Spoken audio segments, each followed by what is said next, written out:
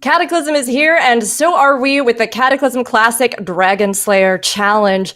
I'm Rook, I'll be your host today and tomorrow, and I'm joined for the weekend by Sarth and Crix, familiar faces I'm sure that you all know in the community. Sarth, it's awesome to be back with you again after the variety show last year. How you been doing? I've been great. I'm really excited to do this again with you, and I'm so excited to see these two teams go up against each other for the speed run, and just like to have Blizzard involved in supporting the entire scene of speedrunning. So I'm really, really excited to see what comes out of this today. Oh my gosh, me too. Honestly, this is such a cool competition, and given your history in speedrunning as well, I know we're going to get some cool insights, and it's exciting, like you said, to see an event like this, especially in celebration of Cataclysm. And Crix, you've got the knowledge, you've got the skills as well, and you're coming in. It's so good to be here with you. I mean, you've been playing a lot of Cataclysm, right? Yeah. Have you been enjoying the experience so far in Classic? Yeah, I've been enjoying it a lot. I've been looking forward to it for a while, and I was hoping the hype was there, and it kind of feels like it's there, and people are enjoying it, which is pretty good. And I joined Progress not too long ago, so it's nice to play with some people like that, and they make me better all the way around. I'm really excited to watch this. This is pretty much the two main guilds over the past few years doing speedrunning, so it'd be interesting to watch. Yeah, I mean, absolutely. And I love it because we've got you representing Progress over here.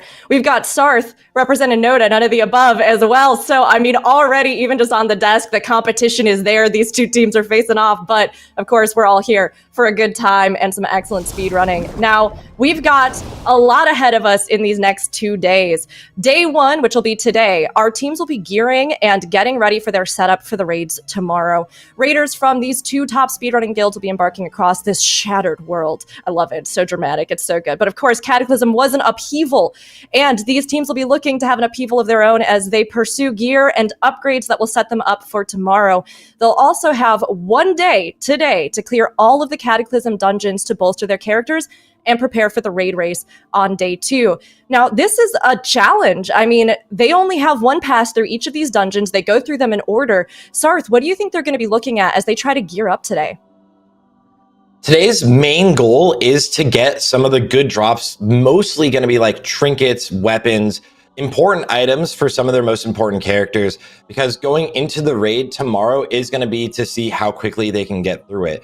And it's an important reminder to just say that like this is a friendly competition, so it's a good showcase that you don't necessarily need all of the best gear in the entire world if you have the correct strategies, if you know what's going to happen, and they're going to be able to deal with things in a really, really unique, interesting way that I think a lot of people will take away from this and end up doing themselves. So I think the main goals for today within the heroics is to get through them cleanly, of course, but then as well, just to try to get lucky, have that RNG. Yeah, I mean, they have one pass at this, and like you're saying, it's honestly really cool to see that even though best in slot, even though getting the most geared that you can with the most time that you have as you're prepping for events, right, is always a great way to set yourself up for victory. You don't have to do that to still get in here and clear these raids. You can come in low gear. Our teams are starting around 333, so 333 eye level, which is kind of wild as they come into it.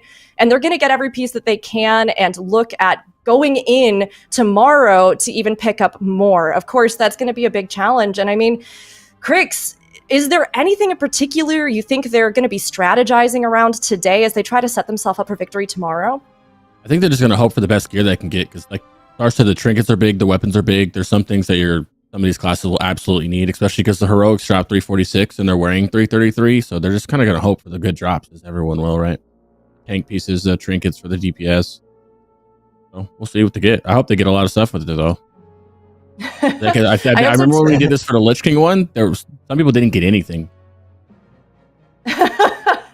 I mean, we'll see what they pick up, and I'm sure they're also kind of theorizing around what happens if they do or don't get that thing that they might want or need, right? But we can actually talk more directly to both of these teams as well. We have the captains here for both Progress and none of the above. So we've got Julius and Take with us. How's it going, you two? I mean, are you excited, Julius, about the competition? Yeah, it's gonna be fun, I think. Haven't thought too much about it today, but they'll set in, I guess, over the next 2 days. Hopefully, because otherwise, like, it'll just be over, you know? So gotta get in there, get running. But I'm sure it'll pick up and you're gonna be deep in it. Now, I mean, we'll do this for both of you, but can you give us a quick intro as to who you are and who your guild is? I am Take Note. Can you guys hear me, by the way? Just make sure. Yes, Yeah, yeah, absolutely. Okay. I am Take Note. I am a part of none of the above. I have been chosen to represent us now. I am not an officer or anything. I'm just here to be the face of the guild. I love it. You And were what the a one that beautiful got thing picked. it is. Oh, What a yeah, beautiful glorious. face we never get to see. I love that you both have your orcs just like gloriously ready on the screen out for us. I love it. It's great. And we'll ask the same. So, Julius, would you do the same? Give us a little bit of an intro of who your guild is and who you are. Yeah, so I'm the raid leader for Progress since late Trial of the Grand Crusader, and yeah, nothing special there, I would assume. If there's any questions about that, that's I can answer something. I've got questions about that, like in general, especially with speedrunning. But like, first of all, Progress has been the most successful guild in the entire history of World of Warcraft Classic when it comes to progression. That is to say, for anyone watching, is like race to world first. Progress has always consistently been so consistent at either winning or being just behind on race to world first. Almost every time winning race to world first. How do you approach that as a raid leader, and how does that translate then when you move on to tackling speedrunning throughout the entire phase? That's a tough question. I'd say probably progression races, you focus more on strategies that are like consistent. You don't have a lot of time to practice. And in general, like making sure that the plan is easy to understand for everyone so that you don't waste time explaining something that's maybe very difficult. And then with speedruns, you have more time to, develop strategies. For how we've managed to do so well, like over a long period of time, I think that's just a certain method that has been kind of passed down every time, people join the guild. They kind of learn the methods that the older veterans have, picked up from people before them about, I would say most important thing is like consistency in gameplay and not, overcomplicating things. Yeah, and you mentioned consistency, and I think as someone who has covered basically the entire speedrunning scene for the entire history of World of Warcraft Classic, Take Note, over none of the above has consistently been the best speedrunning guild, or always just been very, very good at not wiping, always back in original Classic, and then throughout Wrath of the Lich King has won every single speedrunning race. So how do you tend to approach preparing for speedruns and something like this even? You mean me? Yeah. How do you approach it? Oh, I me. know DJ. I know you have DJ. Yeah. I know you have Coach. I'm like, I know. Yeah, I mean, it's just for speedrunning specifically, it's a lot about just letting the mind run free. Think about how can you be the most efficient on this trash pack, on this boss? Can we do them together? Can we skip it and then drag it in later? Like, it's just let the mind run free with all the ideas and try it out and see if it works, basically. You can do more risky stuff because you have a lot of weeks usually in a normal raid tier to try it during speedrunning, which is the difference from, for example, progression, like Julius talked about, where you don't want to take as big risks because you have one shot. I love it. I love it. I mean, it's interesting to hear so many of us who might be either in the community, aspiring to the community, or outside of the community, getting to hear that strategy, how you kind of tackle it. It's great to get that insight as we move forward into this particular competition too. Our next question, actually, Progress. So you, Julius, coming off of your world first win, congrats again. That's amazing. What are your kind of expectations for this event in terms of your sort of challenge, the challenge of it, and the strategy? What were you thinking about with it? I don't like to think about results. I just like to, play and then see what happens afterwards. We have practiced some strats and skips and so forth, but usually easier, not to think about it and stress too much about the result. And then if something goes wrong, you look at it after the fact and see what you could have done better. I think the things that we prepared are pretty cool, but we don't know what Node has done. They've always had some cool stuff as well. Love it. Yeah. I mean, it's great to hear. I think you can't, like you're saying, focus on an outcome too much, because whatever happens, you need to adjust to it. You need to be able to respond. And I think that really, like you were saying, kind of takes you to victory more so than just having some obscure perception of what victory could be, right? Now, I know that Crix, with your kind of insight into classes, you wanted to talk a little bit with both of them about their preferred classes. Well, it was more for Take Note because I know he's going Warlock, and I like Warlocks. I was just going to see if you're going Demonology, brother. You're going to go Demo, and are you going to look for those mastery swap pieces in the raid? I mean, in the dungeons? I am. I practice a lot of Demo, and I'm feeling confident that will be the best thing for this race in particular. Yep, I agree. Yeah, well, that's all I wanted to know. Julius plays the DK. I don't know nothing about DKs. That Sarth knows a lot about DKs, but I personally don't know anything about them, besides they do a lot of damage. Raid leading I as wouldn't a be Death surprised Knight, to see a Death Knight up in the meters all the entire raid. like, it's probably so much easier now. Like, how does that actually translate for your quality of life? Raid leading as a Death Knight now versus like pre-nerf Gargoyle Ulduar when you're focused on all of the stress and stuff. I mean, in Ulduar, I wasn't raid leading. We had Gemp who was raid leading back then. But in TOC and then like going into the ICC race, I was playing Unholy DK. I don't know. It was pretty autopilot at that point. Like, I had played it so much, I didn't really think about it. I mean, the gameplay that I had in that race while raid leading wasn't the greatest, but I mean, after that, for ICC speedruns and for the Cataclysm, like World First Tier 11, I was playing a Warrior, which is something I'm a bit more comfortable with. It's a lot more straightforward and less to deal with, pets and stuff like that. Yeah. And snapshotting. But I'd say, like, I haven't played a lot of Unholy DK and Kata, but it's more straightforward, I would say, than Wrath. But if I were to choose, I would rather play Wrath DK at this point. Rather play the Morb snapshotting than this version of DK. That's maybe an unpopular take, but I preferred the Morb DK. No, fair. I mean, look, it's your take, so whether or not it's popular, it's still something that you feel strongly about. And it's interesting to hear as we kind of look at some of the changes and everything else that we've seen with Cataclysm being thrown into the mix here for Classic. Speaking of Cataclysm coming back, Take Note. Since we're here in celebration of it, do you have a favorite memory from Cataclysm OG when it originally released? I do, actually. Back in original Cataclysm, when Firelands came out, me and 9 other people from my school made a guild together and we raided 10 men. And that is probably the most fun I've ever had in World of Warcraft for sure. That's amazing. I mean, those first formative experiences, especially too before we all had, a million amazing sites to help us out, give us our builds, best in slot, all this stuff, when you and your friends would just get together and be like, yeah, let's do it. I think that is kind of a piece of magic. Yeah, right? Yeah, and had a first thought bot for everything. Yes, right? Alakazam and like...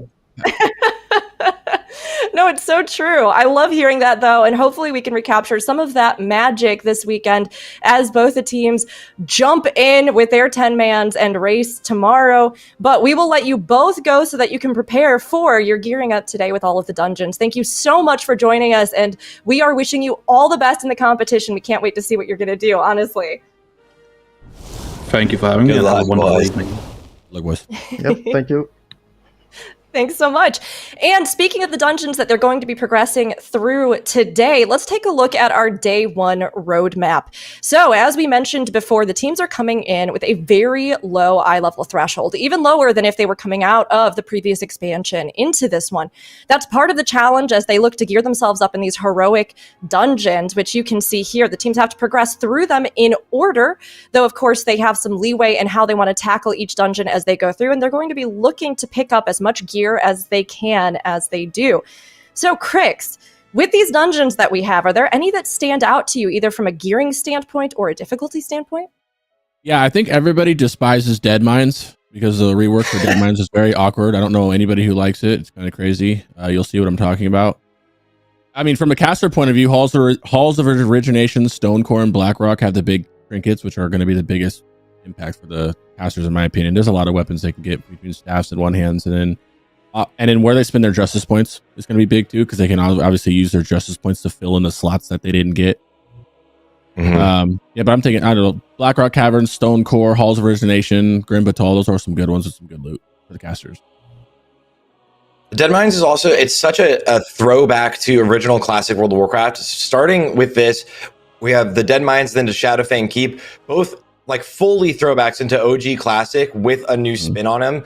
But yeah, at the same time, it's like your first few times through Deadmines, you're having the most fun. And you're like, this is so crazy. And then you're like, okay, this is a trek. And then, exactly what it is. The dungeons they're going through today, it's basically all of the dungeons you'll pretty much see in the order while you're leveling throughout Cataclysm Classic. So everyone that's leveling through Cataclassic, you'll get to see and experience what the dungeons look like. Additionally, with the heroic mechanics, as well as seeing what it's like being completely undergeared going into these heroics. Yeah, I'm trying to see what loot they get in it really bad. I want to know what they get, because it's going to be game changing, right? If you don't get the right piece of loot, you're stuck with the 333 from the vendor, you know? Exactly. Yeah. They have to really try to get these pieces here as they are trying to set themselves up for the most success tomorrow, because of course, as we know, every second counts in a speed run. So having that gear will make a big difference.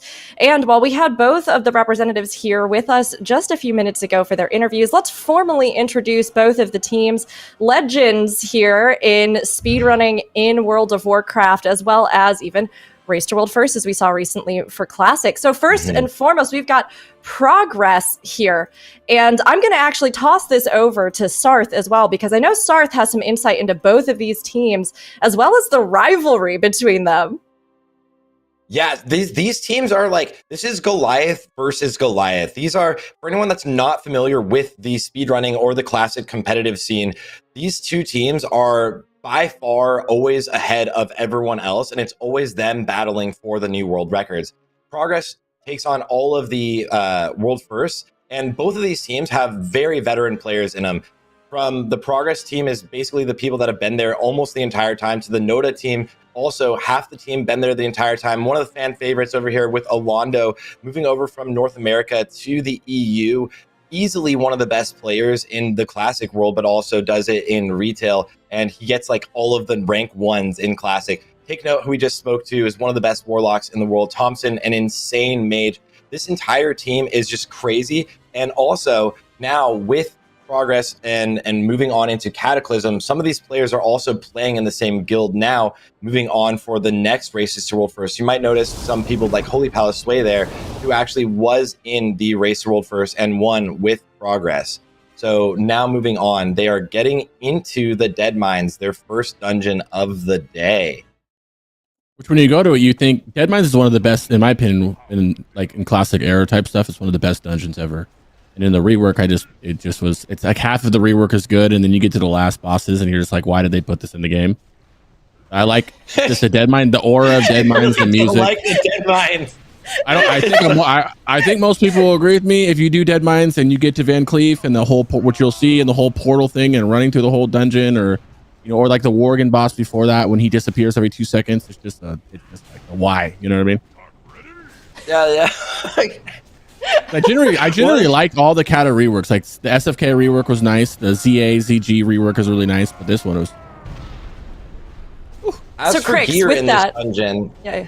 Oh, sorry. As for gear in this dungeon, Crix, is there anything for casters or anything like you're looking out for within the Deadmines? It is one of those dungeons that has a good amount of bosses that can drop a wide range of items. Are there any best in slot items that you're looking out for that'll really help these groups as they move into the later dungeons as well as towards the raids? I think some of the main items that I would be looking forward to is second to last boss drops the lavishly jeweled ring, which is one of the only rings, not only with mastery for the mastery classes, but it also has a socket. And then a staff, the legendary. Oh, both that's an OG weapon or ring too, but the OG weapon, the Emberstone staff, that's a really good one that'll help them out a lot too, right now. And then just kind of off pieces. I think weapons and rings, trinkets, and stuff are the most important, because justice points you can fill with what you miss. Like, you can go buy an offhand, you can buy shoulders, you can buy, a belt, helm, gloves, chest, whatever you're severely missing, Yeah, I think it's going to be big here for jewelry and weapons. Sarth, with this dungeon, I mean, we obviously had the rework on it, right? Do you feel like with these rework dungeons, we have both of them back to back right at the start for these teams? Is there kind of any trepidation with that? With the reworks, do you feel like the difficulty has changed from the original release, or do you think it's just a slightly different challenge? I think it's a different beast. Moving into Cataclysm Classic, a lot of people have this notion that it's no longer Classic anymore, and it still feels really, really good. It's this weird mix between playing the OG Classic and introing into Cataclysm. I love this bloodlust that we can see in the bottom right corner. I think that these dungeons are a really good way to introduce you back into things, even though technically you only get to go into them once you're max level, because you only deal with them in a heroic only situation, or you'll go through them at the lower levels. It's fun to go back in there and see new spins, and it's something that I think World of Warcraft in general has been doing a good job of, especially with the MOP remix or Season of Discovery, seeing like the older content coming back in a nice way that can be really fun. I'm actually curious, Rook, with your retail experience, how you feel about Blizzard doing a lot of that and like the callbacks. And does it feel like you really want to like get back into something that you have this like good memory of? Yeah. Yeah, I mean, it's been so interesting because I came into WoW a little bit later than a lot of people. And I'm sure that with all the hype with, recent expansions and everything else, and we've got this amazing new expansion War Within on the horizon, and all this new content coming out in Classic, and the Mists of Pandaria rework. I mean, we've been talking ourselves even outside of the broadcast about how much is going on in WoW right now. So I know that there are a lot of folks out there who also came in and then went, wait, maybe I didn't get to be a part of some of these, classic eras in WoW. And so seeing things come back like this, I came in myself in Draenor, a little bit before Draenor actually, and there were portions of the game that I was so excited to try, and I'd hear about the history of it, but I hadn't really been able, I couldn't go back in time to play, so I just kind of had to imagine it. But being able to actually do that now and then see how they're innovating on that, how they're even bringing stuff for players who did originally jump in and, refining stuff, changing stuff, but not within a way that seems to compromise the original experience or vision of Classic, has been really, really cool to see and to kind of, experience. I mean, I don't know, Crix, you mentioned, some of the changes or things, but what do you think have been some of the highlights of Cataclysm and them bringing it back? I think everybody would agree with me, and everybody's favorite thing about Cataclysm so far has been archaeology. I know that everybody likes to dig in the game, and I think everybody enjoys 1,000, 2,000 solves to get a staff that they already replaced. Outside of that, no jokes aside, the raids, I think people have actually really enjoyed the raids. I've had a lot of feedback from people who didn't plan to play Cata. They love the raids. Whether you like it, if you like difficulty, you can go on heroic and struggle a little bit. It's a good middle ground, because if you don't want to go hard, you can go on normal and blow through the raid, and it's kind of like a go both ways thing.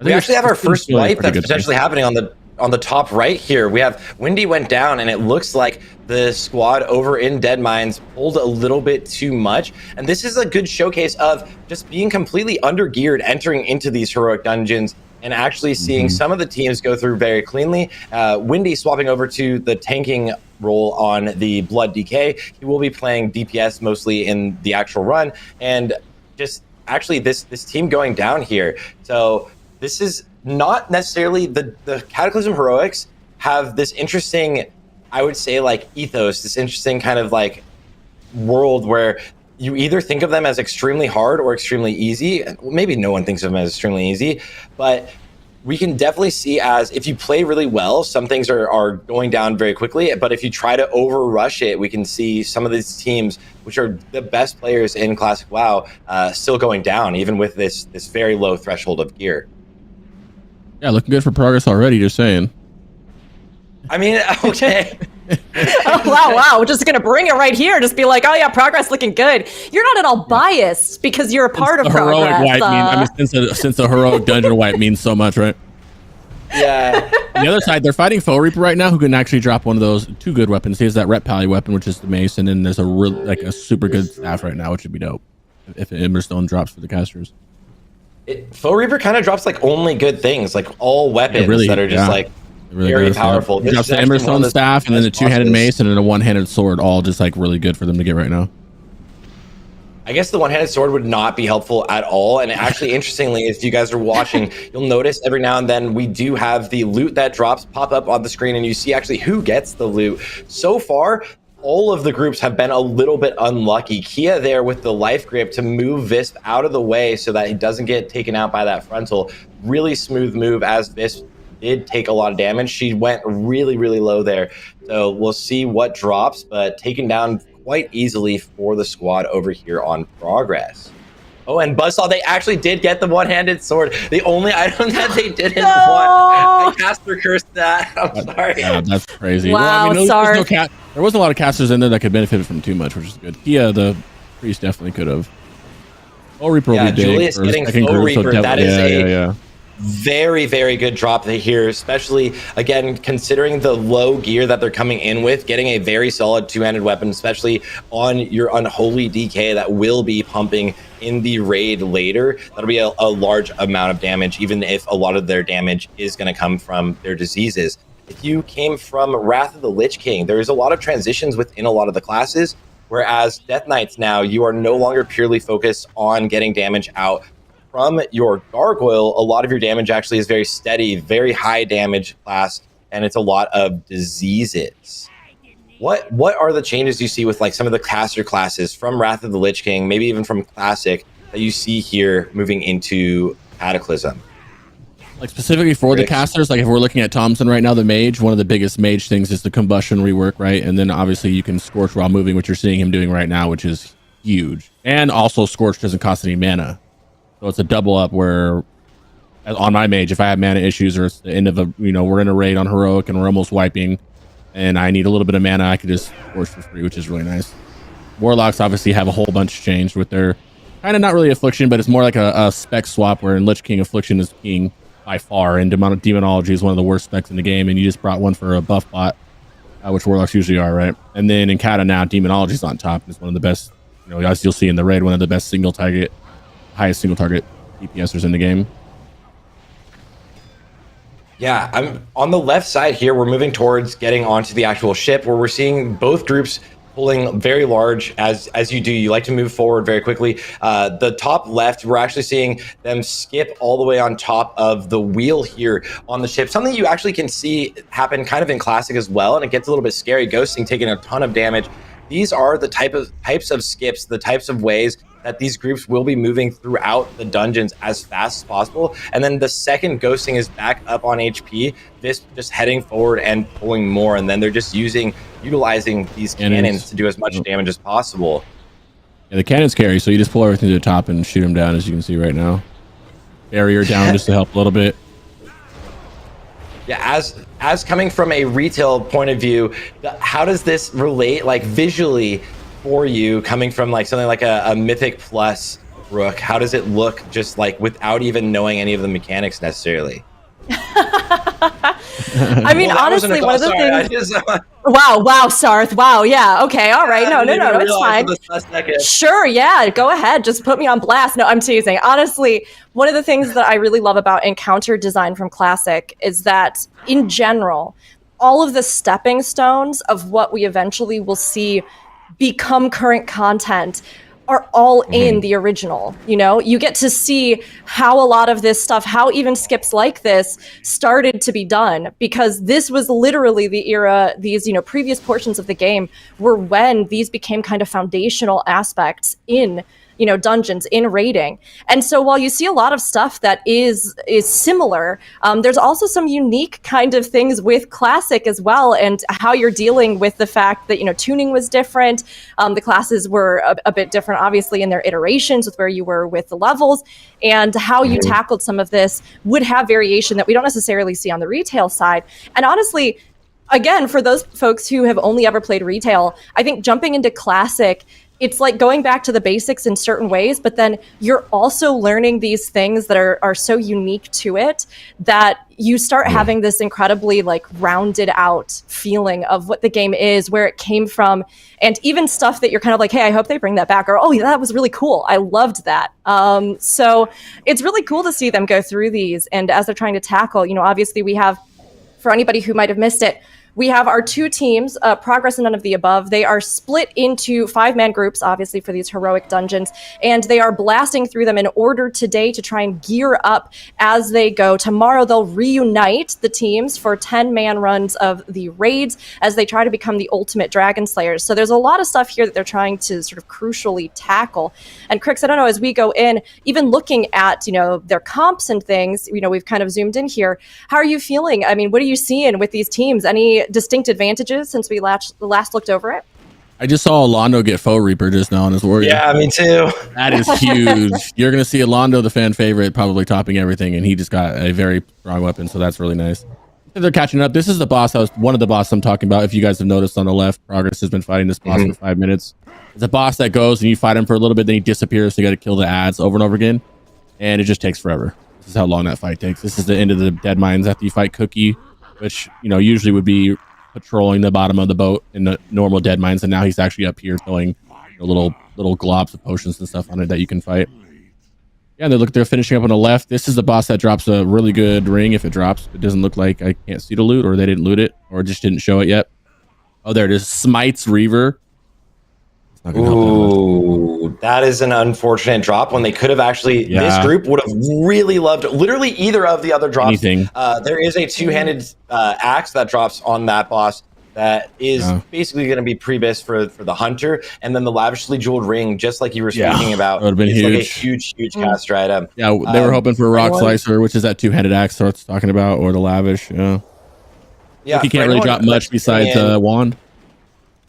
Yeah, exactly, right. But it is a good item. But for anyone that's tuning in, Crix, do you want to break down any of the mechanics? Because I know that this is actually this, and then not Cookie, but then the last boss, two of the fights that give you a little bit of frustration. But that's because they do have like unique long phases, definitely kind of like anti-MDI style, where you have to wait for things at times. What are those things that give you a little bit of frustration, or what are those things that do this? And as we see, Hadouken goes down in a bop, actually. I'm curious why they even came down here to fight them, actually. I was just wondering. But yeah, top left, you'll see, it used to be Van Cleef, and now it's Van Cleef's daughter, I believe, that comes out here, and you have to fight her.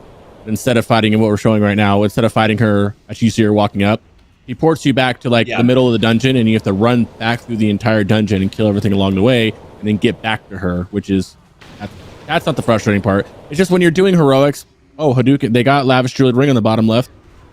Yeah, so right. The Demo Warlock, that is the best person in the world that could have got that, because that is a Demo Warlock where they can do the mastery swaps, which we'll talk about tomorrow. Yeah, but right now she stuns everybody, and then she sends you back, and you're going through this nightmare, they call it, where you have to go fight some mobs, and then you get shifted to a new set of the nightmare, and you're running back through the whole entire dungeon. It's just kind of like when you're doing 1,000 heroics every day on however many characters that we all have, you get this dungeon pops and you immediately get frustrated just because of this whole run right here. You're slowed most of the time, you're just killing things, and then you get back to her, and then she has another phase where you can only fight her for like 10 seconds, parries almost everything or deflects it, and then she makes you swing on these ropes, which you'll see. It's an interesting rework. These guys don't drop any bosses. Yeah, you have to kill this guy, and then you'll spawn a bunch of spiders. Yeah, exactly. And if you like right now, you kill this guy, you're waiting to go through the door doesn't open, the nightmare shifts, a bunch of spiders come out, you kill them and the other main spider ad, then you can finally go through the door, and then you can work your way up. I'm wondering if anybody gets hit by these laser beams that'll be in here though. That's gonna be funny. I can't wait to flame someone if they do. There's these laser beams that'll one shot. It one shots everybody no matter what. I don't know if it one shots the tank, but it one shots everybody else. You get it. So it's kind of funny to see people like run through it and think they can make it past it, and it skims you a little bit, because it's one of those mechanics where you see it, but like it's a little bit wider range than it actually looks like visually, Yeah, the actual hitbox is slightly larger than what it actually appears as. It's always something, especially also in Classic World of Warcraft, there's a lot of like leeway mechanics, whereas if you're jumping in a direction, the game will take it as if you are still in the position that you jumped from until you land. And so if something were to move into that position, it can actually take you out. I'm a huge fan. I think it's always funny to see like mechanics like this, like the Frogger mechanic in the Nax Ramus speedruns, and like Race to the World's first Nax Ramus, you would see actually some people go down, and we do ghosting going down, right? I love it. Luckily, not even the healer, like, when you're in a hurry and you're just like, I need to run through this, which I know they're not in the biggest. Oh, take note, with both Warlocks got the lavishly jeweled ring. That is massive. I cannot express how huge that is for those Warlocks. It's funny when people are in a hurry and there's a mechanics that kind of make you have to go slow. Like you can't just, zug through it. It's like, that's one of those mechanics. And if you do, you kind of get hit and you get one shot. Yeah, traditionally like that, or like any sort of jumping mechanics, those are kind of impossible to anyone to do in like world record runs. It's like not a big deal. Yeah, and if the healer makes it through, it's really, in Cataclysm at least, the healer makes it through, it's not a big deal because mass res at like 1,000,000 yard range, so you can get mass res from like everywhere. With Cata introduced mass resurrection. Something that changed very drastically from Cataclysm and any earlier version of the game. Anyone from retail is very used to being able to be somewhere, maybe do a death skip and have one person instantly resurrect the entire raid or the entire group from a quite large distance. Classic before this, you never were able to do this. You had to be within LOS of the person, and you could only get one person at a time. How do you think that's going to affect anything that they're going to do in the runs, potentially tomorrow more so, as today is more of gearing up and dealing with these heroics? And we've even seen quite a few deaths here in the first heroic as they're slowly starting to get a bit of gear. I feel like you do it a lot in retail where if you're in a high key and like another lavish jeweled ring for Thompson the Mage, that's absolutely huge too. Yeah, that should be very big for their combustion too. Their combustion dot, the way the mechanic works, so that's going to be interesting. And then another castle loot drop for Take Note, because Take Note is already getting 3 pieces of loot from here. And in my opinion, that's the best person to give loot to. Maybe I'm biased because it's a Warlock, but Warlocks, Demonology Warlocks at this gear level in the raid are going to do a lot of damage. And we can see over here on the top left that the squad has now reached Podesta Van Cleef. They have been technically on the boss the entire time, but again, like Crix is saying, is this boss will send you throughout the entire dungeon one more time through like nightmares. And right now she's doing her little parry mechanic so that it's hard for melee to even deal with the boss at all. Nobody can hit her. It's pretty annoying. Yeah, and then she will actually end up lighting the entire ship, the entire boat on fire, which I think was like a cool, like it's still cool, like she lights the entire boat on fire. You're seeing everybody group up on the left side there.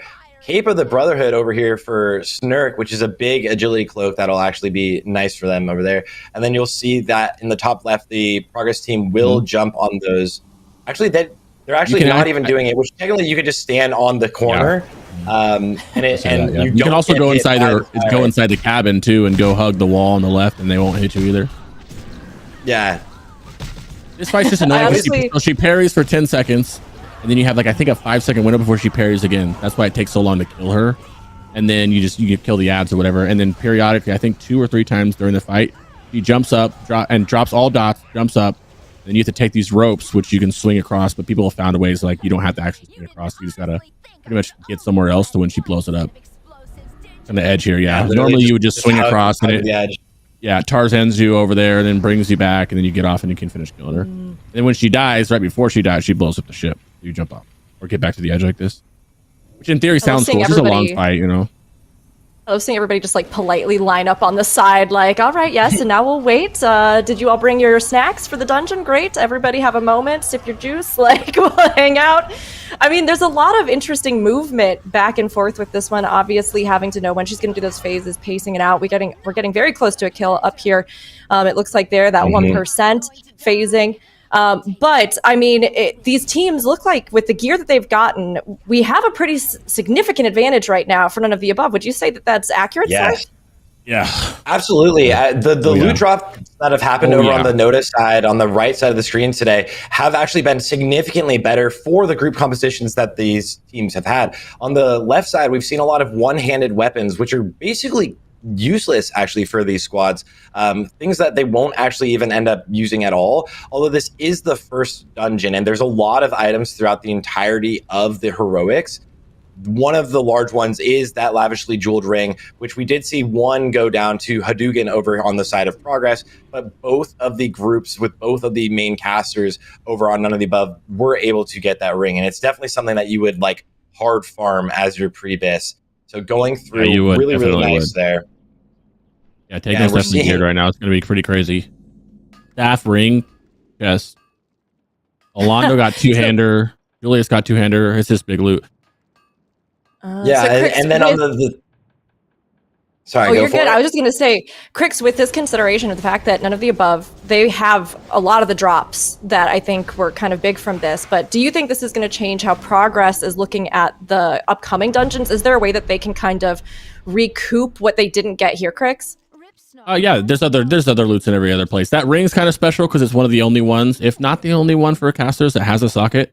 And you just slap another 40 int gem on it, so that's 40 intellect more than every other ring you're pretty much going to get. Other than that, there's still weapons in other places that you can get, and there's still chests and stuff. The ring is the really big upgrade.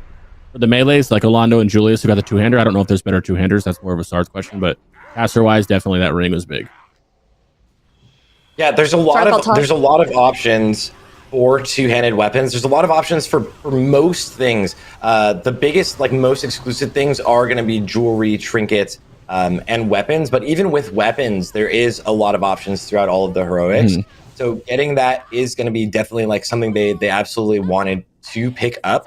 Although for someone like Julius, the Foe Reaper is it's expertise and hit, which you eventually, if things go well, you would actually reforge, which is something that's comes in with Cataclysm Classic. Wasn't in Classic World of Warcraft beforehand, but you can actually go to a vendor in Orgrimmar or Stormwind and change one of those talents or minor traits and choose something better, something that you would actually prefer for your class or specialization. And it's something that you definitely, obviously, you see it in retail a lot. But in Cataclysm now, there's not necessarily as much of a set in stone. There is a BIS list, but you can make so many things work perfectly for you by being able to reforge it to hit whatever your soft caps are for hit or expertise or haste or anything like that. Yeah, reforging is going to carry a lot of this because for those that don't know reforging, you can take 40% of one stat and turn it into another secondary stat. You can't do it with intellect, strength, and stuff, but you can do it with your mastery, your spirit, haste, crit, and stuff. So, for example, warlocks don't like spirit. So say, most casters don't like spirit. Well, let's not, because some of them do, but if a mage or a warlock is a spirit and they don't like it, they can reforge, 100 spirit, they can reforge 40% of it and turn it into haste or hit. And this is huge, obviously, for everybody, because everybody wants their hit cap, but it's hard to get hit cap just off your items. But reforging allows it and makes it easier to get hit cap, and that's the most important stat for almost everybody, right? And it allows you to get your hit cap at 17%, and then you'll be able to go get your haste soft caps or whatever class you're playing that needs. Love reforging. It's one of my favorite things about Cataclysm. So I also are there love that we any... saw. We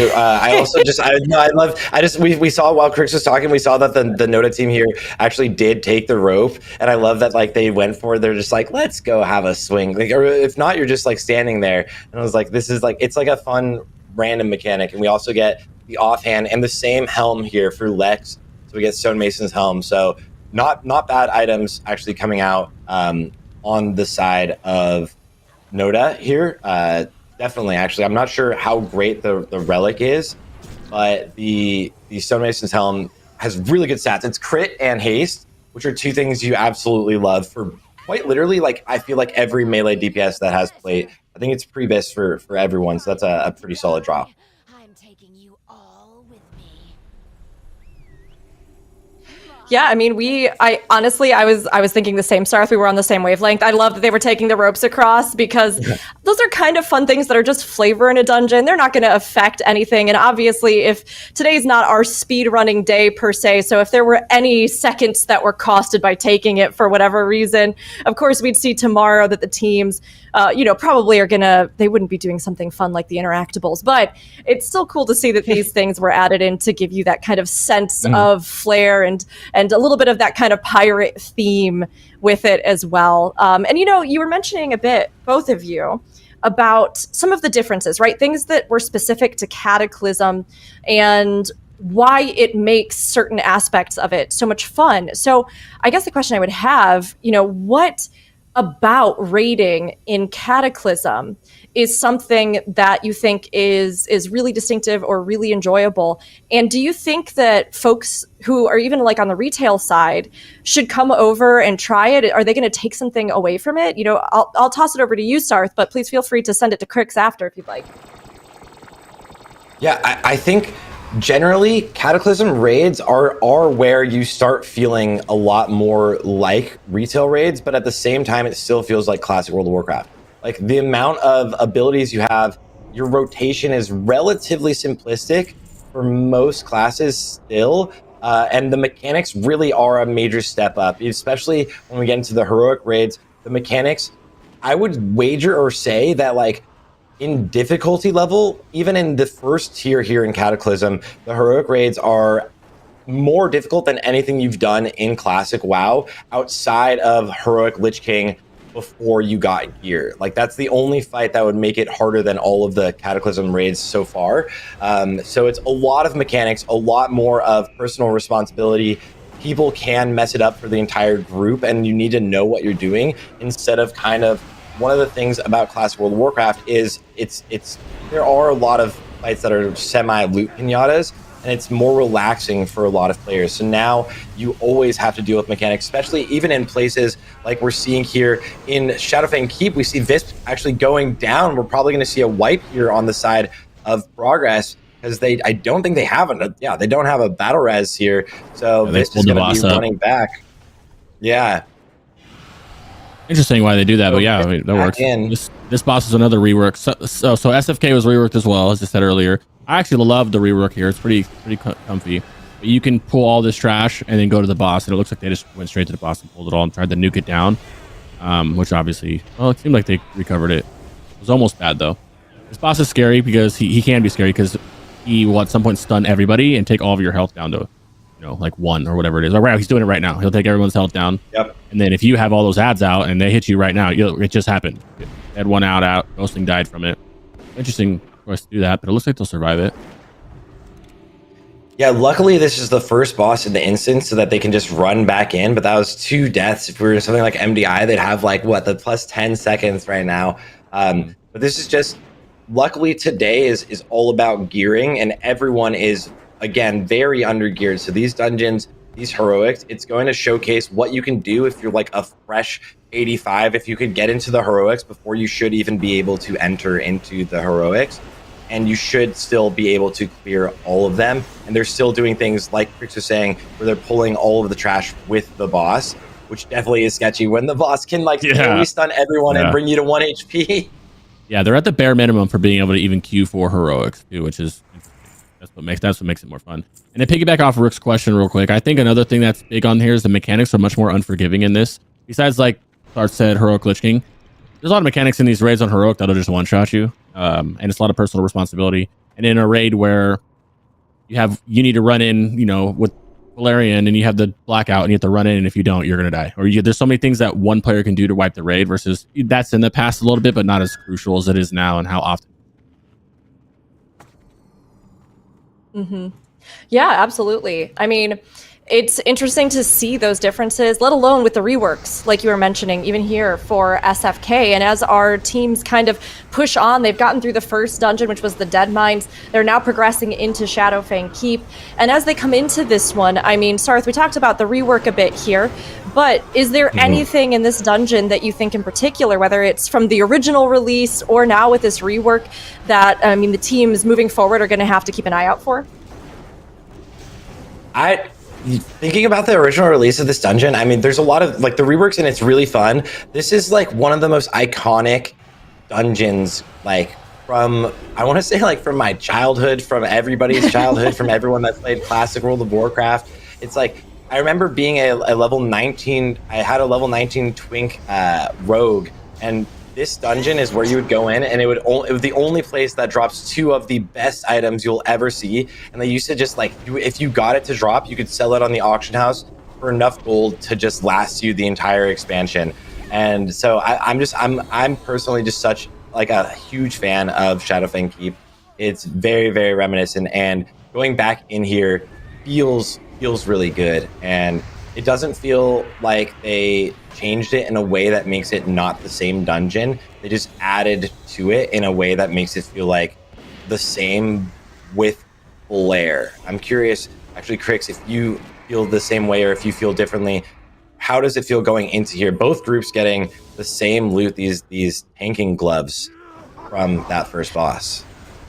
Baron has some really good loot in there, and they have obviously a more caster bias, but there's 2 pieces of loot that it drops that are absolute with borderline previous with some bracers that are really nice, because bracers are actually really hard to come by because you can't get them from justice points, and there's only a few pairs that you really want. There's 2 pairs that you want because the rest are kind of spirit, which is more towards the healers or the shadow priests and the Ellies and stuff. So interesting to see that they got those out there. There's some good loot in here though, really good loot. You got necks in here, you got feet, backs, the typical stuff, but some like 4 borderline, I would say top 2 previous items for all the casters.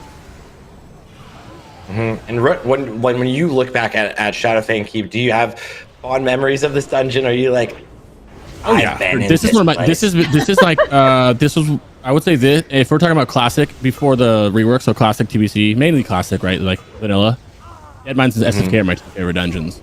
And then with the rework, like I said, maybe I'm not a fan of Deadmines, but I do like SFK now. I think it's cool. I almost like this one more than the old SFK, because if you remember the old SFK, you have those Worgans that are magic resistance, little AMSs that they put on, which is really annoying. Yeah, but I'm a big fan of SFK. It still remains one of my favorite. It's my favorite Cata dungeon for sure. It's always will be probably one of my favorite dungeons. This and Skullman's, right? I mean, honestly, I would agree. This is one that, even, with me coming into the game later, it still stands out to me, funnily enough. Like, even having gone through it after a lot of people, I love even just the style of it, right? This kind of, I don't know, undead feast, and all of the way that you're kind of progressing through it and seeing as the bosses, particularly in some of these kind of smaller, more enclosed rooms, how that affects the way that you navigate or use the space, how you're kind of progressing through the area. It is one that I think still just even thematically and with the bosses stands out so much, because it just has this great kind of gothic feel to it as you kind of work through it. I mean, obviously we're seeing the teams here work through it as well, and it hasn't been without some of those deaths, some of those moments, but as you're both mentioning, it does my healer heart happy that in Cataclysm, so many things had an expanded radius for healers, including those reses. So the teams are handling it really well here, it looks like. But, I mean, as they're going through, what have we seen with the drops? I mean, do we think that there's anything they're really fishing for, anything that you can think of? I mean, we see some loot going there with Baron Silverling's Greaves up in the left-hand corner. But is there anything that, they've not gotten, or that maybe they need to get through this, Sarth? That's actually a pretty solid pick. So Visp, she is going to be Progress's main tank. She is absolutely going to be their main tank. She's an incredibly, incredibly talented player, and she's been maintaining for a minute now for the Progress team. And she getting those boots, they don't have, for a Blood Death Knight, your big thing is Mastery, which increases your output like quite significantly, increases healing. But she will just end up reforging those. They have 2 defensive stats on them. They have parry and dodge on them, and a socket, which is very, very solid. So that's actually an easy pickup. I don't believe it's technically previs, but every single piece that they get that is effective is good. Now on the side of none of the above, we're seeing them moving slightly faster through this dungeon than Progress, which is the opposite in what we saw in the Deadmines, but it doesn't really matter too much through this entire first day. The big draw is going to be what can they get to pick up that will enhance them for tomorrow's real race. And I think this is like leaning back towards actually finally kind of evening out, as Vasco is getting a cloak up in the top right corner, which is one of the healer cloaks, which is pretty nice. It's one of the ones with Spirit, as Crix hates Spirit. But we've also seen Xander in the bottom left got multiple pieces, multiple agility pieces on their Hunter, which is, I'm actually curious for Crix to say, like, what are the classes you think are going to perform the best in the raid tomorrow, and some of the classes that really need to get the most loot, as we're seeing a huge pull over in the top right here. If I had to blindly guess, I don't want to just say Warlock right away, but if Takeno gets he's already got some crazy pieces. If he continues getting those crazy pieces and he can get some kind of the mastery swap that going on where they can snapshot the mastery, I think he's going to be doing great. Hadouken is also one of the best Warlocks in the world. I don't know if he's got any gear good yet outside of the ring, I think the hunters are going to do great. Survival hunters always, but I feel like it's a really slept on the whole spec in Cata because they just do so much damage. I think people are starting to realize it now. But it's also hard to like sleep on unholy DKs and the mage too. I think the mages will shine when they can get their big combust off on certain bosses or trash packs. The straight single target guys, I think it's going to be between the DK, warlocks, and the hunter. Alondo, you can't sleep on Alondo too. It's hard to sleep on Alondo. He's a really good player. I think it depends on who gets the loot. I'm not sure who needs to loot the most in terms of their scaling power.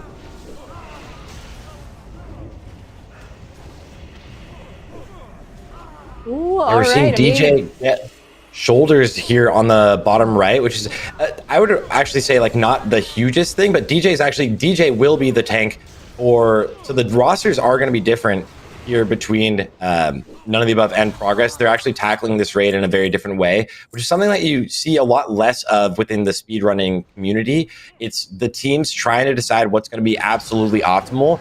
Probably something you see in a lot of Race to World First as well, or retail, whereas like you will always run whatever is going to be for you the most optimal. Every player can play a bunch of different aspects, and we are going to see the Feral Druid on the right side for None of the Above playing the tank role. I believe we're going to see the Blood DK playing the tank role on the left side, as we're seeing a huge skip here from None of the Above on the top right. Hadouken getting boots here. I don't know how. Yeah, the last two bosses drop actually like the same exact loot tables too, which is cool. Oh, there's some spirit boots. You've mentioned Londo missing the jump, failing jump mechanics, feels bad. He's gonna get gripped up here from Vasco probably if he doesn't go all the way around. Yeah, this is a skip that I found in Cata 2. I didn't find it personally, but I found out about in Cata, which is pretty nice because it lets you skip. You know, if everyone does it and doesn't fall off, then it helps you skip a lot of time because you can skip that whole room. You know.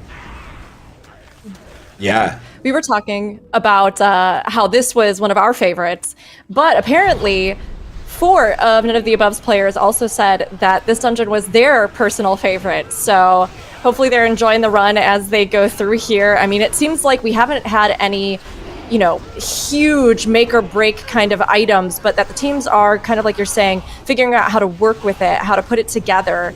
And to take advantage of what they can. I mean, as they're progressing through here, are there any strategies you think that we've kind of seen even from the teams with their current compositions that might kind of foreshadow what they're going to be doing tomorrow, Crix? Obviously, they're going to be doing some skips. Hunters can help a lot with the skips, which is going to be nice. Nothing crazy for their comp wise. It's kind of what I would imagine a comp. They're covering most of the buffs that you need, if not all of them. Yeah, I would just obviously we know they're either going to skip a bunch or they're going to pull a bunch. Logically, I would say they're going to skip a lot using the hunters for that. That's about it. Yeah, I think until tomorrow, I don't really know what else they can really do outside of the skipping because it's skipping the trash and going to the bosses. I think it'll be really fun to see their skips too. That's my favorite part about them is like seeing all their skips.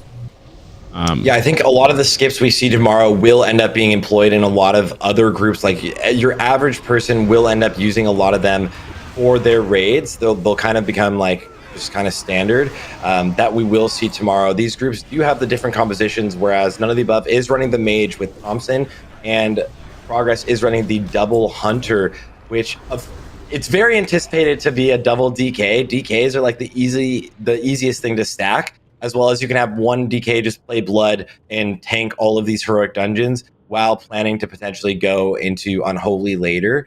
And we have some of these players are consistent. Well, actually, kind of all of these players are consistently usually ranked number 1 in the world in whatever class they play, just going in and out of the best in the world. These are like the absolute top players in Classic, just going head to head here. Even with the undergeared aspects, the DPS we'll probably see tomorrow is probably going to be higher than even what we see from a lot of players in their pre-bis or full bis. Yeah. So it will be a lot of fun to see how they deal with. I think skipping will be a massive aspect, and especially on the side of Progress has more of the OG Hunter player with Stead, you can see in the top left, whereas None of the Above is running Snurk, who plays a lot of Pastor as well, does play Hunter and is maining Hunter now, but did play a lot of Warlock back in the day, and Stead is very used to playing in World First races. He is like the guy that would pull the entire raid out of the way while the whole raid ran past. And in multiple world first races, that was the differentiator of Progress winning world first, was Stead using his pet to just grab stuff and just run it off to Narnia and everybody else run past. So I'm very curious to see how that's going to pan out for everyone tomorrow.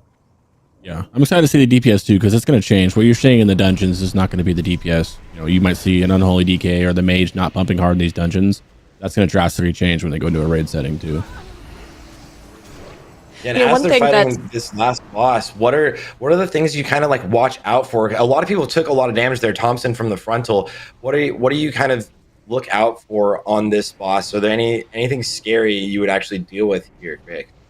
No, usually it can be scary if you pull this ad. A lot of people pull this ad with the boss, but if you just fight him alone, then there's nothing really to be worried about here. Rather simple. SFK is not really one of the harder dungeons, and it really doesn't have the best loot in the world either. If you notice the loot drops, even if you got the best items, like the best you're getting is a couple like really good shoulder pieces that, you know, they are pre-miss technically, but not too far ahead. The difference is like a spirit piece versus a haste piece, which is very minor, you know. Sure. Yeah, what I was going to say was actually that, you know, as we look at the loot and everything coming from this, it seems as though that while they are kind of passing the loot around to specific people, that not much of the DPS gear has been equipped. And, you know, possibly leaving them open to kind of be able to move it around or assign it elsewhere. I don't know if, you know, Crix, do you have any thoughts on where they might be putting some of that DPS gear or any reason why they might be kind of holding on to it? You can still pass it on, right? So they might be waiting to see if something drops from another dungeon.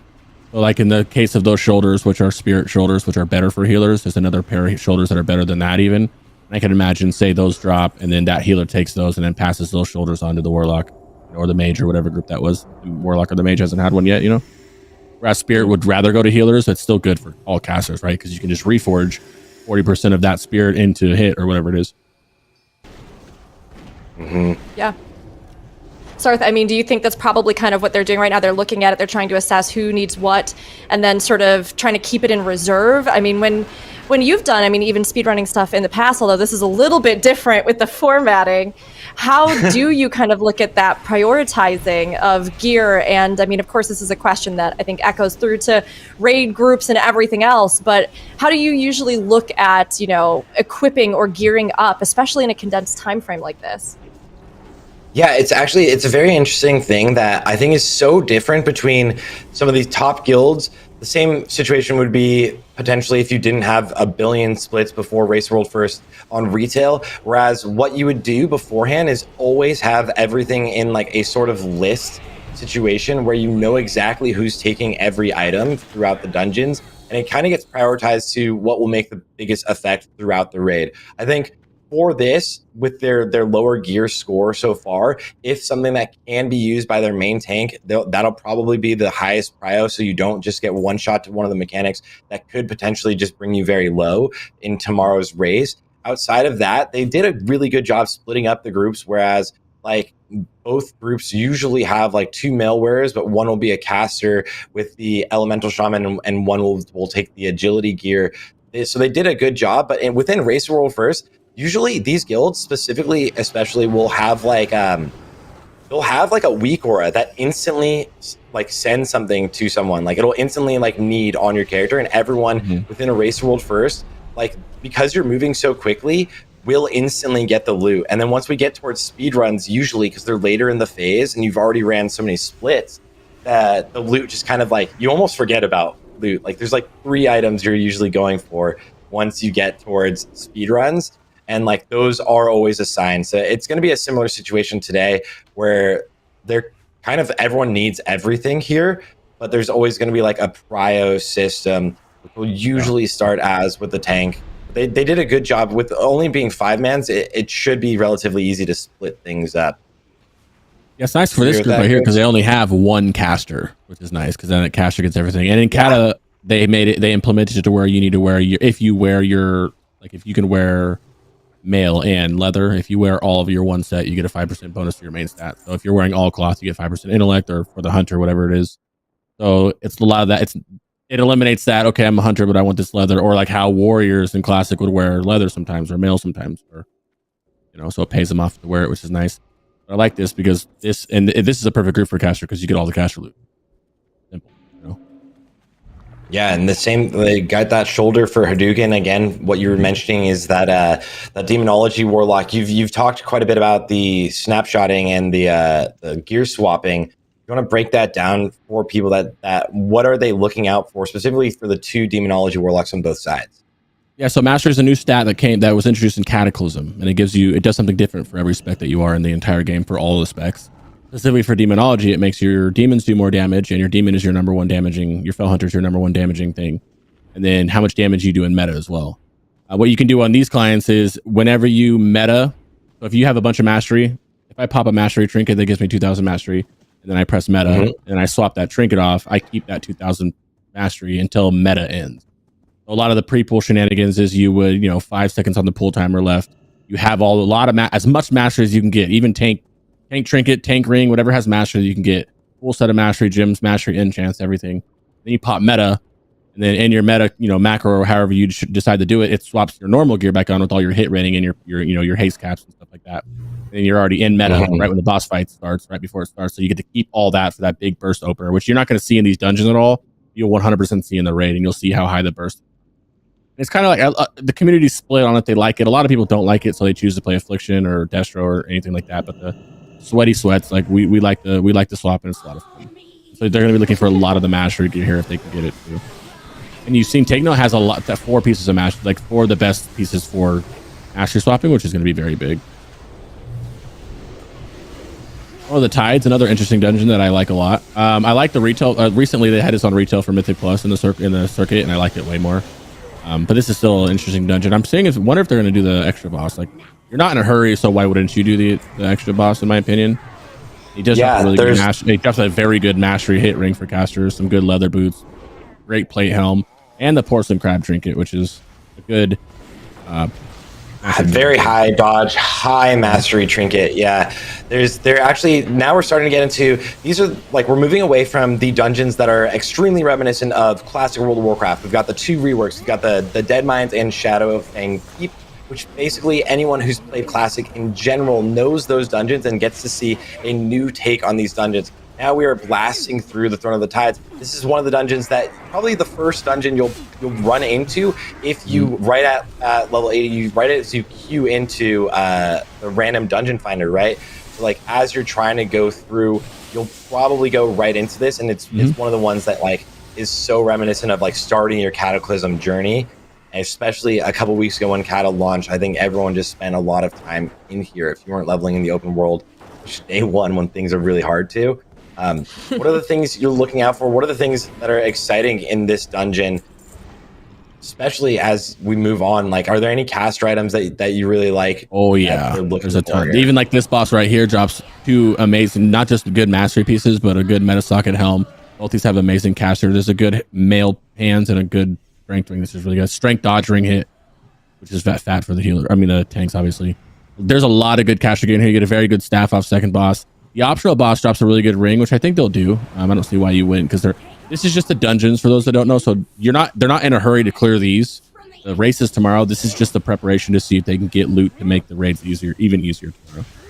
So a lot of the loot can drop from here. The last boss on here drops, Sea Star trinket, and the Mighty of the Ocean trinket with a strength trinket with the 1425 strength. Amazing gloves, amazing necks. This is a very good loot dungeon, and it's relatively easy too. Dungeon itself is. Yeah, this boss in general, like right here, as you see, the boss goes immune every now and then just throws those little whirlwinds at you. Very reminiscent of something like in Mythic Plus, but a lot less punishing because those whirlwinds, they're just like, they're just kind of slowly going towards you. But for anyone that's just tuning in, Rook, you want to break down the format of this tournament happening here today, so anyone that is just tuning in knows exactly what's going on throughout the week.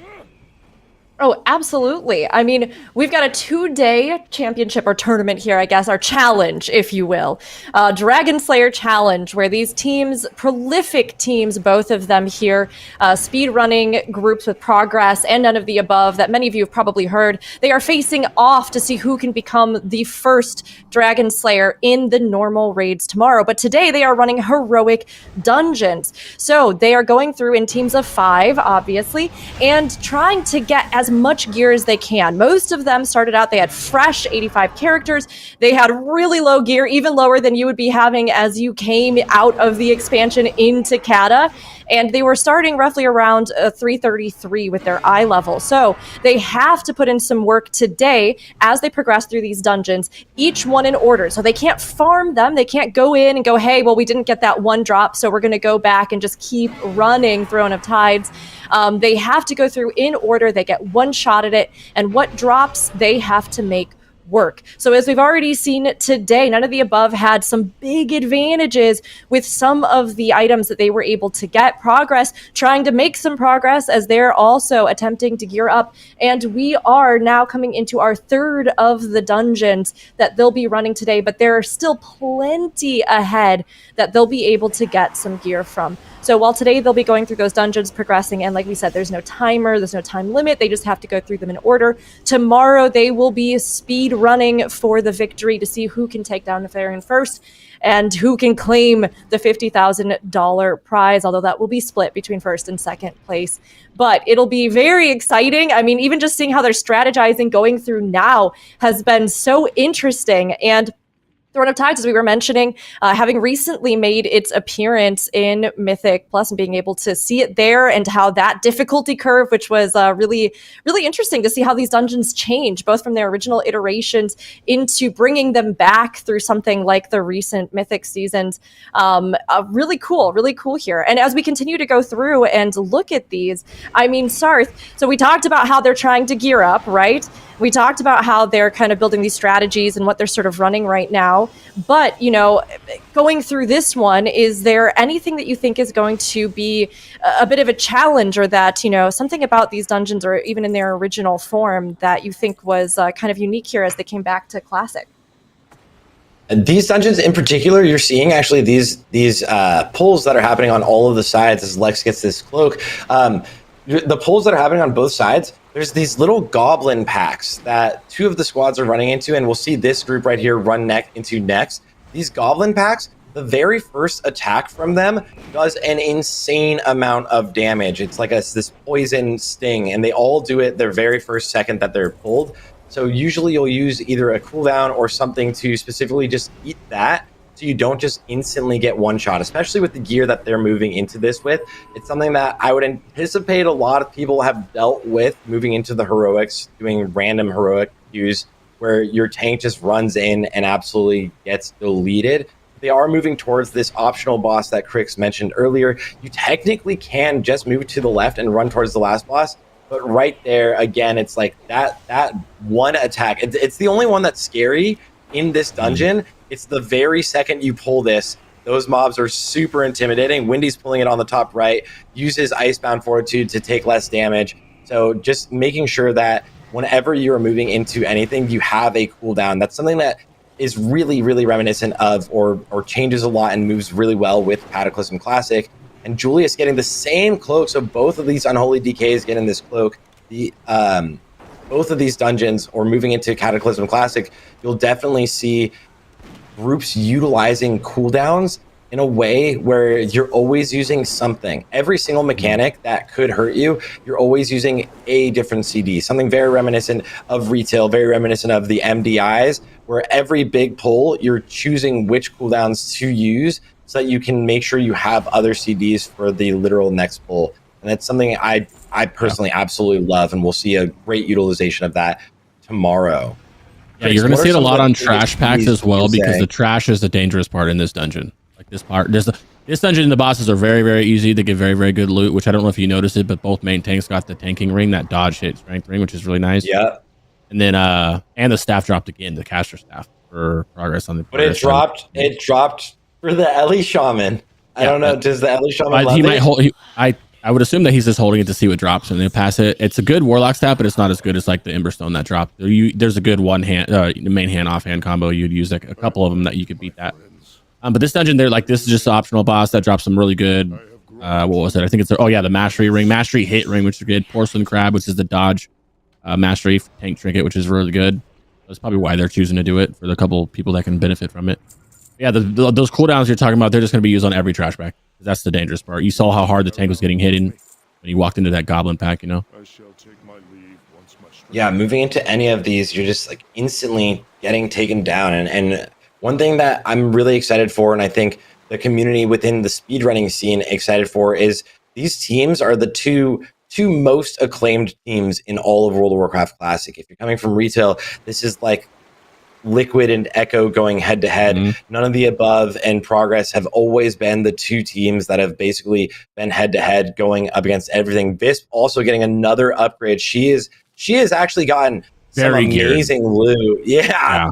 Yeah, that's gonna be the main tank. Very obviously they're playing Unholy for the dungeons because they can have the bear tanks, but it's a very, very, very big. Yeah, she's gonna be. Yeah, she's gonna be like so thick, and moving into the raids tomorrow as like being able to be chonky, being able to eat some of the bigger mechanics also means that you might not need to do tank swaps moving into the raids tomorrow. Potentially being able to drop some of the debuffs that will go on through some of the different fights. And as long as your tank doesn't go down, that'll be a big difference. Take note, getting that ring you were talking about, that mastery ring. So looking good on that side. He's got. Yeah, take note, getting really lucky. Vist getting really lucky. Some people getting really unlucky. Alondo got a weapon, and like that was what he gets, you know. And like Snurk, I haven't seen much over on that side. Like that's the luck. That's the difference between not having a lot of time to prep, where you farm old prebis, you get to like do splits or something. This is a version where you're giving all of the loot to like whoever needs it, and you have these group compositions built specifically so that you can make the most use out of the loot today, as well as that you can make the most use out of whatever you can pull off in the raids tomorrow. And I'm thinking that so far, I think Visp and Take Note have gotten the most out of it, that are looking the most solid, rolling on their third dungeon. How do you think this like plays out for these two teams so far, looking towards tomorrow so far, Craig? I think it's too early to tell because this is the only third dungeon. It could be completely backwards, and the next thing you know, another, all the loot drops for the next person. So I think we have to wait a little bit longer to see. Yeah, very interesting how much, especially as a Warlock fan, how much that Warlock gear is getting. I'm interested to see how the casters do tomorrow more than the melee, right? Melee's always slap, one of those things where they're kind of dominant throughout Classic. So it's interesting to see. I want to see what all the extra this loot's dropping, because some of them are getting really lucky, like you said, and some aren't, man. That's interesting.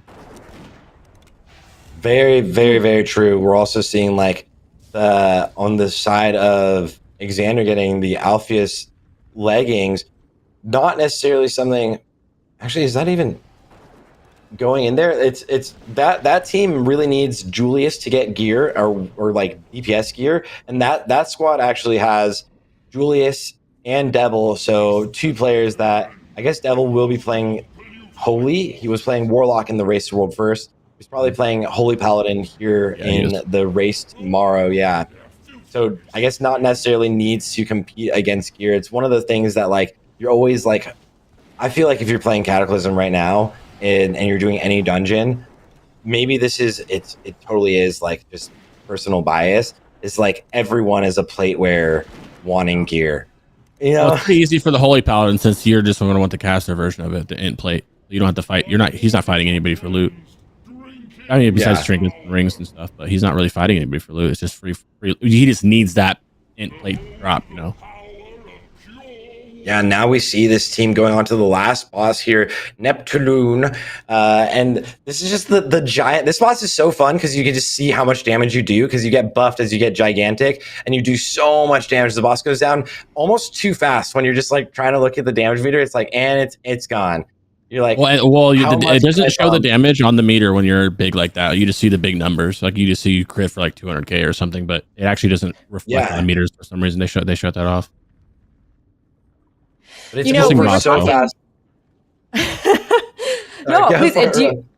I was just going to say, we were talking about these two teams, right? And them coming head to head on this, and the gear, right? We see some more gear here even dropping with that Pipefish Cord Chaos Orb went vest. But it's something where we've seen a lead, at least in gear, with None of the Above.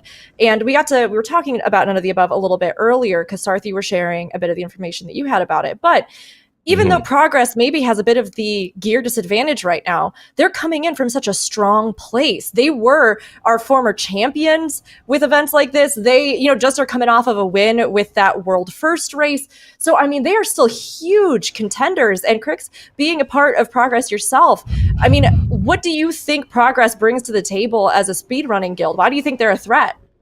I think that this goes for both of them. They're both guilds are equally. They're like, I think Noda's won most of the speedruns in the past for Lich King too. They're both on the same level where they're just brilliant. Like, until I've rated at a decent level, but when I joined them, it's like a whole different world. Like, seeing the mind of Progress and being on the inner workings and raiding with them. That's why I'm so excited for it. But I can't.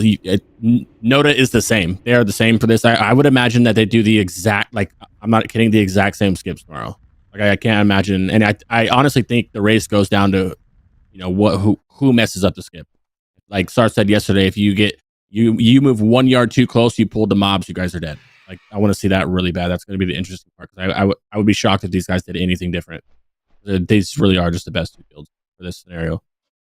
Yeah, and the smallest differences really are what makes up the changes. It usually comes down to basically seconds, right? So within the raids tomorrow, they're definitely going to be doing skips, and that's one thing that a lot of people maybe watching don't know. In Classic World of Warcraft, usually in the speedrunning scene, there is an exact trash requirements that's released from Warcraft logs. So you'll have to kill the exact certain amounts. And then usually in a race to world first, that's not something that is dealt with. Progress has the most experience out of any guild in the world at competing in races to world first, where they are just so good at skipping, dealing with everything. And when you do have to deal with the trash, similar to an MDI environment, it's figuring out what is the biggest pull we can do, how much can we get away with to move through quickly and also clear the same amount, right? Like, there's how much can we get the percentage, how can we make sure we take everything down. And so tomorrow we will see actually some big skips. Actually, Might of the Ocean, a trinket here for Julius. Big, huge trinket. Actually pretty nice drops. Yeah, and Hadouken getting an offhand, which could be really nice. Yeah, so this is going to be a really, actually, so far from the 3 dungeons, and we're only 3 in out of 10, we're seeing some good loot for all of the groups. So everyone actually hopefully should be decently set up as we move into Blackrock Caverns next. But I think the two teams, I think it's going to come down to, really, we've seen it in the past where one person, like you were saying, just moves a little bit too close as the rest of the group is running by. Just if you take one step too close and get in combat, or if one person buffs the group and gets in combat, that actually ends the entire run potentially. Yeah. And another thing about them is it's a 10-man raid. They're both running pretty much the same comp, same healers, same tanks. The only difference is Progress is running an extra hunter, where Noda, instead of using that extra hunter, they're using one hunter and then bringing a mage. So you're going to see pretty much the same stuff, besides maybe some big AoE on the mages. Blackrock Caverns, I love Blackrock Caverns. This is where everybody who played the game, if you dungeon cleave, this is where you dungeon cleave until 82, then you went to Stone Core, and this has phenomenal loot. Caster wise, absolute best in slot trinket that they're going to be screaming in comms if it drops. Shoulders, like some of the best in slot main hands, a wand, pretty much only DPS wand you can get. There's another one, but it's spirit, but for DPS wise, it's one of the best ones to get. One of the previous chests, a decent neck, offhand, ring, belt. There's so much loot in here for casters. It's kind of crazy.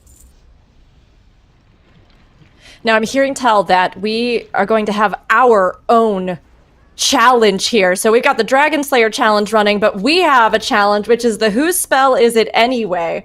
And it'll be popping up here in the bottom left-hand corner as the teams continue to run and fell these bosses, getting that loot and gearing up. We are going to try to decipher the spell based only on the information available to us from the tooltip. And these tooltips can be from pretty much anything. So we have our first one coming up here, and chat, please get in on it yourselves. See if you can figure it out even before us. You probably will. I mean, although I don't know. Sarth and Crix, I think that you're fierce competitors. I believe in you. So our first one here enables your something spell to be cast on friendly targets to something effects. That's so hard. It has to do with the as a melee enjoyer. Yeah, as a melee enjoyer, I'm like, oh my god, wait, I actually am. Chat is gonna get it instantly, and then I'm gonna be like, gosh. I think it's paladin related. Now, Hopefully we that's have the some same- options. We have some options to help narrow it down that have appeared at the bottom. We've got the Glyph of Hunter's Mark, Purification, Absolution, or Improved Spell Seal. Hmm. Purification. I think Glyph of Hunter's Mark. I'm confident, clearly. No, I don't think it's I think it's yeah, purification or absolution. Yeah, it sounds like a pre-spell. Where's Jordy when we need him? Yeah, I don't. You also have a mage. Why improved spell seal? Does that? I don't think Hunter's Mark double does spell either. seals? No. I'm going with absolution because I'm going with purification. I'm going with I'm gonna absolution. go with whatever one he doesn't go. Okay, I'm going to purification. Then. We've almost covered all our bases. Also, we did Attack just and have a spell. Torture's Mercy drop that popped up, Big. so a little note on that. Absolution! You're right! You know, I Which just one of us know said these absolution? things. Oh yeah. I like how both of us are like, I don't. Process of elimination there. Like we knew it was the Hunter's Mark. Spell magic. Okay. Oh yeah, Only no, one I knew Chris, it it was. couldn't possibly be Hunter's Mark. There's no way. No. Oh man. Honestly, it's All so right. funny because that's similar to what I thought, and I'm not sure if that is what improved spell seal does. As someone who hasn't played mage in this expansion, but I know that I was like, it's getting 2 of the casts off. That's actually really nice to see. Yeah, we're pretty good. That's all I have to say. Is anyone watching right now is like, are we professionals at this? Obviously yes.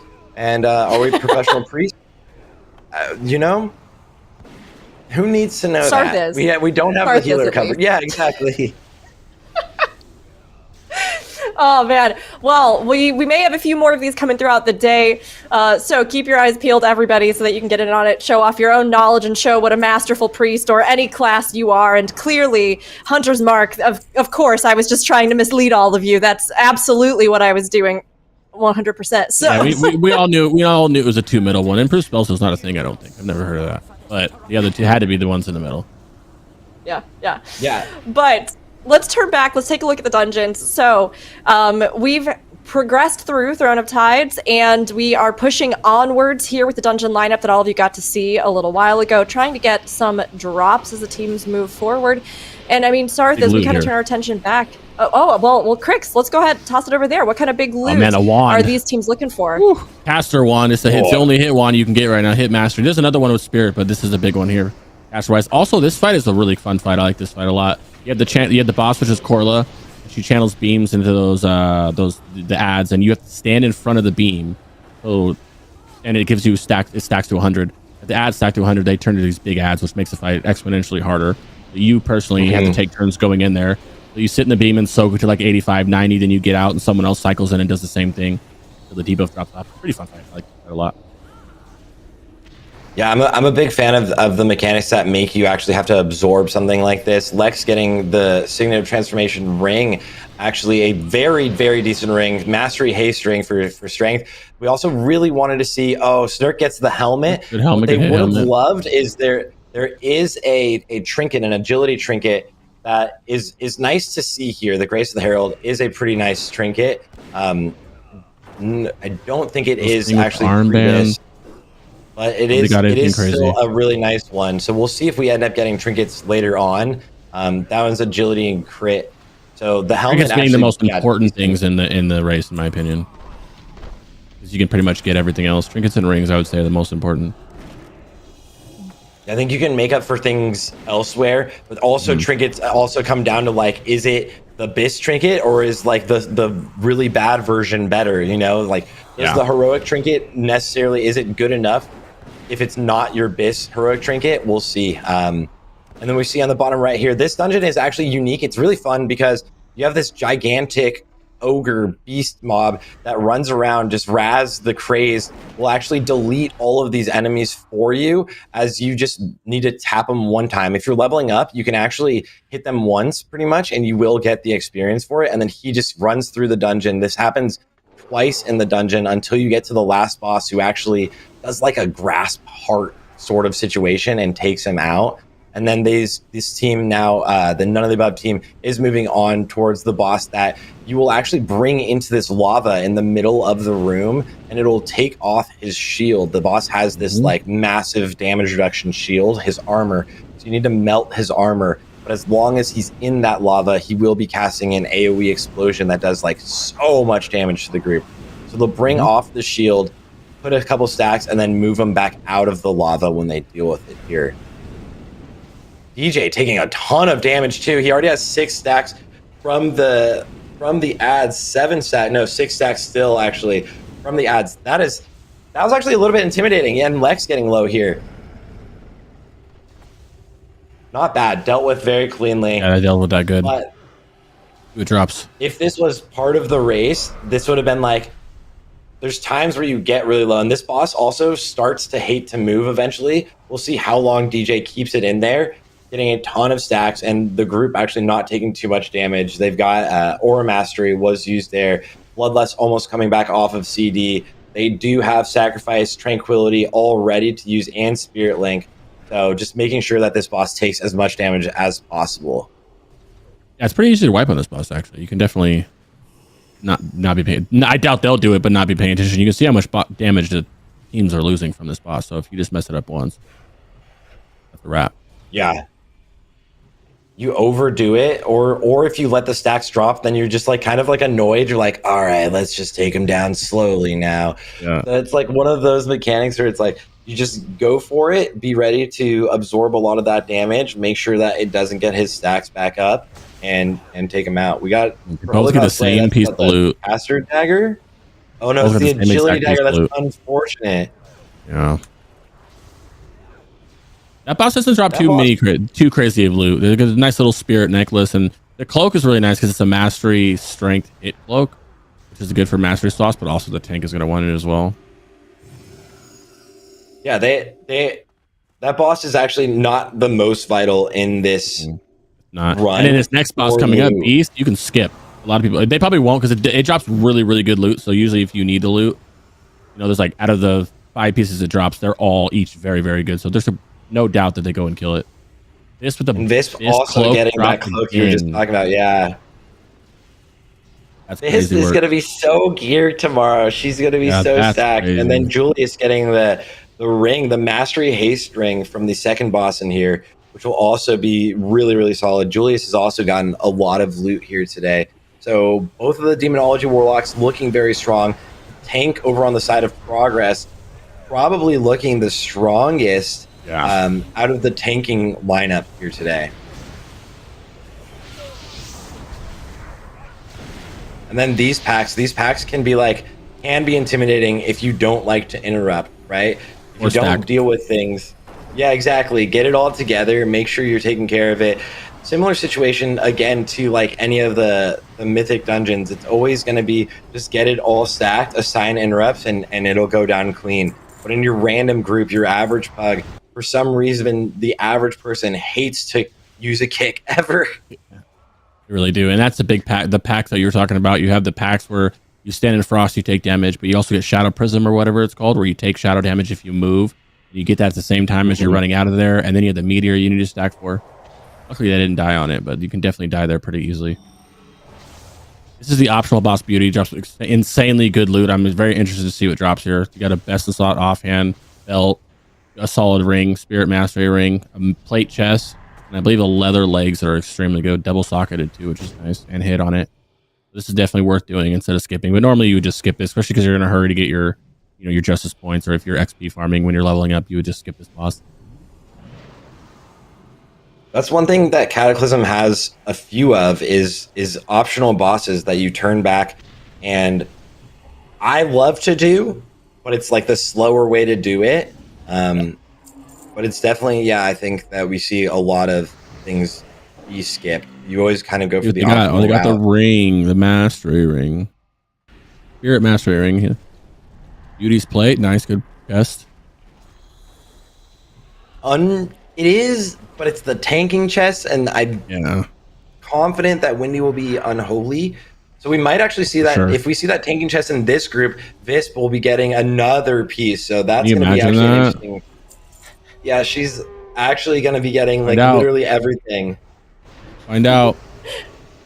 Visp's just gonna Just carry for it. the entire team, like literally just pick them all up and just like blast Yeah. through the entire Much- raid and tomorrow. and Blood DKs are phenomenal in this expansion. By far, overwhelmingly the best tanks in the game.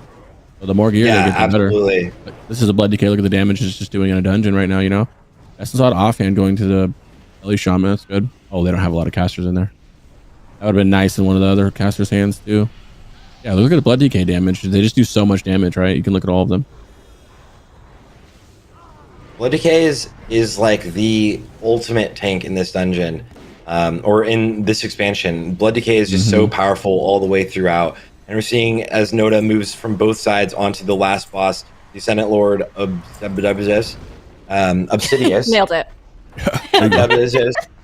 The boss that has his ads with him, his little shadows, and he will just like kind of transfer his consciousness with the ads. So like you'll be taking him down, completely basically ignoring these ads, and then he'll just like swap over to one of the other ads you'll see as the HP values go higher. Julius getting these braces. Julius also, like I was saying, is just getting a lot actually. And to piggyback off that, the ads on this fight are interesting where their aggro radius, you see it sometimes in a while, but it's not typical threat. It's whoever hits it last. So if I put a curse of agony, or a corruption on it, or whatever dot in the world, every time it ticks, it would just run back to me. So it's one of those things where you kind of don't want to hit them because whoever hits them last gets all the threat from them. And this boss drops a cast in terms of caster trinket, Witching Hourglass, one of the only trinkets with the intellect, really high intellect, 285 with a huge 1700 ace proc on there. If any of these classes get it to drop, this would be massive for Thompson, massive for casters, massive for the Ellie Shaman. Definitely one of the best trinkets, especially because you're not going to be able to get the Dark Mood Volcano trinket that everybody wants so much with the casters. This is definitely going to be one of the best ones to get. And the bow for the hunters all of the hunters would actually really, really like the bow here. I believe it's pre-best in slot. It might be just tied with, there is a gun that's an alternative option. Looks like they didn't get it. The cloak. Cloak, dang. I know Thompson was begging for that one in his head. Right? Oh, and there it is. Nothing Oh, on the Lex. other Oh, one. that's so unfortunate. Yeah. Pull the side to get the bow over here. Unfortunate. That just is that's gonna be like, that could be a differentiator tomorrow, is really who gets some of these. Not a lot of loot pieces, in this raid drop that could have dropped. I mean, dungeon that could have dropped, to be honest. We'll see what progress and get from the boss. Same thing. Yeah, a little bit unlucky on the side of Noda, but yeah, exactly. We got one more hope for the trinket. The bow, though. Bow's big. Progress has both options for the bow, and Urios getting the shield. He just did get that offhand, and he does have that two-handed staff that we saw earlier drop. But again, playing the Ellie Shaman, he'll actually most likely be running with that one-hander option, I believe. Yeah, I agree. You know, you were both talking a bit about the classes that really shine in Cataclysm, and I'm curious, with this kind of period, this expansion in Classic, what do you think really are some of the strongest performers right now in the landscape with, all of this? Crix, if you want to start us off, what's sort of the meta, if you will, although, of course, that doesn't have to dictate how you play the game. Yeah.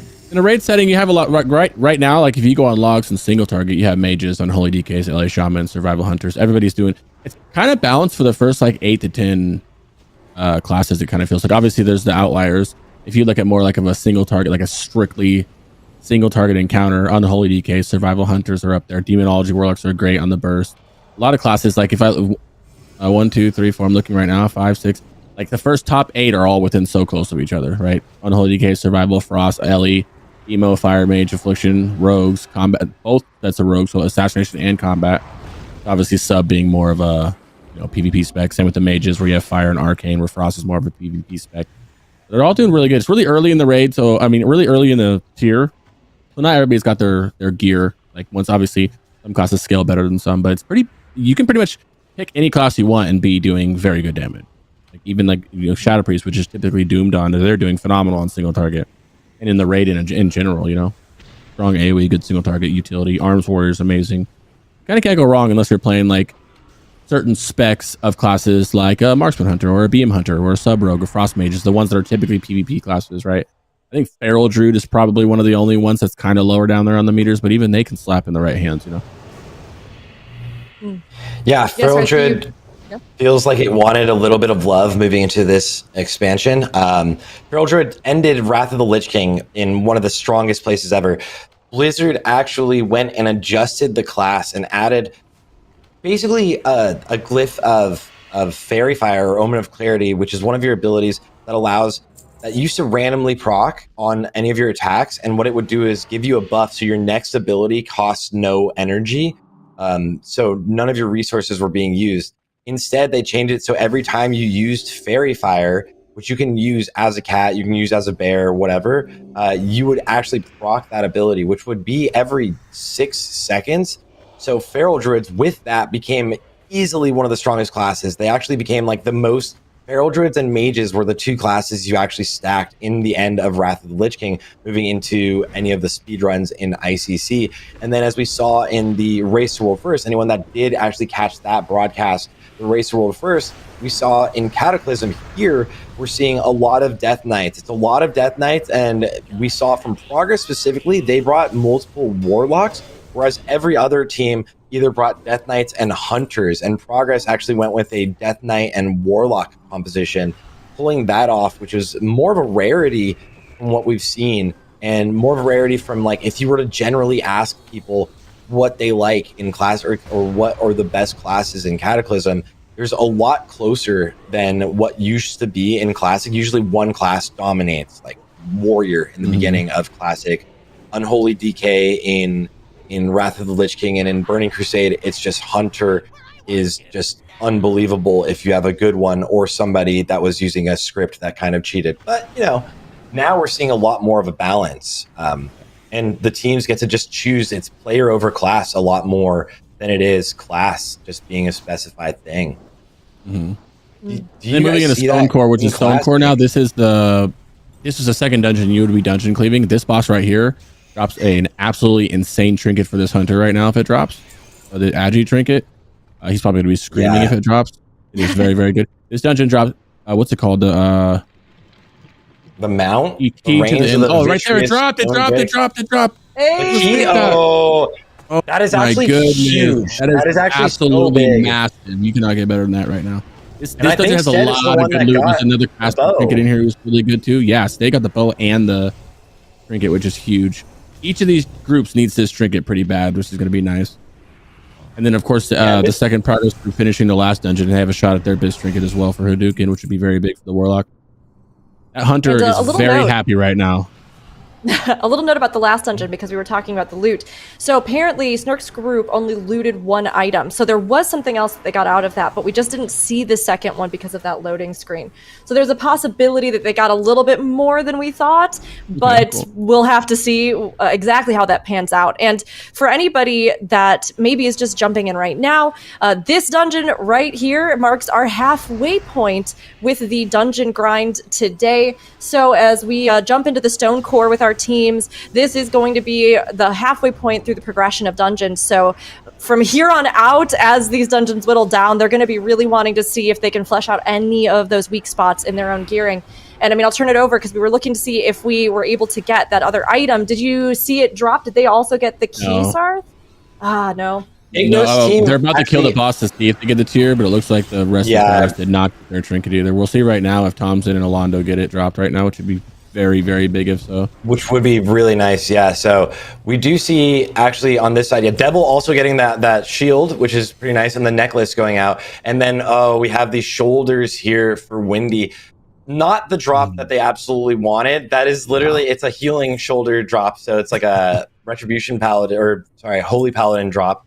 So unfortunate actually for both sides of Noda on there. We're actually seeing kind of a shift here in the loot being kind of better now for Progress overall, especially with the tank loot being very good and the hunter loot being very good, as well as the unholy DK loot being very good. We're definitely seeing a lot of items that do go out and not necessarily be useful even on both of the sides. So now, as we were getting to this back half, Stone Core being our 5th dungeon, moving into Halls of Resignation next, which is another one that has a lot of really incredible loot. As we see all of these dungeons go towards the end, and Baird and Hold, they'll be doing the boss in there as well at the end. we will see if they can kind of fill out, like you were saying, Rook, that these teams have a lot of characters that are still stuck in that really, really unfortunate gear situation. I think Progress is dealing with a mob that's bugged in there. I think Visp is going to try to grip if she can, but I don't know if it's even going to be possible for them to move this out. They might need to all just stand on it and try to take it out while it's just evade bugging. Oh, there it goes. Teleports out on them. Put it away, yeah. Lab Pipe, the boss are on right now, is pretty lackluster on loot, in my opinion. They have a good crit haste ring and some plate dagger stuff, but it's not really the best loot in the world. Interesting fight, though. I really do like this fight. He drops the big spikes you gotta dodge, move out of that. He does this thing where you need to move out of the way, but nobody does, so you just eat it and hope you kill him ahead of time. Oh, he panicked out and hid. Smart.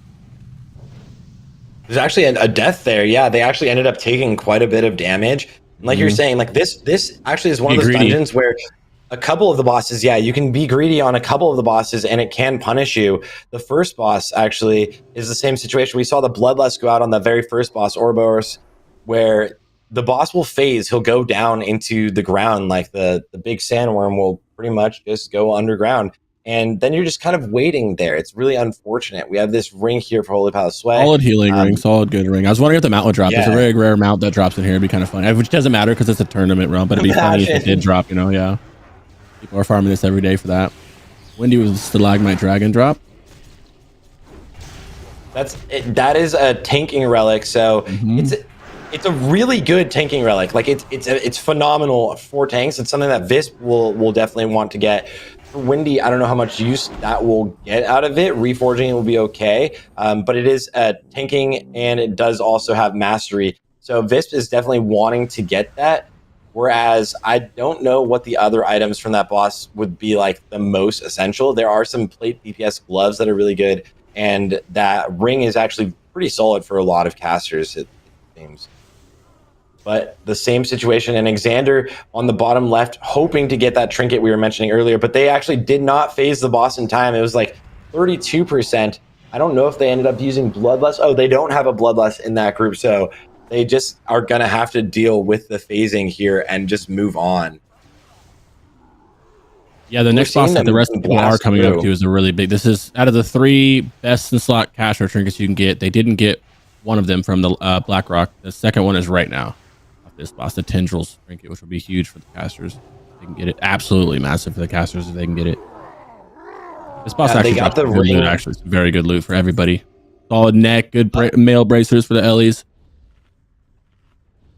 Oh, they're aging everybody. Yeah, this section here as well, which is actually an interesting section. If you guys, anyone hasn't done the dungeons, there are little sentries that patrol around, just non-elite mobs that just walk around between the packs, and if you pull them and don't take them out instantly, all you need is like one person to turn around and pay attention. But if you do pull them, they will run across the entire room and pull another pack into you, which can end up being intimidating. It's also like the easiest thing ever to look out for, but it's like, oh, if you're out of ranged abilities and someone just decides not to like take it out, and you're just like, why did we not? Like, why not? It'd be so easy. Vasco goes down on that boss. This boss you can actually die too, but if you don't move out of this circle, that happens. I think is how they just died over there on Noda's side. Also, annoying spell reflect that you can obviously purge if you're a mage, or I mean, spell still if you're a mage, purge if you're a shaman. Vasco just got slammed down. Yeah, he does that right there where he slams. You got to make it out of the ring, or you won't die now, but you will with these guys because of how bad their gear is going into this. Once you get a little bit of heroic gear, you can kind of survive it barely.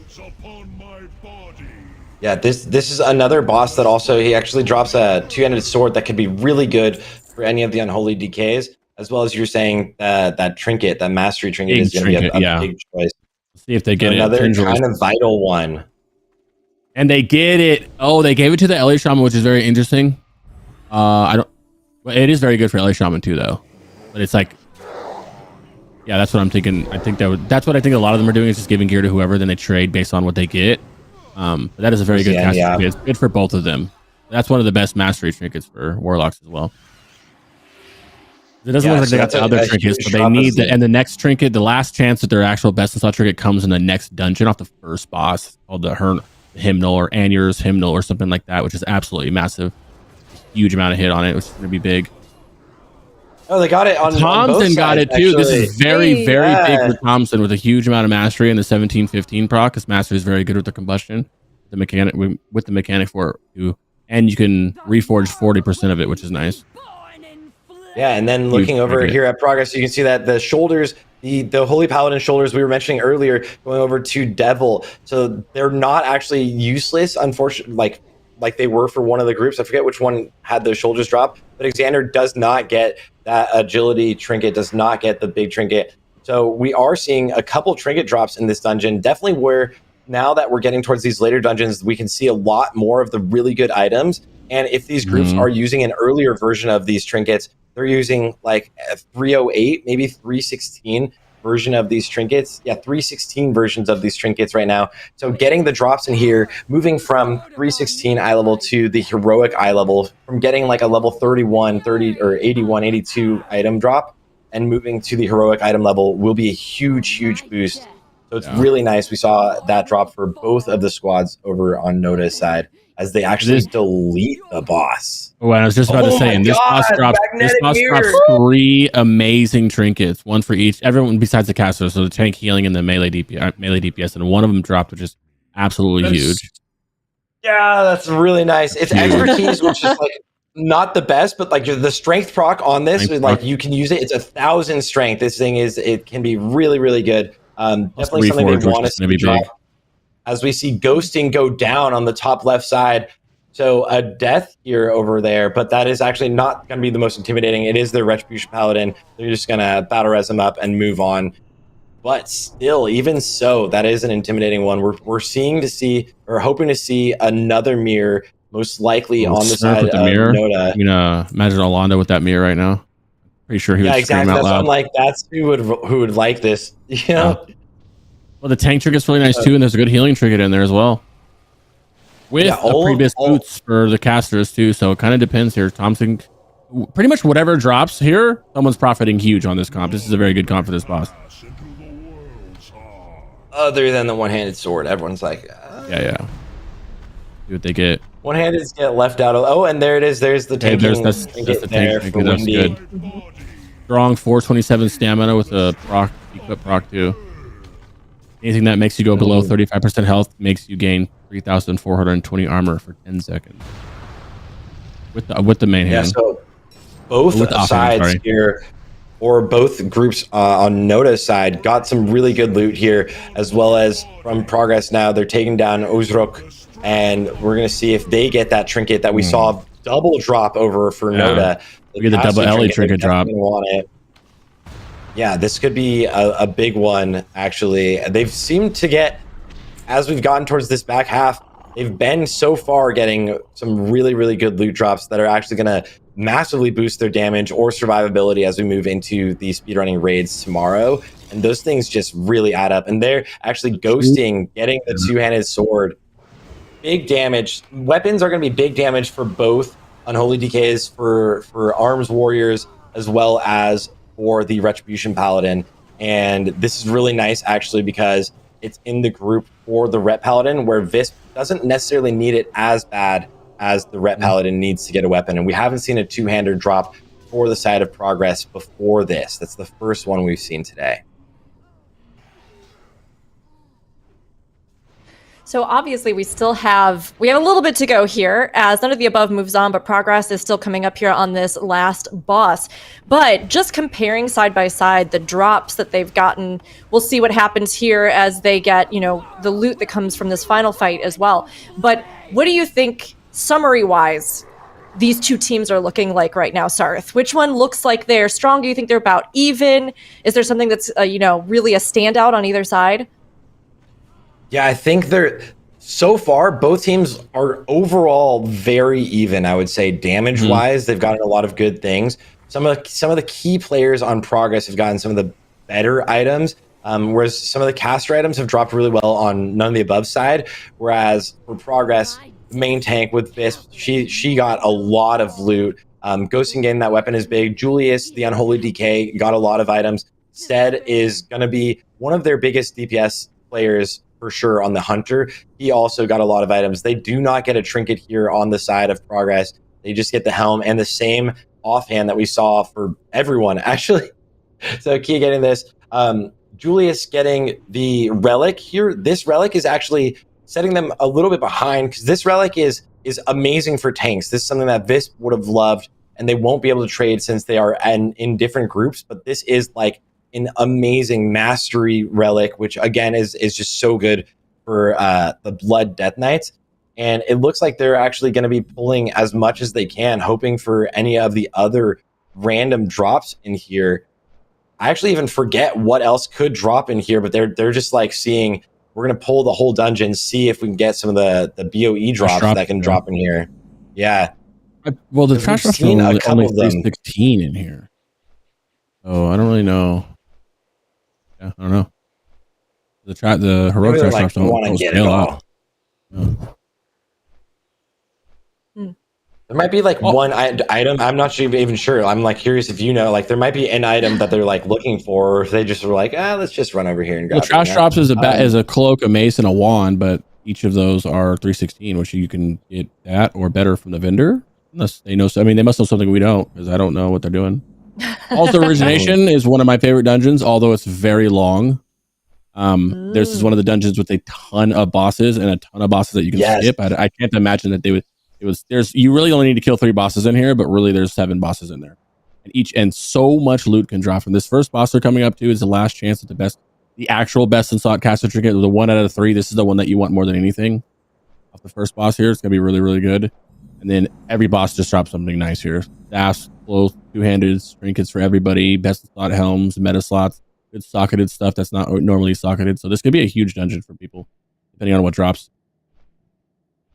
Yeah, some of the best loot in the entire dungeon circuits drop definitely in this dungeon. And this boss, one of the more interesting ones, where he does like a shield situation, goes basically immune, and you need to jump down to the bottom section where you can kind of see those snakes down there. We'll see it happen in a second, and you can send people down. They'll need to click basically a clickable option, click down there, and then just run back up.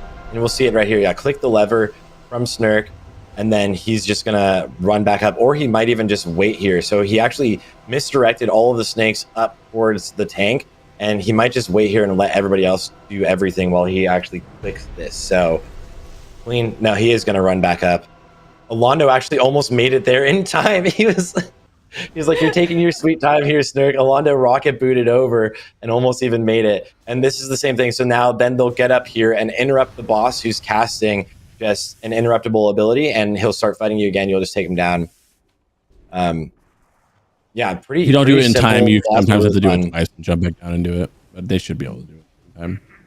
Yeah, they'll end up phasing the boss before he does it again. Oh no, they won't. Yeah, you're right. Jumping straight back down. And the same thing, just getting rid of these snakes, sending them up, just clicking the levers, then running back up, dealing with the boss. This boss really does. This dungeon is just like, it's huge. There's a lot of bosses, and I think a lot of times you can not notice them because it's very easy to just run through and kill only what you need to and then move on. But this boss does drop that insane trinket, such a strong trinket. It does also drop a very solid tanking necklace that we might see, but on this side, it wouldn't really be super useful. In all of these, if you get any of the tank loot, which we've seen quite a bit of tank loot, it really has to be in the squad where you're going to have your main tank. Because a lot of the bosses in the raids tomorrow... Oh, he got... Mage gets the trinket. Oh my goodness. He got double 285. Yeah, he does. 285 hit with a huge 1700 proc spell power on it. It's going to be massive. That covers a lot of the hit. Because one thing you have to worry about with this gear level is not being able to even hit cap, even with reforging, depending on if you... When they get another trinket on the LA Shaman, which I'd imagine is going to end up going to the Warlock at some point. That is an absolutely insane they got trinket. Double it is insane for both in the last dungeon as well. That's crazy how long I farmed this for on all my characters, and then they get it on their first run. Well, the Warcraft for you. They did this specifically just to spite you, Crix. They were like, okay, we got to get double drop. We'll do the secret trick that makes it happen. Very good luck on them. Thompson's going to be looking nice in the raid tomorrow. He's got a lot of loot. He hasn't got a lot of loot, but he's got a lot of the important loot that you actually need, which is the jewelry and the weapons. The rest of loot almost doesn't matter because it's not The difference from 333 and 346 on a pair of gloves is very minimal, you know. Whereas the difference on that trinket is like 100, you know, and something intellect, which is spell power. And hit comes with 285 hit, which is huge. Yeah, very, very, very key pieces. We're seeing the groups move into this section where they're going to have to deal with all of the elemental bosses, which is a little nod or homage to what we're going to see tomorrow in one of the raids, specifically in Blackwing Descent, Bastion of Twilight, where you have to deal with all of the elemental mobs, and before you deal with the council, where it's very thematic, and it's really cool that you have to, like, each one of these has its own unique abilities that you have to deal with in a specific way that makes it like a little bit intimidating, but also not so much, but like very unique. I'm a big fan of Halls. Yeah, there's so much. I mean, honestly, between all the different bosses, all of the stuff that you can do, or like we were saying, you can skip, but also, you know, we were talking earlier about some of the kind of personality of these original dungeons, and they're so great. Like the snake pits you drop into, or even this, you know, animation that we're seeing with the Temple Guardian, that kind of like song spell effect. It feels so classic adventure, kind of Indiana Jones, if you will, you know? This is just a great one. And it has such a strong kind of feel to it as you go through it. Love that it also gives us a little bit of that kind of premonition of tomorrow. But lots of cool stuff in this one in particular. And, you know, as we've been chatting, right, about Classic, and how Classic is a bit different than retail, obviously, but that it's sort of its own unique beast. And, you know, even from the dungeons to the raids that we'll see tomorrow, I was curious, you know, Sarth, what about Classic do you think is something that makes you want to speedrun in it, raid in it? Like, what draws you to it over even retail? I think the aspects of the competitive aspect in Classic World of Warcraft is something that I personally love. It's like in retail, Mythic Plus is like the coolest thing I think they ever added. Personally, like, it's one of my favorite aspects ever. Like, it's running little speedruns, little competitions all the time. And then, we see Hadouken also get this trinket. Really nice here over here for Hadouken was his first big piece of loot. But like I said, all that matters is the trinkets pretty much for the Warlock. So if they can get, that's like it doesn't even matter about all the other loot. If he can get that trinket, it's big. The bear on the back of the camel right now is absolutely comical. That's a very classic thing too, is like to have the animations where the bear still stays on the camel, and you can see him like using mangle and like swipe there. You can see the little animations, but he's still like mounted up on the camel. It actually looks great. That's crazy. This is the Drata classic.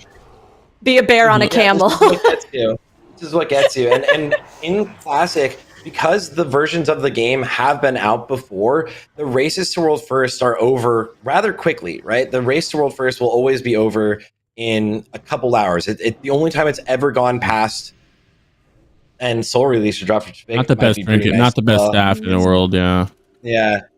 No one in here really wants this staff. Yeah, I could see him give. No, I don't even think Take Note would use a main hand offhand for it. That boss doesn't really drop a lot of good loot. I'm pretty sure they just did that boss for the neck or their belt, maybe even the shield. Actually, try to get lucky. Yeah, but yeah, I think this is it's like, because the races to World First are over so fast, since you've technically seen them all.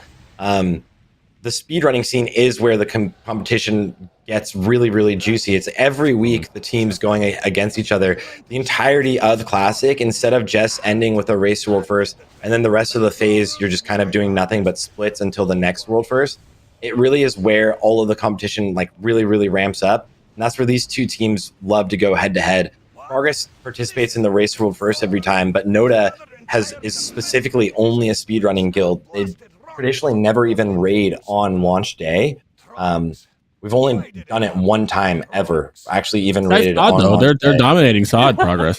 SOD progression. Yeah, yes, Noda as a side project went into SOD for progression and has won every single phase for Season of Discovery for progression. But progress isn't by a decent there. amount too. Yes, yeah. There hasn't been another, like, these teams have, whenever they do whatever they want, it's like competing against each other, or randomly. There's one guild, Noobs from China, when they are going, is really good. And as Blizzard is coming back into the Chinese realms or area, district, Woo. region, Yeah. we will see those guilds coming back. Magnetic Mirror Julius also for with the Julius, mirror. another Oh. one. Yeah. Very good. Oh, big. They're taking their time in that dungeon though right now, but yeah, they definitely. That's a big. Double Unholy DK getting the mirror though for both sides. So we're seeing a lot of good loot on both sides. Hadouken got that trinket as well, as you were saying earlier. Very happy And we about do that. see progress over here on Earthrager Pita.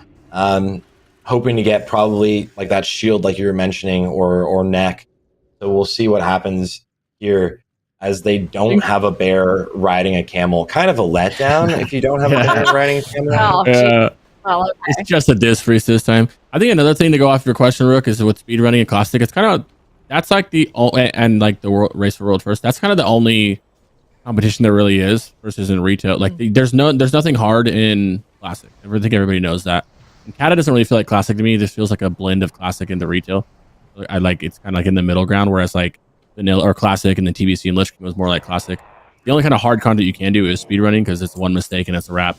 Where you're always fighting a bunch of other guilds to figure out how to shave off seconds, beat them and stuff like that. Whereas retail, you have mythic rating, which is hard in general, right? If you're doing a cutting edge push or if you're pushing high keys or whatever is the benchmark for high, you have so much more that you can do in retail to find that challenge. Classic, you're not going to find a challenge pretty much at all unless you are speedrunning. And that's so Yeah, that interesting because I arbitrary think- challenge. Yeah. Right. Yeah, you can choose to engage with it, right? Like you can figure out how you're going to set that challenge threshold and how you kind of compete in it. And I think so many people were kind of nervous about coming into Classic initially because, right, there's this mentality of like it's so hard back when things were the way they were meant to be in the game and you had to earn your levels. But really, I mean, even just hearing you both talk about it, right? Like it's just like anything else. It might be more dangerous at the start to some degree. It might take additional time to level and learn things. But once you do in Classic, I mean, you figure it out, right? You adjust. You learn what you need to do to navigate the open world. It's not as unapproachable as people think. And one of the things that I think is so cool about it is the fact that, like you're both saying, right, there's a long history of all this content.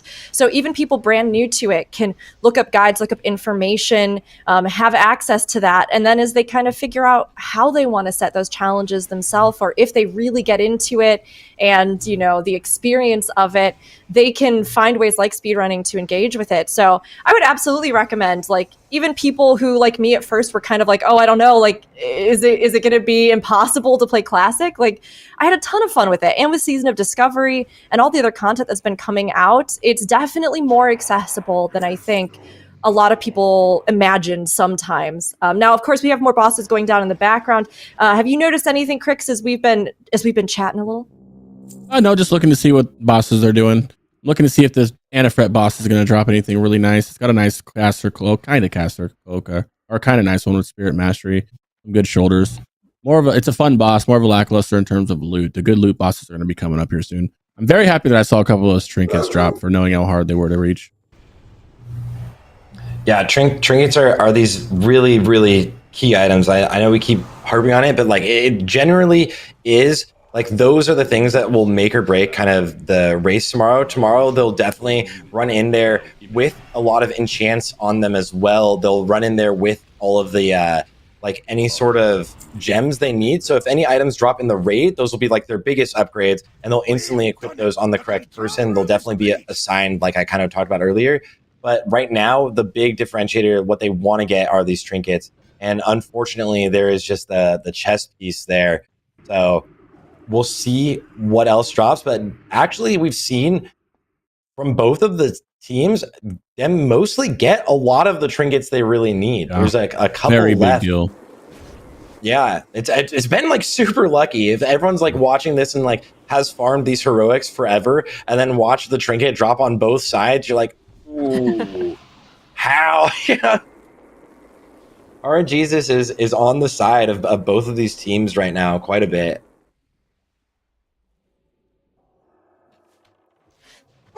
They're taking these down here, obviously, and we're in the second half of our dungeons today. So they got some trinkets, they got a lot of the key things that they needed. Is there anything that you can think of, Crix, that they still really need to lock in the dungeons coming up? Yeah, get this healing trinket that's about to drop, or the Bastion slot chest piece would be nice. Other than that, I mean, I feel like a lot of the dungeons with their big loot got covered, and now they're just going to try to fill the gap in terms of the casters and the healers. I don't know about the tanks and the melee DPS. I think that now they're just trying to fill in any gaps with whatever they're missing, and then try to figure out what they can fill remainder with their justice points. And I believe they're getting Valor too, right? So they'd be able to use Valor in here, which you can't get a tier. They don't have enough to do a tier, but you can definitely get some solid puffs like a ring. You know, the rings, the cloaks, the trinkets. And you talked about like the buried entry in Classic a little bit, Rook, and it's honestly one of the things I think that the community is very split on is this idea of either have full bis or you're not invited, or have like, or the same other people are like, you don't need any gear to do any of the content. I think the gatekeeping is something that definitely happens a lot. And you can see right now is like, you don't need all of the gear to be able to go in and clear the content. It'll maybe save you a tiny bit of time, but as long as you understand the mechanics, just don't get hit by things and you'll be fine. It's something you definitely see in Mythic Plus as well, whereas like you can be very under geared, but with a good team, and you can run really high keys, especially if you're really well coordinated with everything. So this is something that in Classic you can do as well, and it's not necessarily the most essential to have some insane eye level. Everyone's gonna just have their items in their inventory anyways, and not even equip them to cheese their eye level. So it's nice to see, and yeah, even with Cataclysm, which is quote unquote a major step up in difficulty, it's still not something that is necessarily challenging. Overall, the heroic raids for sure are a step up, but not necessarily something that like should cause too much challenge. Classic WoW has never really been about the difficulty levels. It's like a fun thing for everyone to go in, and then you add the difficulty by adding these challenges, like how hard can you push, how much can you pull at one time, how few healers can you bring. Visp also getting another pair of bracers, so we're just seeing over and over and over, she's just getting whatever she wants. Man, what did Visp do before the competition? Like some ritual, some just to get all these items. But no, Sarth, I love what you're saying, because I think a lot of times, especially when a game has been out for a long time and it has a thriving end game community, right? These things that we take for granted, the idea of just best in slotting, of, you know, if you want to do this, you have to be serious, you have to kit yourself out. And it's not to say that that doesn't play a role, because absolutely it does. But a lot of times we forget, kind of like we were talking about at the start with the interviews, the magic of even like original Cata release, where you and a bunch of friends who probably weren't even close to best in slot were like, hey, let's just try this thing. Let's just do this raid. Let's just get in there. Yeah. And I think sometimes we forget the value of just getting someone into end game content, or whatever kind of content, speed running, whatever you're going to be doing to engage with the game. Because if you bring a person in, getting gear for them or figuring that out, or, you know, helping them figure out how to get gear, that's just one thing that you can do and you can work on. But if you actually bring somebody in and they get excited and they get passionate about that, that's a whole nother person that you've opened up this world of content to. And I know that seeing events like this, seeing these incredible teams, these top tier speedrunners, it's so inspiring. But at some point, you know, they put themselves out there too. Both of you, you know, as part of either team, you yourselves had to take your own journey and get into it, and, you know, take that jump to end up in these top guilds. But we all have to start somewhere. And I love seeing that competitions like this take some of that, you know, attention and pressure away from it, and are just like, hey, even in one day, you could blast through, you could figure out how to make it work, and you could get in, you could do the raids, you can at least get in for normal, right? And you can figure it out and enjoy it, which is awesome to see, honestly. I know it inspires me, Crix. I don't know about you. Oh, yeah. Oh, yes. This Bastion drop topping on the top right, absolute massive helmet can drop. Nothing better than it besides engineering helmet, which they're not going to be able to get.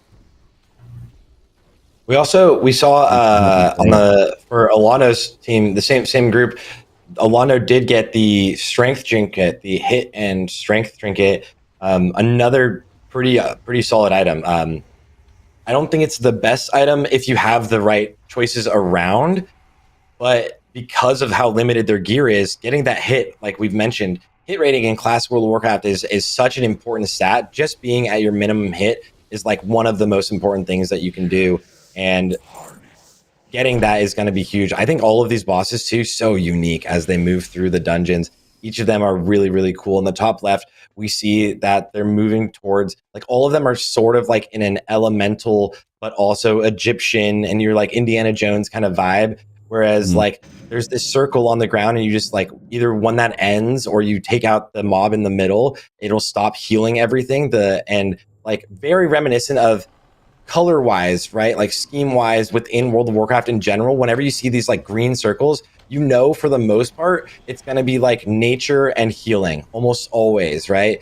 And druids, right? They're fighting against the druids or the dryads, who are always going to cast something like a tranquility that needs to be interrupted. I love how thematically World of Warcraft has stayed very similar all the way throughout, and only kind of gained more of the identity. I think they did a very, very solid job with Cataclysm building on that identity. And it's something that people who didn't get into Cata or didn't get into Cata Classic yet, now that they're playing, are really, really enjoying. All of these fights are very unique and really, really fitting.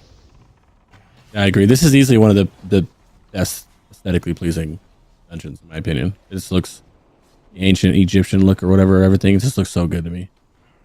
Long dungeon, but the best part is when you do this and you're in a hurry, you don't need to do all. You can run from first boss, second boss, and straight to this boss. But if you need loot, like every boss will drop it for you. You know, so it's pretty fun. One of those good dungeons. I don't get mad when I queue and get it. Yeah, DJ getting some loot here, which is good because they needed some tank loot over on the side of None of the Above. So DJ will be main tanking, I believe, tomorrow. So it's going to be a nice piece. Kia for the healer also getting a chest piece. So everyone is starting to fill things out. I think that the teams are relative to being like even-ish, but still there might be like a slight advantage to one side or the other. But they've gotten lucky with trinkets for sure right now. Yeah, honestly, that feels like the big differentiator. Is just like this has gotten a lot. Julius with the chest here as well. Julius has actually also gotten really lucky, and we were talking to Julius earlier, raid leader of Progress on the Unholy Death Knight. He's been playing Unholy DK forever. I think that's the spirit chest, though. No, that's the Risen one. Okay, so that is actually a seedling pod. Pretty solid. Yeah, that's actually a pretty solid. Yeah, we've definitely seen everybody get a good amount of the loot that they need to fill out most of their pieces as we move towards the later dungeons. And man, it's just, I don't know. I love the heroics in Cata are so iconic. They're just super iconic. I love them. Besides Deadmines. Besides that, what are you two? What would be your favorite dungeons? Whether either you're seeing today or what your favorite dungeon is moving into, like, whenever you get to go through it. Oh, definitely ZA. I like Grim Patrol. I mean, not ZA. Well, yeah, when ZA and GG come out, those will be. But I really like Stone Core and Grim Patrol and Halls of Origination and SFK. I really like half the dungeons. I despise the other half of the dungeons. No, I love Halls of Origination. I think the whole aesthetically we were talking about is just so cool. Lost City of Tolvir also one that's really, really awesome. And, you know, we were talking about how much we love Shadowfang Keep earlier. I feel like that one's such a staple. It just feels so formative to WoW dungeons that one stands out to me a lot as well. How about you, Sarth? I think, honestly, Halls of Origination is just like, I have this like obsession with lore and like aesthetics. And just like being in here, it's just like, it's beautiful. It's awesome. Very like reminiscent of Egyptian like theories or lore and history and like mythology. Blizzard does a really good job of like designing things around mythology and the mythos, and also like Dungeons and Dragons. It's very plays into that really well. I know a lot of like even a lot of NPCs in classic World of Warcraft were designed, I think, around Ian Hazzikosis's Dungeons and Dragons campaign. I might be wrong, but there's some Dungeons and Dragons campaigns that literally NPCs were designed around, which is just so cool to see and see those aspects play out, and how Blizzard really like built on this with destroying, shattering the world, like we were talking about earlier with Cataclysm. This is a full relaunch of a different aspect, moving from classic, and it still is classic, but has these new feels that like aren't too distant, but very, very like reminiscent of what we see now in retail. And I think they did a good job with the storytelling here that like is something that retail is coming back to. I'm actually curious what you think about like how retail is coming back to a more story driven world, right? More world building, story driven. Yeah, Thoughts we on don't have that? enough time these 2 days for me to talk about how happy I am. No, honestly, I mean, World of Warcraft has always had an incredible setting, just like you were saying. And Sarth, I actually didn't know that about the D&D influence, but it makes so much sense. I mean, I think part of why WoW brought so many people in is because it had this incredible feeling of exploration and this incredible fantasy world that you wanted to be a part of and you wanted to, you know, make progress in and explore. And with things like Kata having the bravery, the boldness to just be like, hey, we're going to take this world that we made and we're going to wreck it. We're going to destroy it. We're going to like add all this stuff in. I mean, it's whatever people, you know, felt at the time, because, you know, there was a lot of discussion and debate about that, to destroy a world that you'd grown so familiar with and zones that you had come to love. But to see now how in the greater story of WoW that has played such a huge role in not being afraid to change things up, and with Dragonflight and going into War Within, which I think is just building even more off of these incredible moments, I found myself so immersed in the world of Warcraft again, right? I just was over the moon. Even side quests and Dragonflight made me like tear up. There were just out of nowhere these wonderful journeys and these narratives, and they've always been incredible with their designs in the game. But to see, you know, as well some of the story and all the other setting around it as we keep moving forward, I think just sets the picture even more for all of the content in the world that we love. So I've definitely been into it. Now, I know we had a helm drop that popped up. Yeah, I was about to say, Kia is Disc Priest, and he's the only caster in there that can take cloth, and he's got a lot of, it's not BIS for healers without the spirit, but it's still good for him, right? Whereas any of these other groups with the casters would have loved that. That was the previous helm for all the casters, pretty much, that's dropping. He's got a lot of the loot there. And same with the Vortex Pinnacle, which is the dungeon they're moving into. This first boss, massive for mail plate, the neck, previous, I should say, belt, previous main hand. The first time we're seeing a main hand weapon that can drop, that's absolutely phenomenal if they can get it to drop. First boss. And the dagger, right? For the first boss? The Guiding Wind, yeah, it's huge. And the Stratosphere belt is going to be massive too for all the casters. Yeah, but I've noticed Kia winning a lot of the caster loot as the only cloth caster in there, because once again, you don't want to, the LA Shaman, which is a caster, you don't want them to be wearing cloth because they lose their 5% main stat if they don't wear their mail. So it's all going to the healer, which is not bad because they can reforge the spirit if they want to, but some and they would have had in that group. Visp also got gloves, which I don't think Visp had gloves yet. It's another item for the tank, for the main tank that just got everything as they're moving forward here in Vortex Pinnacle. Another one of like, these really iconic dungeons. One of my favorite things about this dungeon is you see this like air elemental they're walking towards in a little bit. They're across the bridge. Like it. Yeah. If you look at it, it hides. I love that for some reason. Like it starts casting on you whenever you're not looking at it. So you have someone always constantly looking at it. Look, he just hides in the middle right here. And these little bracers and first one goes at it. I love that so much. There's a couple things like that in retail too. It's just really cool that they added that. This dungeon also has some like really cool achievements where you have to like go and collect little orbs, you know, and like kind of jump off. It's very reminiscent. Tomorrow we'll see one of the raids kind of in the same setting here, and it's just like this beautiful up in the clouds. You're in these sky cities. Again, just back to like the aesthetic was done incredibly well. Like the thought process between everything, and then the fights are really, really fluid with all of the not just the looks, but the fights are actually the mechanics for these fights are really cool in my opinion. Like this boss with stacking with the tornadoes. That boss is going to come up with the perma haste buff if you have the winds at your back. That's one of my favorites. Yeah, I love it. Like this boss, you're all stacked in the middle, and you have tornadoes, not a lot of damage going out, and the tornadoes move in, and you have to move back, and then they move back, and you move back in. It's pretty cool. I like it a lot. I'm a big fan of this dungeon. This is a good one. Looks great, feels great, very good loot. Bosses are fun. Trash, even the trash is unique here. It's one of this is just a unique dungeon all the way around in terms of combat. Those like lightning fields where you put all the mobs out, which you'll see here soon. If you don't, you can't do damage to them. Yeah, And that's and the this is tornadoes what you're doing a lot talking of about, damage to you when you're close to them. Yeah, exactly. And then when they go back out, you just kind of make sure you're on the inside of it now. Otherwise, you just pretty much die right away. Yeah, Even and like all the after this groups boss still with the doing wind portals damage. taking you to the next platform. It's just a cool dungeon. Right. I think I'm actually curious if I'm trying to remember if that's the first time we really experienced that. It's something that you see a lot in retail also, is like random places where like you'll click like a teleporter that will bring you to a different part of the dungeon. And that'll actually like be like thematic, and it's definitely something that's like pretty cool. I forget when we first see that in Classic World of Warcraft or in World of Warcraft in general, but it's definitely something that is very iconic to here as well as to the raid tomorrow for Throne when we move into that. I kind of definitely had a lot of that retail. It's part where I said it was like, oh look, Mage with the Prebis belt. Thompson is actually getting stacked with gear right now. He's got the trinkets, he's got belt, he's got helm. He needs a weapon, but you can get weapons are pretty important because you can't Justice Point weapons. You kind of have to. Well, you can, but not casters. Are there any weapons left for him? Does he have another chance? Oh yeah, they actually haven't even really hit the dungeons with the good weapons yet. This is main hand, so that was the first one of it.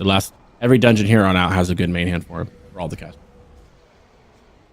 But yeah, this is what I was saying. Whereas Cata feels like a blend of classic and retail. Where there's a lot of vehicle stuff in Lich King too, but Cata's really where you start being the vehicles. You know, the flying bosses, looking ahead at Firelands. You know, you have a lot of the bosses where you're doing something vehicle wise. You're flying around, certain different mechanics. The dungeons have these portals, like these winds you're taking. That's what I like about it too. Coming from someone who likes retail a lot, I like the addition that in a classic world, where a lot of the pure classic heads don't like that. This is why I kind of don't like calling Cata classic because it's just Cataclysm to me. Yeah, I like the nice blend of it a lot.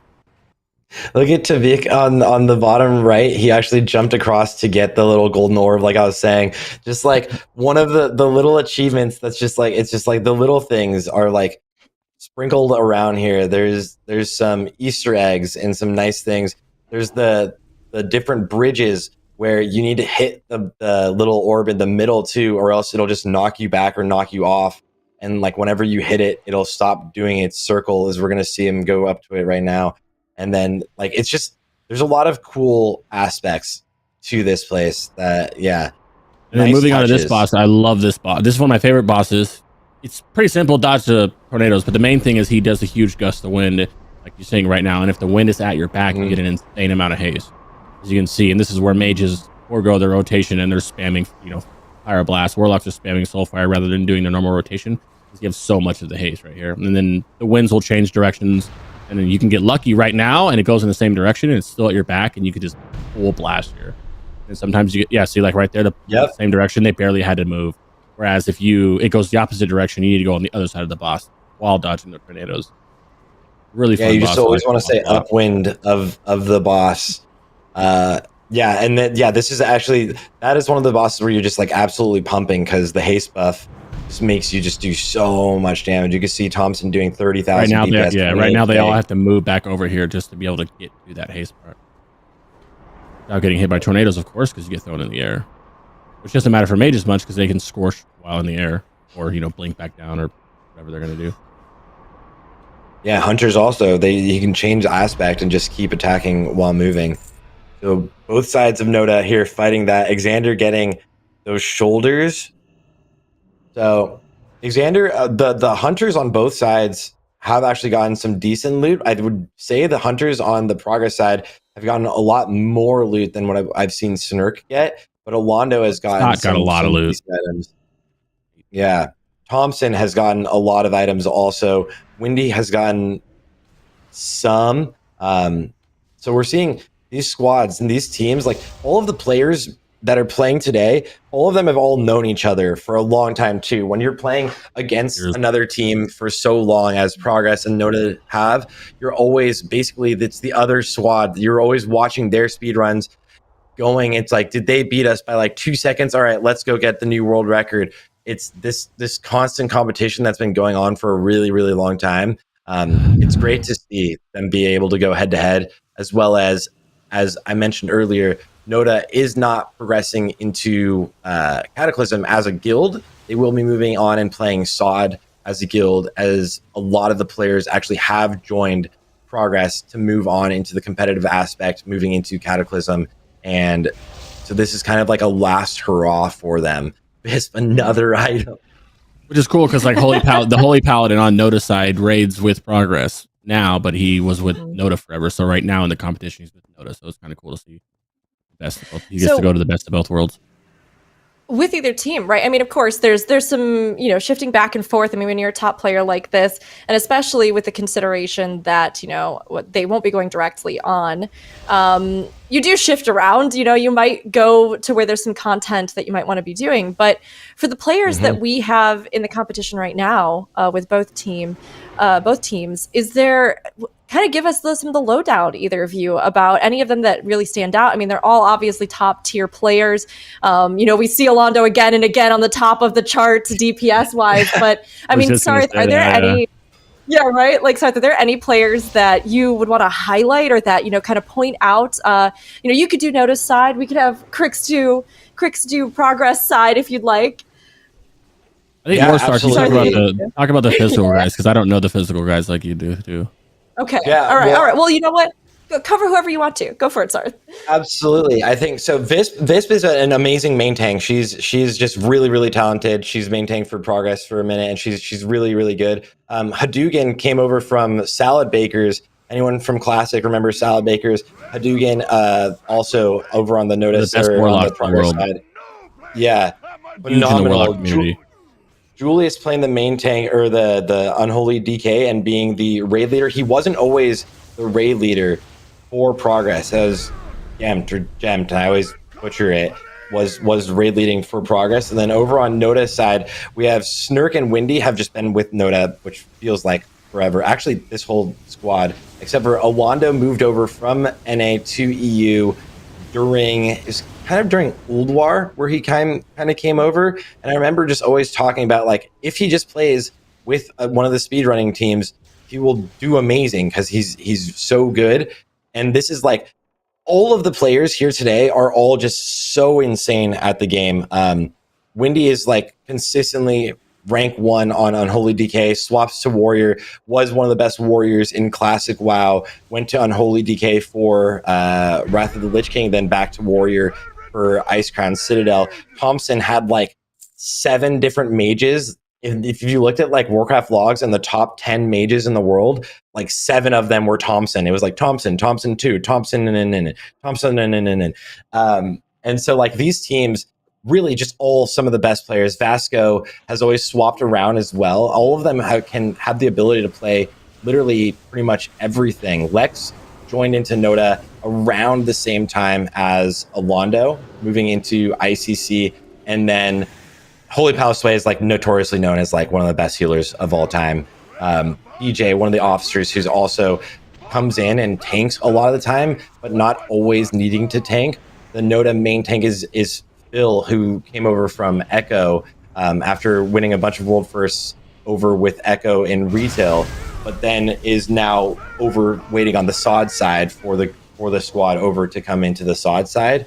And take note, as we've seen over here, is as we talked to him earlier, he's like Warlock extraordinaire. He's the Warlock guy, yeah. He plays everything so well too. He's just one of the best Warlocks in the world, if not the best. Orlando obviously, and also, Orlando also is one of those guys where he's been like rank 1 all DPS I don't know how many times, and he will take a class as like a warrior when warriors aren't too good at a certain time and be dominating, or a warlock or whatever class he's playing, and he'll top it easily. And then he moves into the speedrunning world and dominates that. So Orlando's just one of those very versatile DPS that can dominate at all times. Really nice to watch him. Yeah, all of these people have swapped so much. Like Snurk is now playing Hunter, but he was also one of the world's top warlocks.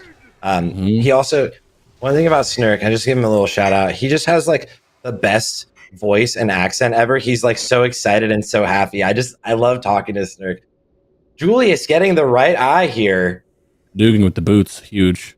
And there's also like Snurt, where he's playing a hunter now, but he usually mains a mage, and he's an amazing mage. One of the main officers for Progress as well.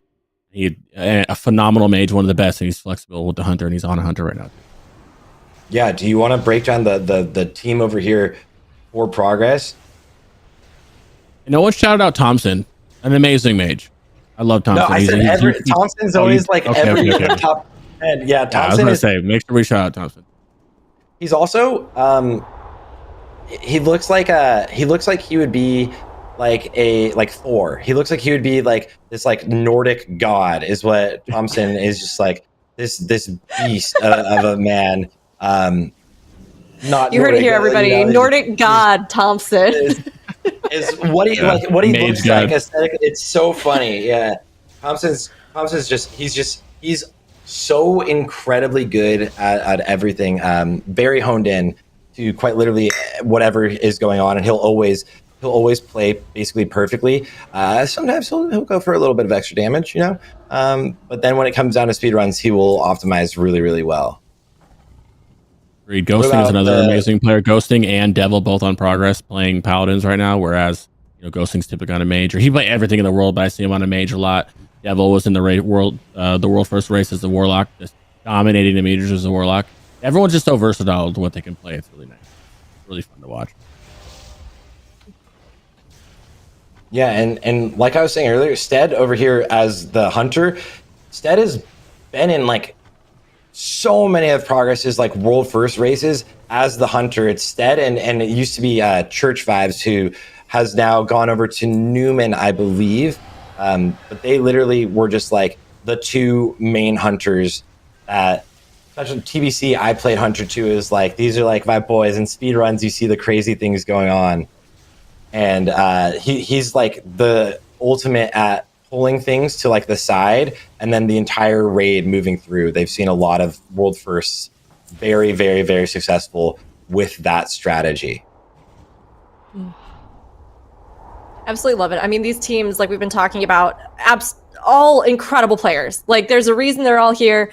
There's a reason that they have, earned these spots and that they continue to make these records and to be at the top of all of these speedrunning categories.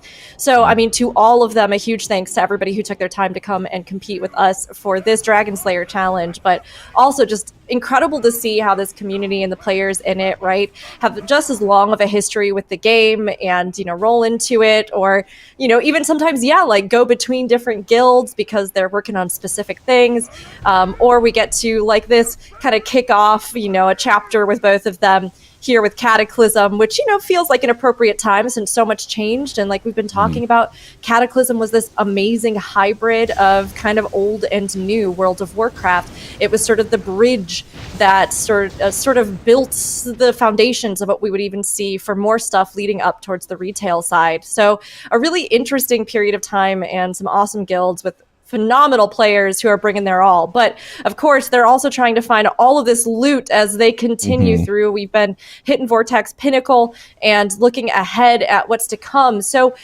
what have we picked up? And, we were talking about weapons being something that might be one of the last big pieces in these final dungeons, Crix. Is there anything else in particular that, you're kind of going, all right, we've made it this far. Let's get this, or this is going to be the next big thing?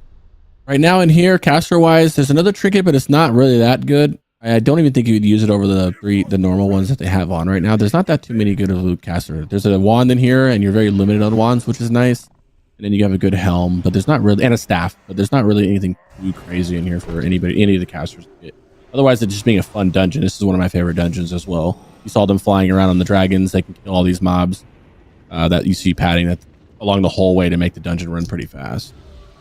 This is a pretty fun another dungeon. Very like iconic dungeon, right? Like if you pull off a lot of damage while you're on those dragons right at the beginning of the dungeon, you're riding around on the vehicle, riding around on the dragons, and able to throw down damage on a lot of the ads throughout the dungeon. And if you do well, you can pretty much clear like half the dungeon and not have to deal with it when you're running through it. Or you can just get everything low and then get a lot of XP if you're like going for that. Or rep. You can get a lot of rep. This is another one that's like very iconic to classic World of Warcraft, going with the Gruul type mobs. These brutes are very similar to TBC, but the dungeon itself is very similar to classic World of Warcraft with the Twilight, like the entire Twilight Bastion in place. Yeah, especially with boss. They're just going the boss in the pack. Yeah, interesting. They have no fear, Yeah. Now that they've gotten a little more gear, the first dungeon, if this happened at the very beginning, like it's a wipe, right? Like they're going to take way too much damage. But now that they've gotten quite a bit of gear throughout the dungeons, this is the second to last one. We have one left, I believe, Lost City of Tulvar before we go into Tolbarad or Baradin Hold. And someone can correct me if I'm wrong with that, but they're able to take care of that trash like it's nothing, except for the brute. But they're basically cleaving that down at the same pace as dealing with the boss. Yeah, you've got a lot of free passive cleave with the mage, the hunter, and the warrior right now too, and of course Windy. It's pretty nice. They won't have any issues, assuming they dodge the mechanics, which they will, and they kite him right. Fire just get pointed randomly in front. You just move behind him. Pretty simple dodge fire mechanic you see everywhere in the world. You see people taking damage, so you definitely can take damage if you don't dodge it. It's one of those things where it's different than TBC and Lich King. Is if you're in a heroic dungeon in TBC and Lich King, you can eat mechanics and you're fine. Caddy, you kind of can't. You can take a couple ticks of something, but if you don't move, you will die. I almost feel like in TBC, out of nowhere, like something is just hit so hard. You're like, why is this scaled this way? I'm so geared. Like that was more because we do such big pools, and then like you're in Shattered Halls or whatever, and you do a big pool, and then all of a sudden you just get clapped out. There's like certain mobs in there, like the elites or something that people are sleeping on. Yeah, we're seeing progress on the top left moving towards those dragons. Like I was mentioning, you're just going to free those dragons, ride them throughout the dungeon, and use their ability to basically like breathe or bomb down on some of the mobs. And then you'll land back here in this position and then move throughout the actual dungeon itself. This is, again, Grim Batol. We're moving towards the later end of today's dungeon run to get geared. Most people have had some pretty good luck, but there's definitely some people who are missing weapons. There's definitely some people who are missing trinkets, or just some slots that are probably stuck around 330, 333, or even if it's a trinket that's stuck at something like 316. So which weapons, which bosses in here do you think, especially I guess if on the caster side, but is there anything you're looking out for specifically for people to get? With a little Deathwing coming out of nowhere, taking us out. I love it. I love that transition. Caster wise, we have the next coming up boss. I think it's Spirit caster gear, which is still good for casters, but usually edges towards the healers. But you can definitely reforge 40% of the Spirit. We got a good cloak and some bracers. It's kind of hard to come by bracers because you can't buy them from Justice Points either. And the last boss has a staff. That trinket, I almost want to say they wouldn't use the trinket over using one of the ones they can get that buy out the vendors already. There's a very good crit haste crit haste helm coming up on the last boss that they would like a lot. Kind of all there is for casters in this one. It's not the best caster dungeon.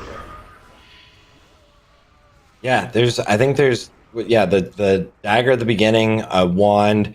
There's a pretty nice ring off of that boss. Dark chain boots over for Vic, which is kind of for like healing. It is good for Resto or Ellie Shaman as well. Ellie Shaman's also very, very strong in Cataclysm. Actually, the world first was done by an Ellie Shaman. LMGD was the first person to get level 85, and he did it with an Ellie Shaman.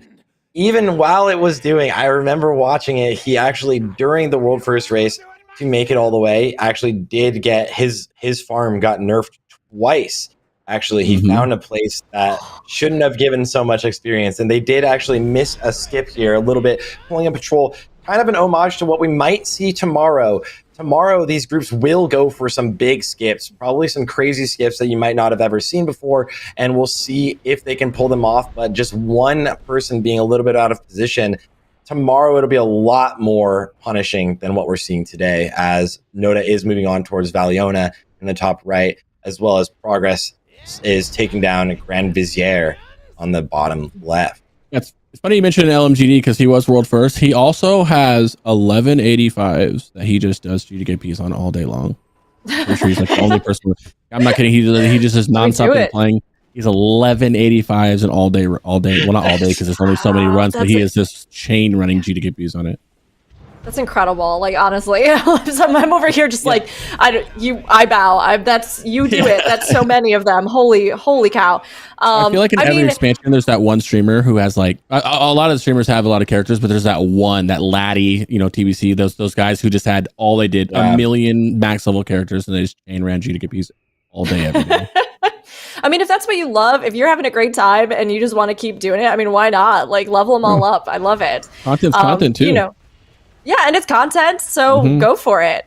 But I mean, thinking about content and all the stuff that's still ahead in this competition. We're coming to the tail end of our dungeon day, but we've been talking about the fact that tomorrow is the real main event, right? It's why they're gearing today. It's why we've been going through these dungeons, and they've been trying to see what they can get, because tomorrow they're going to be challenging the normal raid. But that doesn't mean that it's going to be simple, right? They've had one shot in every one of these dungeons to get some gear after starting out with fresh level 85s that were vastly undergeared, that 333 kind of eye level, sort of. There were some 316s and all kinds of stuff in there too, right?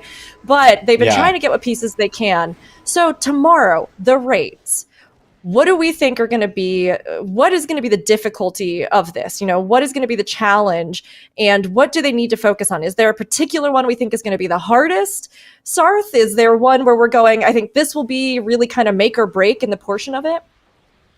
Definitely. I think so. Tomorrow they will be going into Bastion of Twilight first, getting a bit of loot, and that will not be their biggest challenge. The council fight within there can be quite challenging, as well as Cho'Gall, but I think they won't have too much of an issue. The biggest challenge tomorrow is definitely going to be Nefarian. Anyone that's done any of these raids so far knows that fight can get really messy really quickly, but these teams also are very, very coordinated. So their biggest issue is, again, most likely gonna be going for those skips, going for what is the scariest thing you could do, what is the craziest thing you can pull off.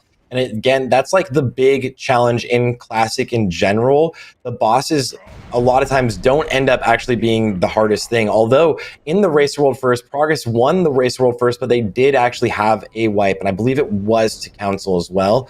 So I think the biggest issue, the hardest fight for them is going to be Nefarian tomorrow, trying to deal with that, see how well they can do more damage to the boss, because if you pump him even more, if you do more damage to him, you take more damage. The boss is going to have some interesting mechanics like that. So we'll see. Crix, what do you think is going to be some of the biggest challenges for them to face tomorrow?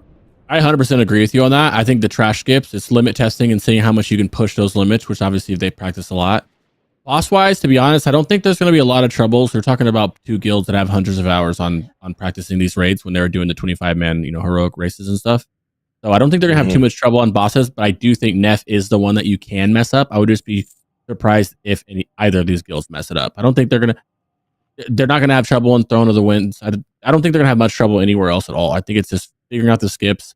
What can you skip or safely, right? But also limit testing. And then if someone happens to mess up, that's obviously a possibility on Nef and then some of the other bosses. But I think that even in a 10-man, with it being on normal, if they do, Council and they lose one, I think they can still kill the boss with 9-man. Probably Nef, and same tomorrow, thing you said, Nef and then trash. Yeah, Nef, trash. Tomorrow, they can also, though, in those raids, still continue gearing up, right? So, I mean, Yes. are there any key items from those portions of the raids that you think are going to make the difference for them when it comes to eking out those seconds that they need to claim that speed run? I don't know. Sorry, do you think there's anything in particular they're going to be trying to get? I think they're gonna hope to get lucky here in Bairdenhold when they do the boss in Bairdenhold right after the next dungeon, Lost City of Tolvar. So after that, they're gonna try to get lucky today, and then it's gonna be Throne of the Four Winds. Really, if you can get some good RNG, you can unlock a set bonus, which will really drastically increase some damage or survivability tomorrow. So it's gonna be, those are gonna be like the main, like, what can we get to move on to make the rest of it easy? Because within the raid itself, at least the first one within Bastion, they won't be able to move too quickly, but they can get some things. Again, it's always going to be like, there's some trinkets that can be just so powerful. But outside of that, it's going to be items that are going to be like one-off pieces that increase a lot of their stats and are going to be really nice. But they won't be able to get either unlock some of their tier sets, which I think they're going to like filter towards whoever gets the best tier sets and hope that they get them. That's going to be the difference, really, is if someone can unlock like a 2 or a 4 piece even, that'll literally drastically change their damage. So we'll see what drops there, but they're in a decently solid spot, and it just really goes to show that, like, if you run one world tour of heroics, you'll be able and ready to run into the dungeons instead of having to worry about every group asking if you have complete full bis before inviting you. You can kind of just run one world tour and then you should be able to enter into the raids and clear it. Yeah, I think it's gonna be kind of hard for them to get tier because on normal, you usually have to buy tier from Valor, upgrade it, right? So I know Cho'Gall drops shoulders, and like that's why I think they're doing Twilight first, and then like moving to Throne, go to Alakir, who drops more tier. And maybe they can get lucky and give shoulders to one, and then Helm to the other one to get a 2-piece for whoever it's strong for. It's garbage for like Warlock, so you're not gonna give it to the Warlock. But like I think Alakir drops a lot of loot, and what's special about Alakir compared to every other boss in the expansion, pretty much, is they have a whole set for every casters, healers, melee, everything for ring, weapon, neck, and stuff. Where it's like the planetary band, or the planetary neck, and of a certain suffix. So fever flare, wildfire, flame blaze, whatever it is for everything, all the rolls. So they can get really lucky and get a really strong weapon, neck, everything, ring with the right suffix on it because it can be any suffix, kind of like a green BOE, how it can be like a fiery wrath or shadow wrath or whatever it is, agility. It'll be really interesting to see if it drops from there. I like Twilight first because you can get a lot of good jewelry from there, which is obviously important. If they can get like a Thorelli and Samir off the second boss, that's huge. It also comes with a dagger. There's good cloth helms. There's everything that are massive upgrades here coming up in Bastion, which I really like. And then going into Throne, where it's kind of like a lot of that random suffix stuff you got to get, but there's tier in there. And then I'll move into Descent, where there's obviously a lot of loot in Descent, where I think that's going to be the harder raid just because of the variants at the end of it. And we also just saw the first boss going down in Lost City of Tol'vir. The first boss actually did drop the two-handed polearm for Snurk, who was, again, like I was saying, I feel like the hunter on the none of the above side has gotten a little bit unlucky getting loot. That is a pretty solid item. It's not a bow or the gun, but it is a very, very solid item that actually will juice him up quite a bit. So that'll be nice. That was a good drop. Probably, I would wager the best drop they could have in here. Yeah. Maybe not actually. I mean, Mastery create. It's just they needed something. He's going to reforge it, but it's something that's definitely going to help them out. Yeah. Next boss drops some very interesting stuff though, which we can find out. Really good strength trinket. Really best in slot bracers for casters. A good healing ring. So there's some good loot in this dungeon that actually is really cool. That very good neck off third boss. Last boss, like 4 pieces of Bis loot, Bis trinket for melee and healers. 2 different ones, obviously. Yeah, I feel like this dungeon just reminds me so much of Cataclysm. I feel like I've spent so much time in here throughout the years. And that a lot of people, it's not their favorite. And I think it's really cool. These the Uldum areas are all really cool. Fighting against this alligator and then having him spawn all of the little ones that will just target you and chase you, and then fighting the real boss. It's really, there's a lot of intricate mechanics that go on into this dungeon. The last boss is a little annoying, I'm not gonna lie, but that's just me. I would love to have right, you can die on pretty easily here if they get hit. They won't get hit, but if you got hit by any of those things blowing up, the little green circles, you're just a one shot. I'd love to have a Crick's guide of just most fun to most annoying content, in my opinion.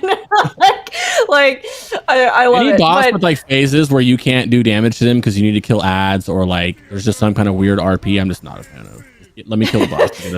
Let me kill the boss, give me my loot, my justice points, and I'll get out of here. See, I'm gonna be the one on the other side with my hot take, which is that, and I know chat's gonna be up in arms about it. I like RP. I like the little RP moments. Does it get annoying when you're farming? I guess for sure. But I like the little moments. I think I might be one of 5 people that love it. Yeah, first time, right? Because you get to go through. Yeah. But yeah, I mean, looking back on Cataclysm, Sarth, you were just saying some of these bring back memories, or you feel this is peak Cataclysm.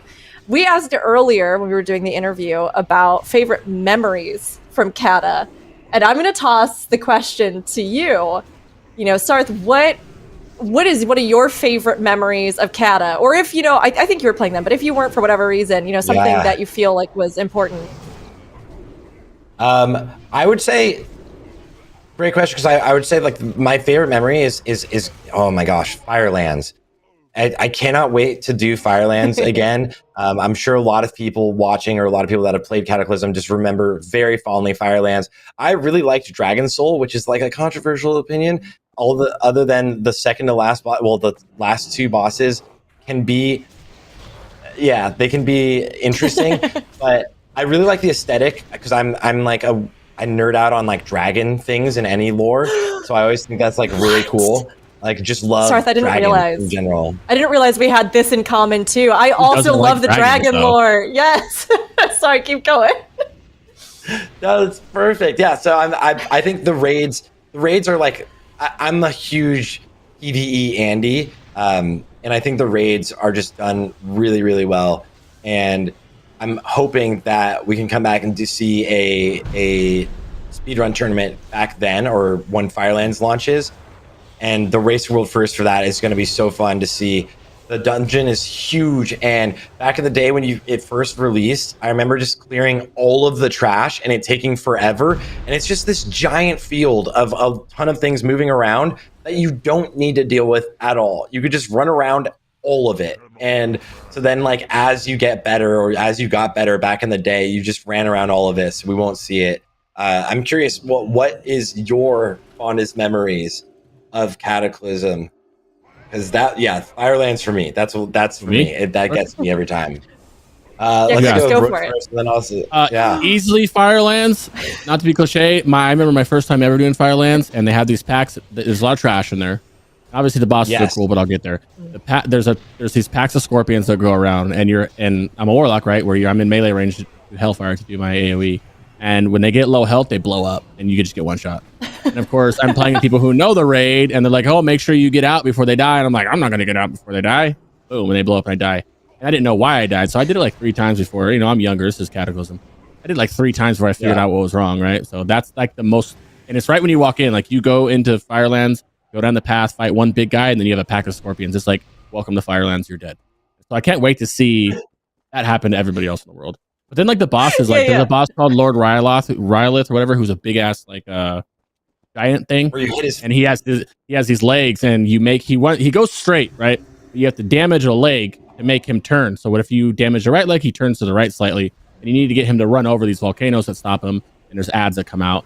And that was I remember it so well because like nobody knew what they were doing besides a couple people, and the raid leader's screaming, "Stop hitting the leg!" and he's turning all the way around, and if he runs into the lava because you're surrounded by lava, it blows up and you die. It was like probably like the most fun fight I've ever had in my life. Besides that that one. And then like I don't know how to say her name, Alice Fraser, or however you say it. That's such a big flying boss with the whirlwinds. There's just a lot of fights in there that I think that if you haven't seen Firelands, you're gonna love. Like anybody who likes raiding is thoroughly gonna enjoy Firelands. I think it has some speedrun potential too, with how the different routes you can go for the trash. Sure. Like this, like the spider boss in there is it. I just love it. All the bosses in there are dope. The trash is cool. Pretty nice. Definitely Firelands by far. I love it. I love it. It's so interesting because, like I mentioned earlier, I came to WoW later, but even so, when Cataclysm was released, I heard about it. Like, I remember hearing so many people talk about it and share about the fact that, like, it literally was a cataclysm in the world. And, friends that I knew that were playing that, their parents would allow them access to a computer that they could play an MMORPG on. And the money to pay for it. I mean, while I was over there, my mom was like, "We're not doing that." So I had to fund it myself one day, But it stood out to me. And I remembered Cataclysm as an expansion for so long, even though I didn't play it myself at the time that it was released, because of the fact that they had done this huge upheaval in the world.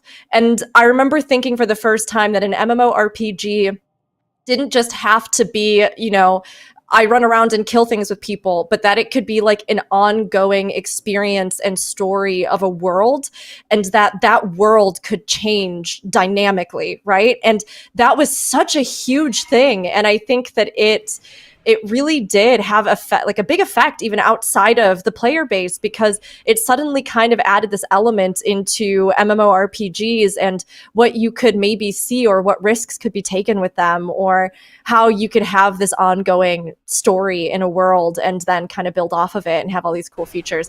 So it was one of those things that when I eventually was able to finally, pay for my own sub and get the game and have a gaming computer that would play it, I remembered still, and I was like really excited to get to experience it. So yeah, I feel like Cataclysm, it had a big effect, even, you know, within the community, outside of the community. But even if you weren't playing at the time, I think a lot of people heard a lot of the talk around it, which was honestly just so cool.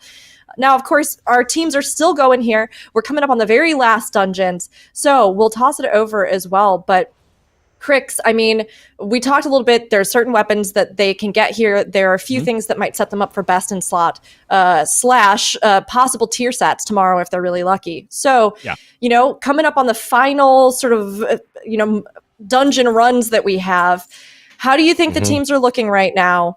And, you know, are there any gaps that you're going, they really need to focus this? Right now, they kind of can't get... There's not that many weapons left in there. I know they have Buried and Hold left. That's going to be massive. The only loot in Buried and Hold is the boss can drop either PvP loot or PvE loot, and it's only tier. So it's the PvP piece of tier or the PvE piece of tier, and depending on what drops, they can get really lucky and get, like, you know, they can get the hands or the legs, right? Because that's all they can drop is hands and legs. And then that sets them up for a nice little, if they get lucky with Chokeall and get a shoulder drop, the right token, right? They can get the shoulders with it, which is really nice from normal. And that allows certain classes to get 2-piece. I think they're just really praying they get a 2-piece, a solid 2-piece on the right tune, because a lot of times, as a lot of people know, when you go to Buried and Hold, it's PvP pieces that it's random, right? But a lot of people will complain because it's like, oh, it's the PvP legs, not the pants.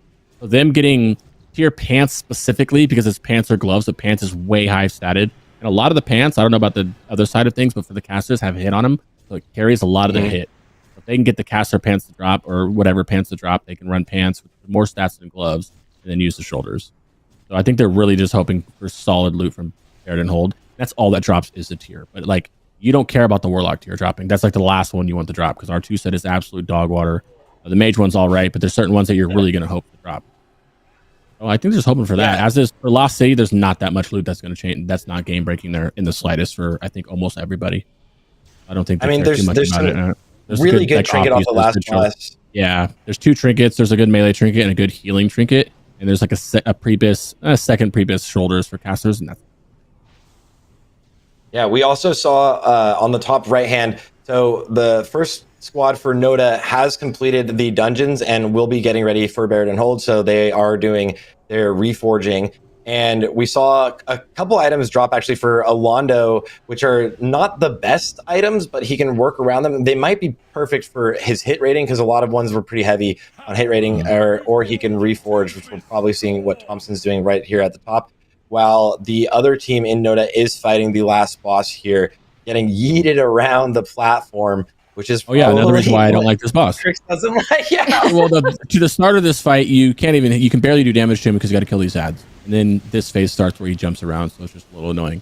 And one thing to piggyback on how important hit is this is there's no, like it was in the previous expansions, there's no talents that really give you hit. Like I'm looking at the Mage right now, you already know the Mage, the Warlocks, they're trying to go reforge the hit and hoping they get it.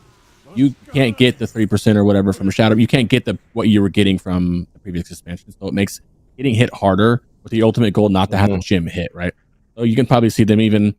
It might not be that bad, because in the slots that, like if I'm looking at Thompson, he had the jewelry drop, he had the best trinkets, he had the best rings, neck, weapon, everything dropped that he wanted, besides the clothing, which isn't that bad, because now he can go get clothing from the 333 that has the hit on it, and that'll carry a little bit as well too, without having to worry too much about his other stats, which and casters do have other stats. They have hit, like in the example of the Mage and the Demo Lock, they have a certain amount of haste or soft cap they would want to get, and then where a Mage would slam crit afterwards, or the Demo Lock would slam mastery afterwards. So reforging makes that very, very easy. The hit's going to be important. And you see them reforging it because you don't need as much hit in dungeons. Like you only need 5-6% in a dungeon, whereas you need the 17%, which is 1742 hit rating for the dungeons, for the raid bosses, sorry. A pretty good drop here for ghosting also here on the side of progress. They're getting these boots, which are very, very solid boots. Unfortunate drops that happened on the Noda side, actually. They got like a one-hander that's the agility one-handed mace, so it's not really going to help them out very much. These boots, I believe, are pre-raid bis. So ghosting has also gotten a lot of loot. This group has seen a lot of tank loot. Actually, yeah, that's a solid 5-man right there. Yeah, they had a solid 5-man loot wise. Yeah, they had a really good day. He had got all the caster loot that you could possibly ever need in here too, which is great. He got funneled the gear. Standard with the Grace, not bad.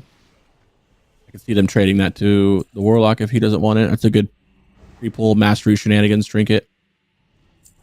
Yeah, a little agi enjoyer trinket. Hadouken going down. They don't have the boss here. They have a pretty large pull. They're gonna need to back up You have immediately. a battle res. I believe they have a battle res available with Julius, but I think they're going to move back and try not to grab the boss. If they do get the boss, there's the battle res being used. Yep, and he is back up. They do grab the boss. Now they're nice and healthy, being able to deal with Forge Master here. This boss is another one that actually, I feel like everything has this unique mechanics and always built around. You've obviously got these cave-ins that you see that are falling down on the ground that you move out of. Then you also have the boss picking up his different like armaments, that shield that he just chooses a different direction and blasts the fire on directly on Xander both times as he moves around him. So like, I feel like there's all of the bosses, even in the heroics, like the normal bosses in the middle of the dungeons, all have these unique mechanics where like you want to get behind them so you can even do damage and not eat the fire. And yeah, everything's been built out really, really well. I agree. I really like this dungeon. It's really we talked about it earlier, but it's so aesthetically pleasing. The bosses are fun. You get to actually see Valiona, the boss from the dungeon, Bastion of Twilight. You fight her here for a little bit. It's kind of cool too. Yeah, I always love it. like seeing the raid bosses in the dungeons for a little bit. Obviously, you don't kill them because they're raid bosses, but it's always been kind of cool. No, I mean, it gives you a sense that the world's all connected, right? And that the threats you're fighting kind of lead to even bigger threats, or you like finally get to fight that thing or that person that you got to see for even a second, you know? I totally agree. And it's a nice little foreshadowing for what they'll be fighting tomorrow. But of course, tomorrow is going to be our big speed running element.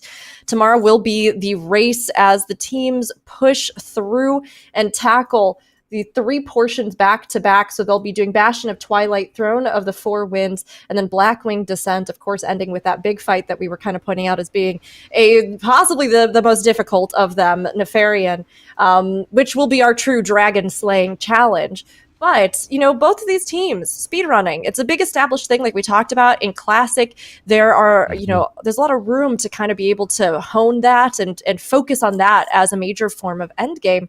So with both of your experience, I mean, playing and I mean, on either side, since you both raid with either guild or, you know, you do various activities of speedrunning or otherwise with either guild. I'm curious, like Sarth, how do you prep for speedrunning, or how do you get into speedrunning even? Like, what are the kind of skills that you think you have to practice to start really making this a goal for yourself? What a great question. Speedrunning is all about eking out the tiniest amounts of time, right? We were mentioning earlier that content isn't the hardest. Ghosting in the Heart of Solace, the normal, nice for him. But for speedrunning, it's all eking out the most you can from and pushing the limits as hard as you can. In Classic, that meant how hard could you push without losing world buffs? And now it's always like, how big can you pull? How fast can you pull things? If something does, like Crix was saying, how he doesn't like RP, if there's ever a boss that does RP, you want to make sure that you're pulling trash into it so that you can deal with it. It's very similar, extremely similar to MDI, just on a level of you have more people playing with you. And that's the aspect that I love, is just like, what can you do the most competitive as possible? How can you optimize things? And the barrier to entry for it is actually really, really low now. It's not that bad, because you don't have to do things like in Classic World of Warcraft. World buffs do actually cause some tension, as well as consumables were ridiculously expensive. So it's very, very hard to like be able to afford to even get into it and spend a lot of time just preparing. But now it's just like, the biggest thing is preparing the pulls the same way you would for Mythic Dungeons, where you would know every pull you're going to do, who's going to be interrupting what on every section. And then it's just always like practice. Practice makes so much perfect in these runs. If you can continue to do it clean, honestly, Progress throughout Wrath of the Lich King, their final speedrun of each phase went unfortunately wrong for them.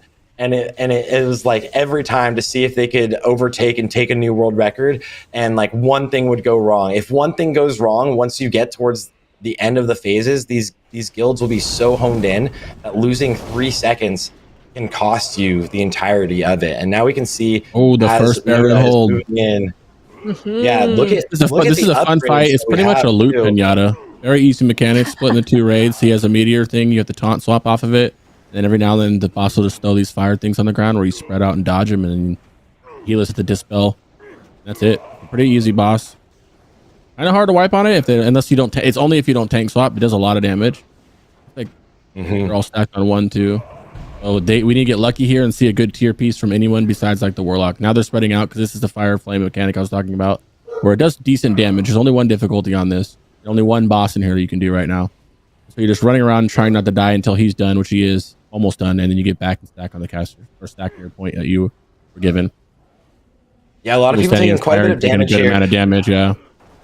Very, very reminiscent. If you played Wrath of the Lich King, this is basically Vault of Archivon, where you every single week you would go in here trying to get your tier pieces to drop, and it would never drop no matter how hard you tried. And then your friend came in on a completely naked character and got both pieces.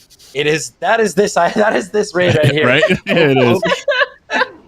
And this boss can only drop tier, like I said, and it's either PvP tier or it's actual raid tier. And they're just, everybody in here is hoping that it's a raid tier. Nobody wants a PvP piece.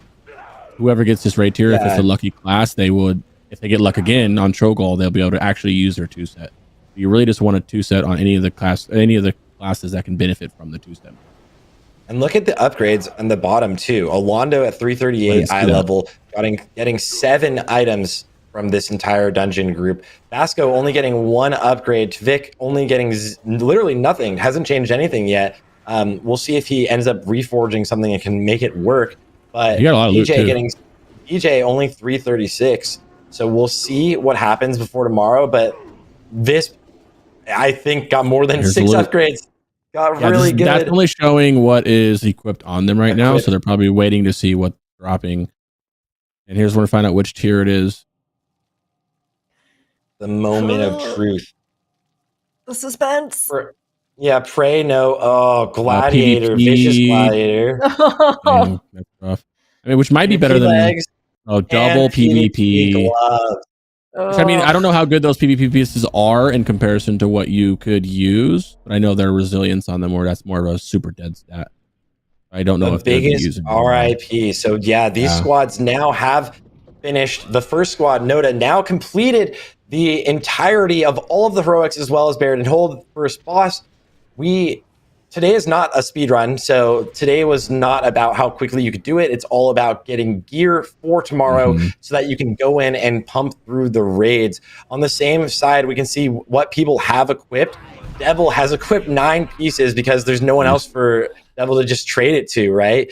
So like initially just equip everything right away, whereas other people like Hadougan and Urios and Julius haven't even equipped any of the items they've looted so far because they might get something else that they can swap around for. So optimizing that for the entire group is going to be a pretty nice one for them. Same thing with Ia over here getting this with necklace. Another big necklace. That's a huge necklace. Yeah, and the dungeon progress definitely took their time, and I've noticed because I've been paying attention. They're killing like every trash pack.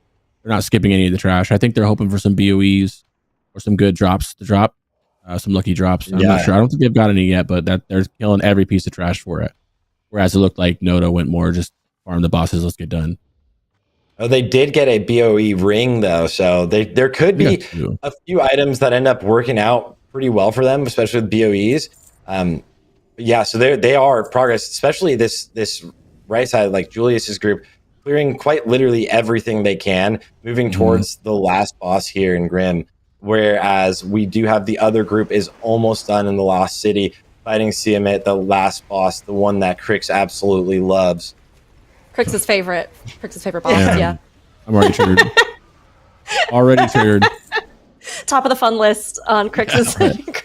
Really is. Yeah, Crix's breakdown.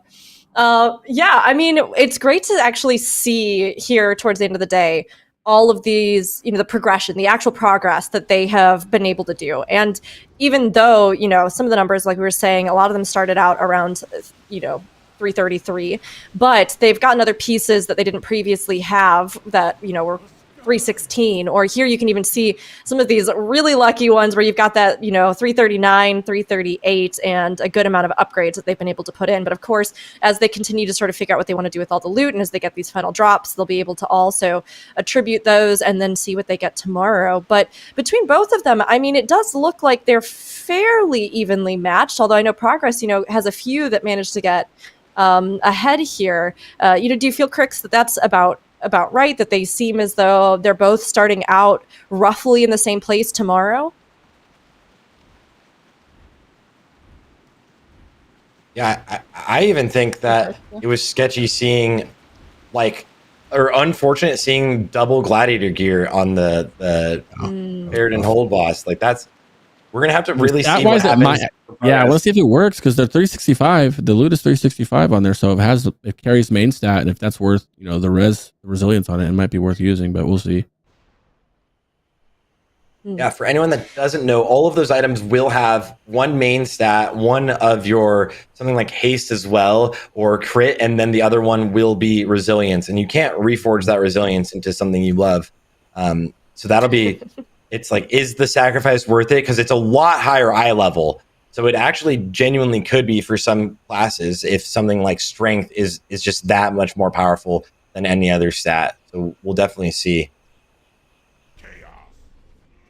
Very cool. I mean, yeah, it's interesting because we've had a lot of talk about the eye level today. And of course, today was an entire day of gearing. But when it comes down to things like speedrunning, the actual math of encounters, it does play a role in the game, even if you're kind of just experiencing and playing. Maybe you're more of a casual player.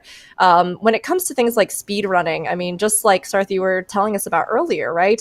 As you're trying to get into this or figure it out, it's all about the absolute most amount that you can streamline things, and that eye level, that potency paired with your actual execution makes for more numbers that do more damage, or it seems so straightforward, and I know a lot of people are probably laughing about it, but it really is the truth, right? You have to pave the way here, especially in a speedrunning challenge, to do whatever you can to try to get the team to be able to match the performance with the actual output, or whatever else they need, whether that's the healing output, whether that's sustaining through with the tanks, whatever it might be, there putting out the damage that you need, because really tomorrow the big difference will come down to that. Can they get through these skips without making mistakes? Can they manage to, knock out these bosses as smoothly as they usually do, and to have the stats to kind of back that up? So we see some more drops here. We can take a look at anything jump out there as we were looking at it. Sorry? That two-handed mace, a huge drop for Julius. I don't think Julius got a weapon yet, and that was literally his last. Actually, no, they still have toolbar. So second to last boss to get it, and that was a really, really good drop. Excellent drop. And we have a little something as well to celebrate here. We have another Whose Spell Is It Anyway that we're going to be running. So we did this earlier in case anybody missed it. All of you in chat, get in on this too. Try to decipher the spell based only on the information available from the tooltip. So we're going to see an image here in just a second where some of it has been blurred out.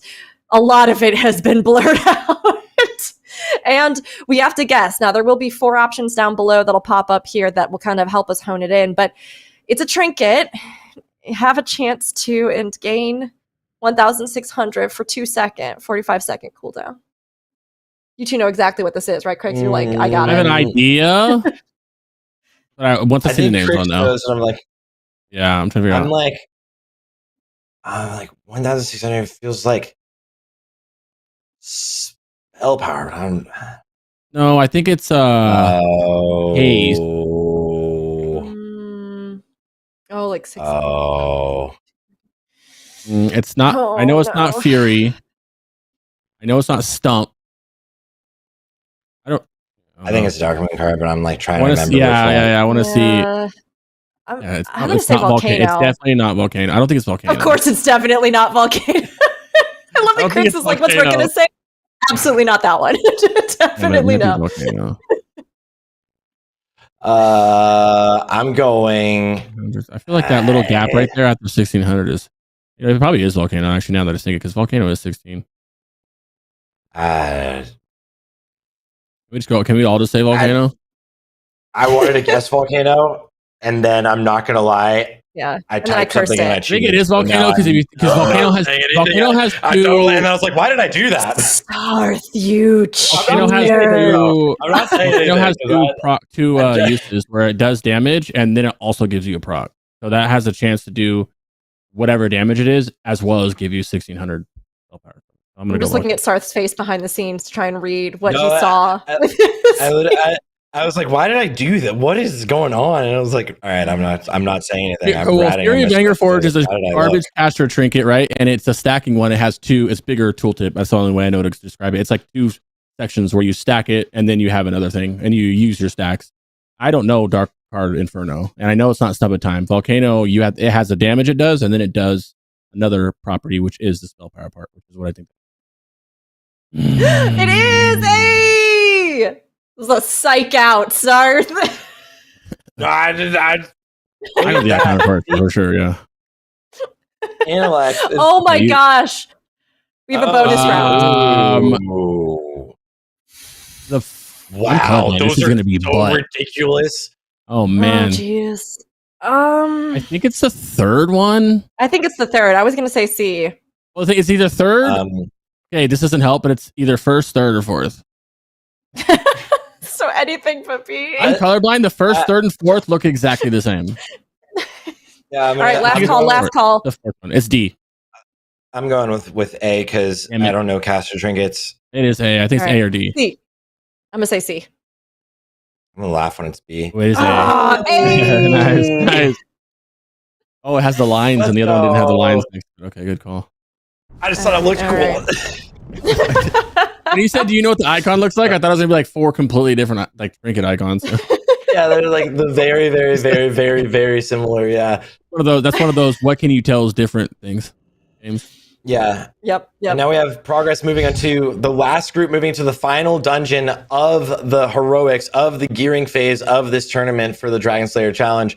And they've gotten quite a bit of loot. Honestly, progress I feel like has had some really, really good RNG. Both teams with some really solid RNG. We'll see what drops here. If they do get that polearm that we saw earlier going for a hunter earlier, it'll probably go to Cab. It'll be a feral druid choice most likely. I'm not sure what else would be like a good option here, but there's definitely still some good things to drop in here. I think Julius got a weapon earlier, so they're running. Oh, and there it is, Cab. Yep, There it is. exactly. There it is. Yeah, that's like a nice drop. Things are panning out.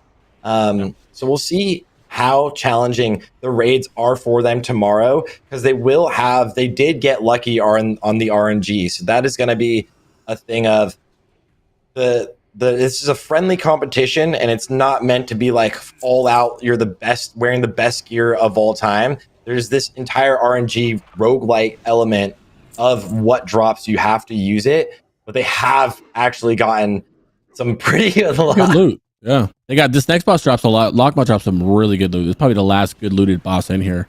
It's really good for everybody. Oh, I guess the last boss too. It says good loot for everybody. Racers will be massive for Hoodoogan and the Warlock. Biz. Yeah. Racers.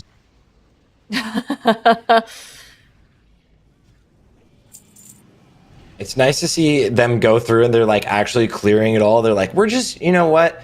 We'll see if we get lucky. We'll see what happens. And like, honestly, something nice could drop. I don't like, they really are going for it. I love that aspect. Like, imagine in classic World of Warcraft, if we were able to do one of these tournaments, which it's also hilarious watching how Xander's pet did not go out the entire time. He probably, I mean, has it on passive right now and not on like helping him. Assist, sorry, and not on helping him, but his pet was just like kind of hanging out with him the entire time there. But like, if this was in like OG Classic, you would like run one of these dungeons and clear everything, and randomly you would get like a Veracity Libram drop, or like randomly you would get Edge Masters. So like, there's not as much of that. I don't know if for casters, there's something that's just like this insane drop that can just happen. In here right now? Or if they're just hoping. Yeah, in general. Oh, from the BOEs? I don't know. I was trying to see if you can't. I don't think you can get 359 BOEs to drop. I'm pretty sure the BOE drops in here are all 316 or 333 as well. I could be wrong. Could be wrong on that. Yeah. This Maybe boss they're does just drop hopeful. some They're like, we need really more good gear. loot. Let's put it out here. Metamorphosis popping off, and you did say Metamorphosis changed. It's a big CD for Warlocks, but you can get lucky, and one of your abilities get lucky reduces and the get it CD off. of it. You have a talent called Impending Doom that gives you a chance to gives some of your abilities a chance to lower the cooldown of it. It's like Shadow Bolt, Hand Gul'dan, Soulfire. All your main spells have a 15% chance to reduce the cooldown by 15. So instead of having that long 3-minute cooldown, you can have I've got lucky and ended meta ended, and I had like 30 seconds left, and it was already back up. So that's really big RNG on it. I love how I'm like completely oblivious to Warlock things, and like there's so many things that I know everything about in the game, and I'm just like, I don't actually have any idea. I haven't read any of it, looked up anything. That's why Crix is here. We got the melee over with you, Sarth. We got that Warlock caster with Crix. I'm bringing my limited retail healer experience, versus the classic experience. But I mean, even so, what I've played of classic and what I've been into, I mean, like we've been talking about, it's so awesome to see how much stuff is going on in WoW right now and how many different ways you can engage with the game. And I've loved even just being able to get into classic and hear about all of it from both of you. So they brought down Lockmaw? Lockmaw. Lockmaw. And we're looking Lockmaw. Was that how it's pronounced? Should I do Yeah, you bring down this boss, and then this little I don't even know what it is jumps out basically, and then he's like comes back from being kind of invisible, and you deal with Og. Yeah.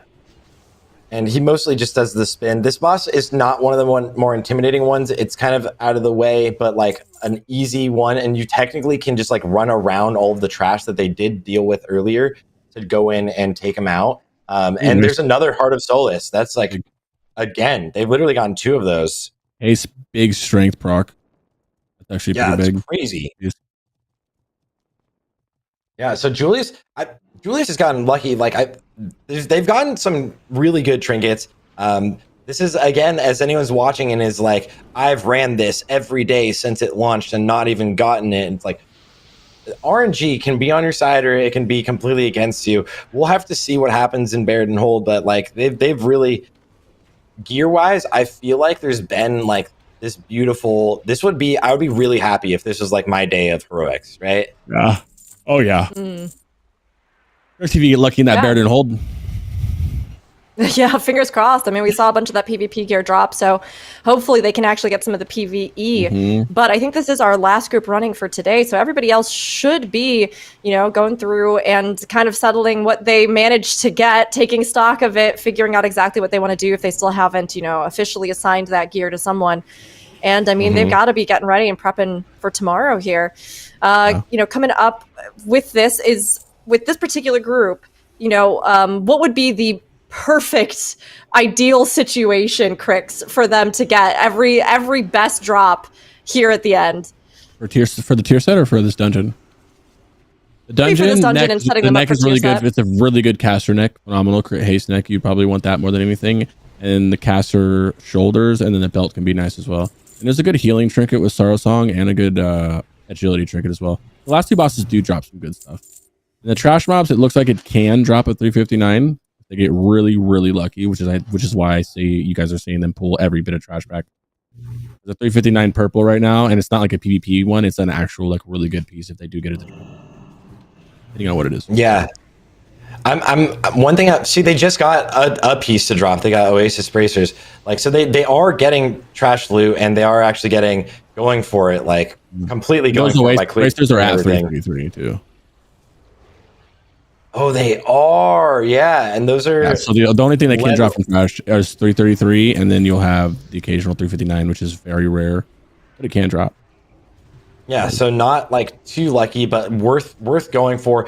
I'm really intrigued for tomorrow to see like what everyone has, because the widgets won't be updated until people equip things. So we won't exactly see when we go into Baird and Hold exactly what everyone has and what the upgrades are. It'll be a good litmus test, a good basis of what we will see them going into tomorrow with. But they won't have fully divvied up all of their gear. They won't have fully equipped and enchanted everything just yet. Although tomorrow, I would wager during the run, they'll be very quick at instantly equipping, enchanting, and moving on.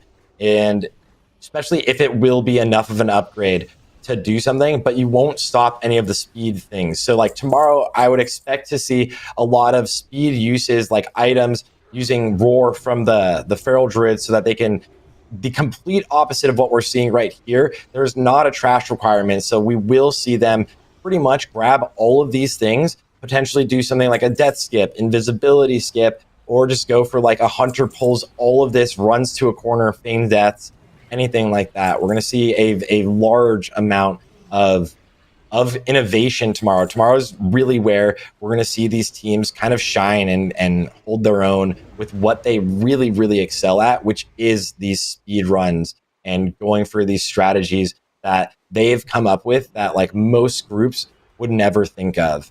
And just like, what can we do that's crazier and technically saves any bit of time, even if it's risky.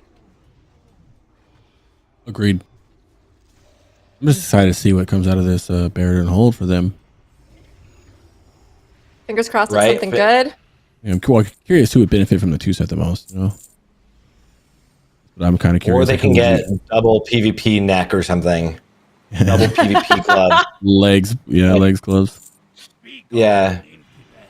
Like, unfortunate as they're pulling the second to last boss of today's bout until they go into Buried and Hold. They will do one raid boss later, but right now this is the second to last boss for all of the heroics for gearing up with High Prophet Baron. This is the boss you're mentioning that does have that necklace that is really, really, really solid.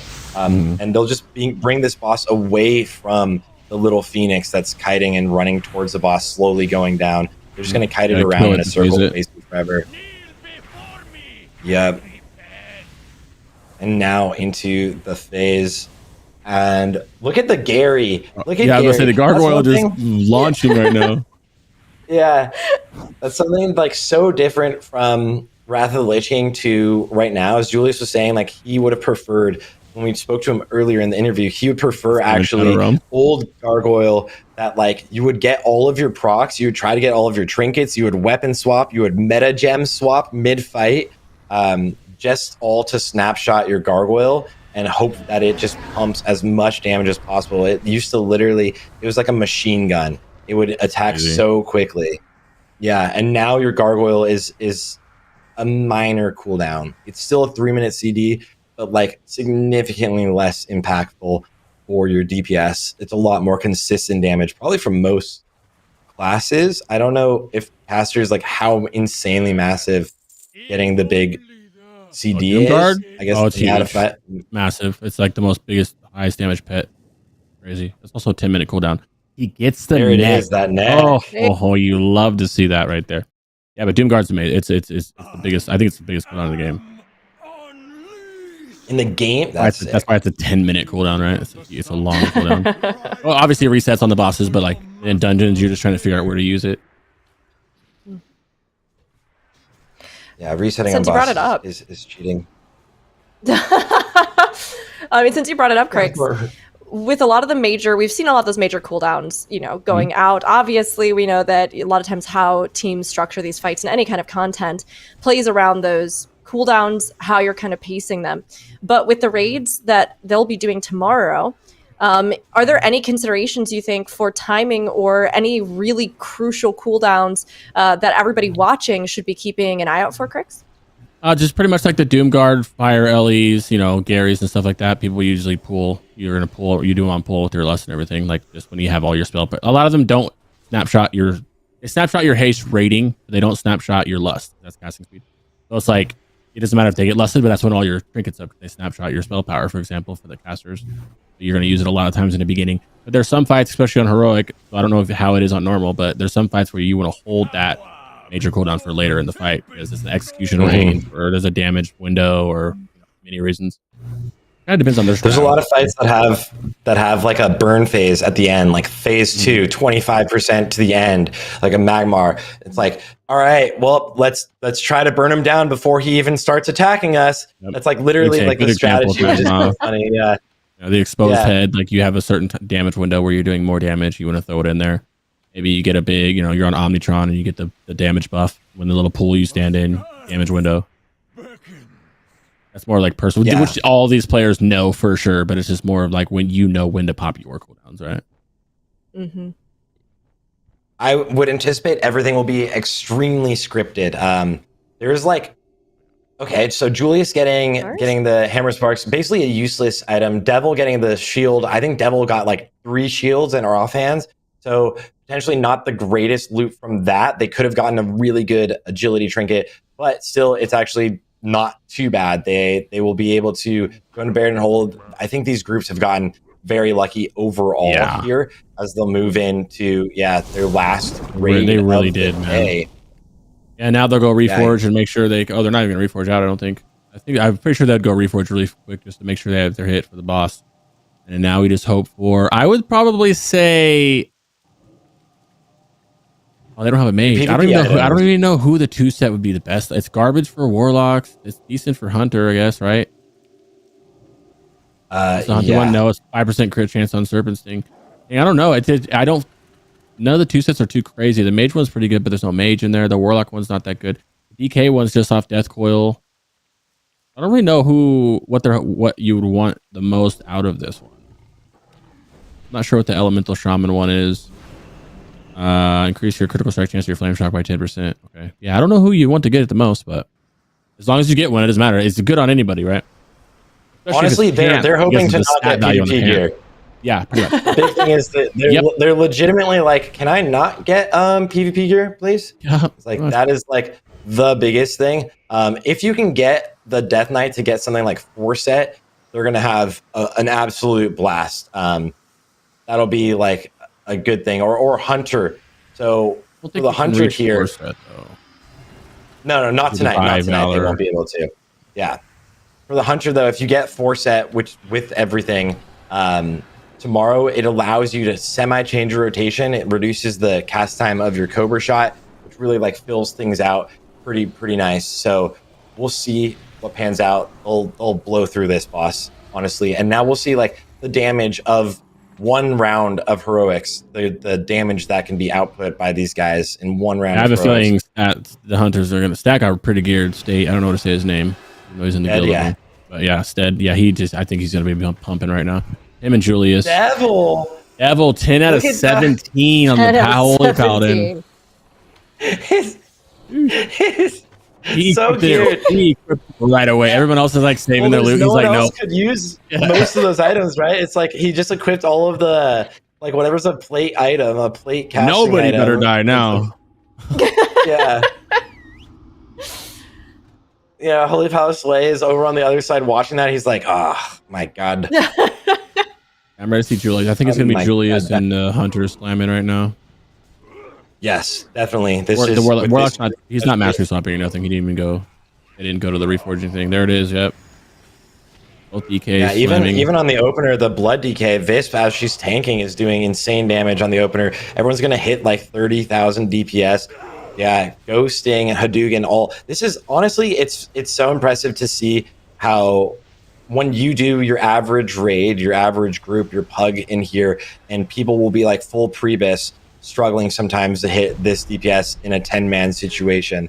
Whereas this DPS will be even a lot higher, as we saw in Race World First, right? Like people were hitting like 60k DPS in Race World First, 100k on one of the fights. There was a rogue doing 100k DPS. Dude, that rogue was slapping. Yeah, it was crazy. So the damage numbers here on these top guilds is always just so fun to play and so fun it's so fun to always go for like the 100s, you know? Just see if you can get it. That's the top 3 DPS I think it's going to be happening in tomorrow's raids. Both guilds, Hunters, Warlocks, and Holies. Yeah, there's some fights that are really good for the rest. I don't know if there's a fight where the Feral Druid would tap out, but a Feral Druid is amazing for like picking up. Yeah, exactly. Off tanking whenever it's necessary. Best off tank because they can do so much DPS as an off tank. It's like so much more than a warrior and a paladin can with off tank. They do it in the same spec, whereas you can't DPS that well as an off tank as a paladin and stuff. It's really nice that they can be the same exact spec without switching and do that much damage. Yeah, it'll be interesting to see, and we're very close to the end of Argoloth. 20% on tier. Left. I laugh if Devil gets the RNG. If Devil gets double piece. double piece. It'd be He's just amazing. instantly so stacked up, 12 out of 17 before they even divvy any items out. He hasn't equipped anything. Julius hasn't equipped anything. Hasn't had time to go back and rune forge that weapons that he got, which will just drastically increase the DPS. So we'll see what happens here. Here, drop it. Come on. You're on the ground. Yeah, what did you get? We Don't gotta stay vicious. know. Yeah, Not vicious PvP, not gladiators. PvP. No. A devil's name. There it is. Oh, your dog knew. Suffering. Feels bad. Double vicious. That sucks. Yeah. Ah. At least it's fair. Both teams both got completely unlucky on the Buried and Hold boss, so no one was necessarily set up in a much better way than anyone else. So after the entire run through today, all of the heroics cleared. One of the groups even cleared all of the trash. These groups will be very close to geared tomorrow. Basically half of the prebis that you need for running into the raid, and it'll be a really good test to show everyone how quickly you can run these raids having only half of the gear you even need, while as half of your other gear is from like a normal dungeon or even worse. Absolutely. I mean, we saw some incredible runs today, and like we were all saying, there were actually some pretty lucky drops. When you're trying to fish for certain things and you can run these 100 times and never see them, to actually get some of those, we saw some of those double trinket drops, we saw some really key items, so that even if, Baradin's was not going to be where they're going to get some of those bonuses that would have really set them up, at least both teams are on an even playing field, and they are ready to go in tomorrow. Although, of course, like we were just noticing, a few people already have a lot of stuff slotted in. They already have a lot of stuff upgraded, and they are just like fully kitted out. So how that makes a difference for the teams. And once those widgets are updated come tomorrow with the combat log starting up again and everybody actually equipping what they need, will really give us a better idea of how these two teams are going to be measuring up to one another as they race to become Dragonslayers. But I mean, today was a big first day. Crix, now that we're through it all, now that they're through the dungeons, what are your thoughts on either team and kind of their gearing up over the course I'm of still today? shocked at how much gear Devil had as the healer. That's crazy. But I think it's a good thing, too, because you're going to see them solo healing a lot of stuff tomorrow, I think. I think that's a play. Yeah. Risk taking chances with having the solo tank, solo heal some stuff, which is going to be really good. Now there's a thing telling you who has the weapons and the trinkets, which is massive. And this will be updated tomorrow, too, because... Yeah. No, because not all people haven't equipped everything yet. So when we see everything get equipped tomorrow, we'll know if they have all three of like these massively important pieces ready to move into tomorrow. Stead definitely got that weapon. We know Visp got a weapon. Julius at the end got a weapon. So we'll see what happens when everyone equips things moving into tomorrow. Nice. Yeah, I agree. We'll see how it goes. And we can take a look at both teams again in more detail even, but we can right now chat with both teams. Like we started the day, we can end the day and get some information from them directly about how they're feeling with all the gear and with everything that they have in store for tomorrow. So just like we did at the start, we're going to be having a couple of interviews here with Take and Julius. Once again, we'll be able to talk with them a little bit directly about everything that they got today and about what they're hoping to accomplish tomorrow. So welcome back in. Good to see you again, Julius and Take. It's been a few hours. You've had a day, but hopefully you're feeling good. I mean, Julius, we'll have you kick off. How are you feeling about the guild's performance today? I don't know. I didn't follow the other group as much, but I think for our group we were just taking it slow and clearing all the trash. We were trying to fish for some BOEs. So, took us a bit longer than the other groups. I think... That's what I was curious about. That's what we figured we were doing, yeah. Yeah, what BOEs were you hoping for by clear? Because you guys cleared literally everything. Yeah. I mean, I haven't looked... I didn't look specifically into it, but someone mentioned it, so we just went for it. I mean, never know what you get if a big tank item or something like that. Could have got a nice little 359. I think Devil actually got lucky with... just the heroic loot. He got like 12 items or something like that. So Wow. Yeah. even though we didn't get an epic, it still worked out in the end. Tell Devil that nobody better die tomorrow, you know? Yeah, seriously. Yeah, I hope so. I think Visp, I heard something. She got a lot of items. Yeah. She Yeah. did. This was I a felt like lot, yeah. at the beginning, every item that dropped, it was like, oh, and Visp got another piece. And it was like Yeah. parry and mastery, or it was like dodge and mastery. I was like, this is just going so well for her right now. Absolutely. And, we'll toss the question over to you as well. How do you feel that your guild did today? How are you feeling coming out of day one? I think it was pretty good. I was super excited. Deadmines got like 4 upgrades, and then it kind of went downhill, and I kept getting whispers from Thompson about all the gear he's acquiring. I got a little bit jealous, but I think we got some key items on some players, like Alando on the Warrior got a nice 2-hander and stuff like that, which is very important. So I think we average gear at least, not below. It's pretty good. That's what I was gonna ask you. How'd it feel? I was like freaking out for you when you got all that Deadmine loot. I was like, dude, he's already got 3-4 pieces. I never got these pieces on live, so this character must be blessed. Yes. I was saying that. I said I farmed that ring, I farmed that trinket for so long, and it never dropped, and he got it right away. I don't even have it on live now. 11 kills. I was actually putting that. I was like, if you're watching right now and you're noticing them get every trinket you've ever wanted, it's just luck. It's just RNG. Just RNG. They were just the gods were in your favor on this one today. I mean, it's amazing. Sarth, did you have a question coming up that you wanted to ask about the gear? Yeah. For both of you guys, moving into tomorrow, for both of your teams, do you think that any of the gear made a difference with survivability, damage, anything that are going to be maybe a potential check that you need to deal with moving into the raid? Do you think that this was a good enough set of drops for it to really propel you for tomorrow's race? And I'll start with you, Take Note, and move over to you, Julius.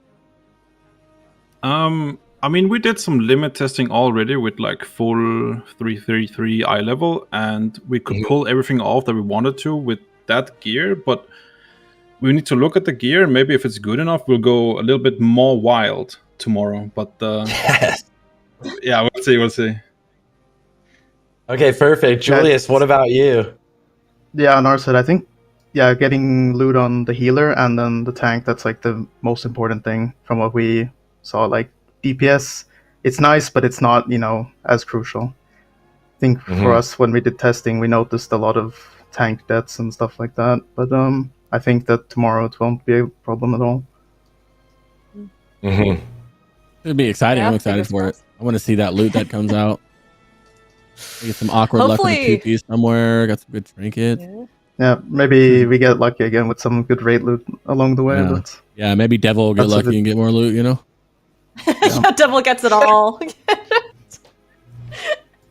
No, maybe it'll spread around a little bit more. But for both teams, honestly, we're excited to see what you're able to get and how that kind of influences things as you race through. I know we had another question coming up. Crix, did you want to ask a little bit about some of the high points of the day?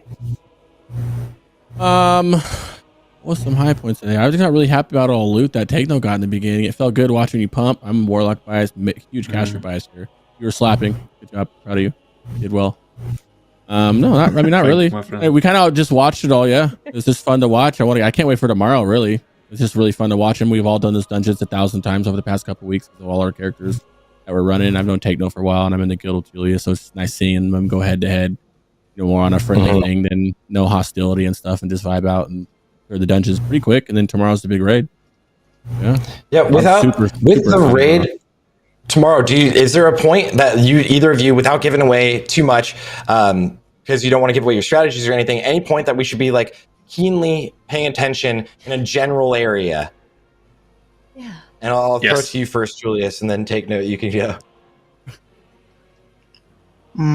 Probably in Bastion after Valiant and Theralion, and then for Blackwing Descent, that one's hard. I guess the whole raid, there's a lot of things we've tried there. I think that, well, you'll see it tomorrow. I don't want to say more about it. Yeah, no, I that's can't great. wait. That's the most exciting part of this. Is not even the boss fights; it's the skips for me for some reason. Yeah, Taco, what about you?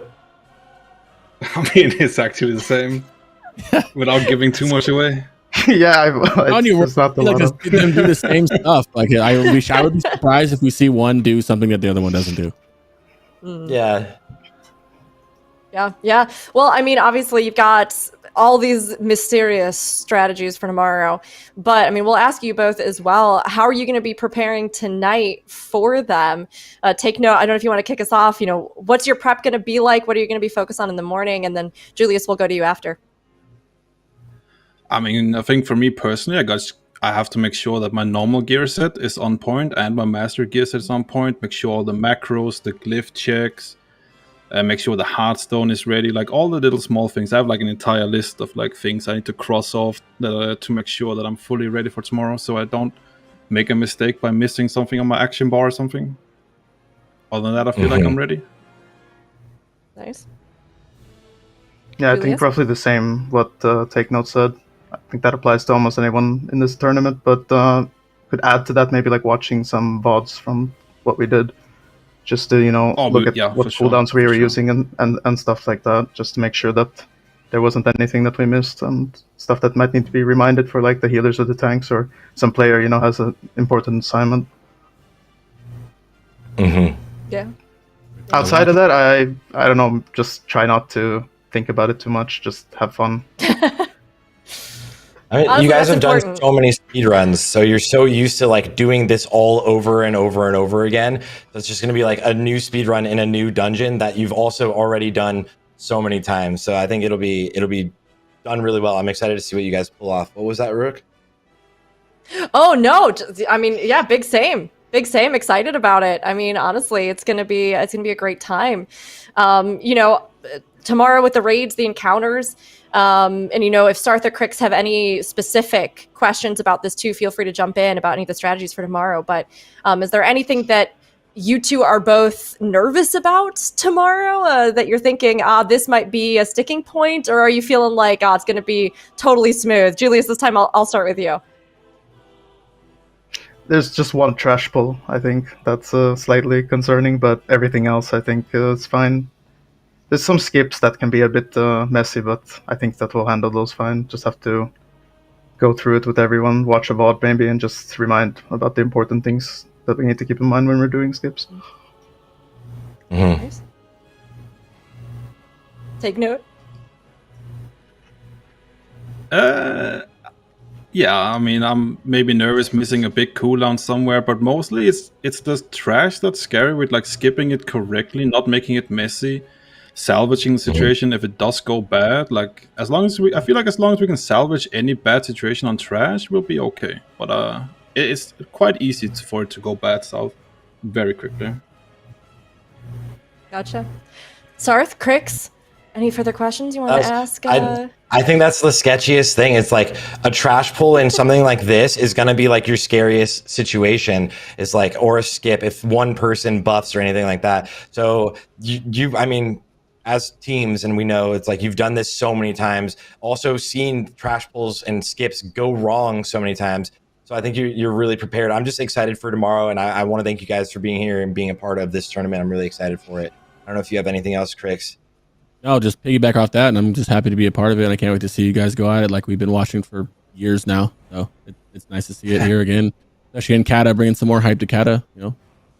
Excited to see it. Yeah, big same. So excited. Today was already super great to see and just awesome to watch as you went through and to kind of strategize and see what gear you got. I can't wait to see what you all bring out tomorrow.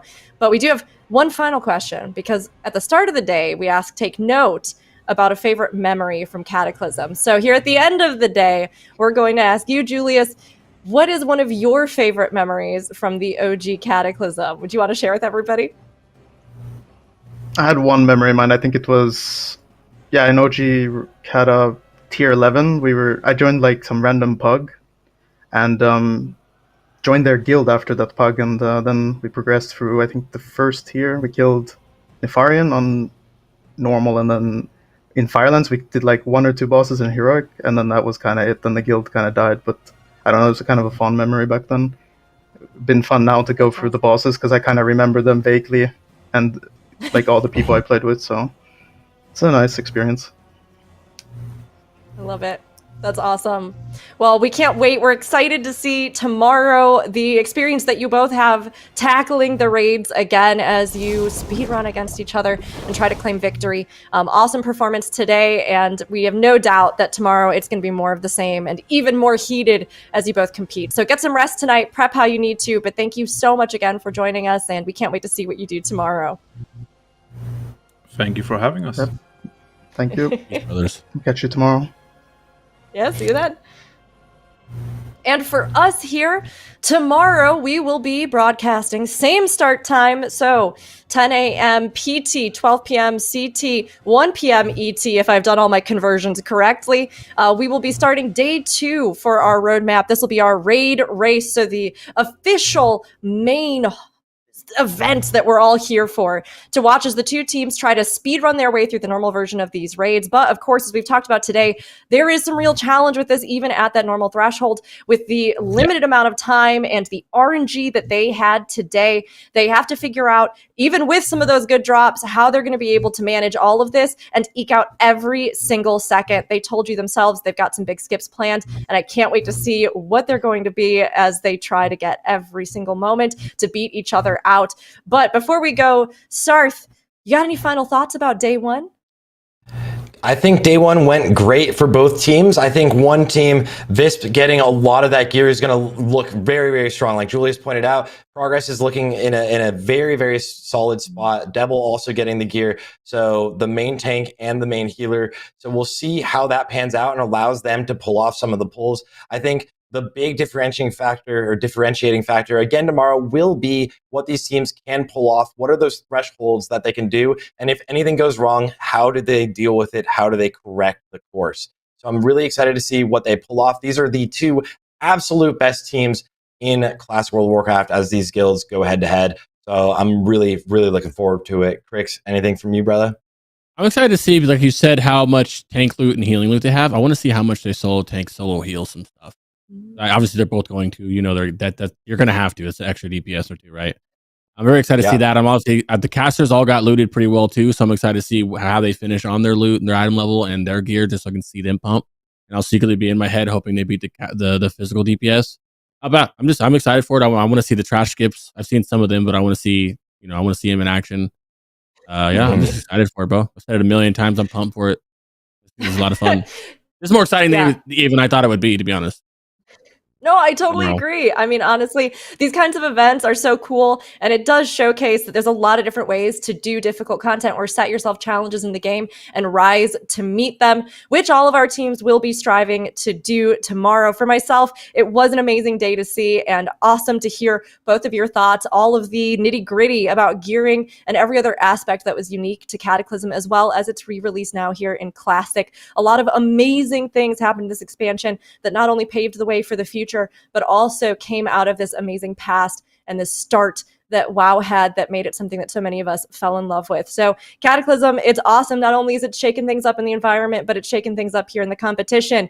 We will be back tomorrow, same time, same place, for more of the WoW Cataclysm Dragonslayer Challenge. Stay tuned. See you then.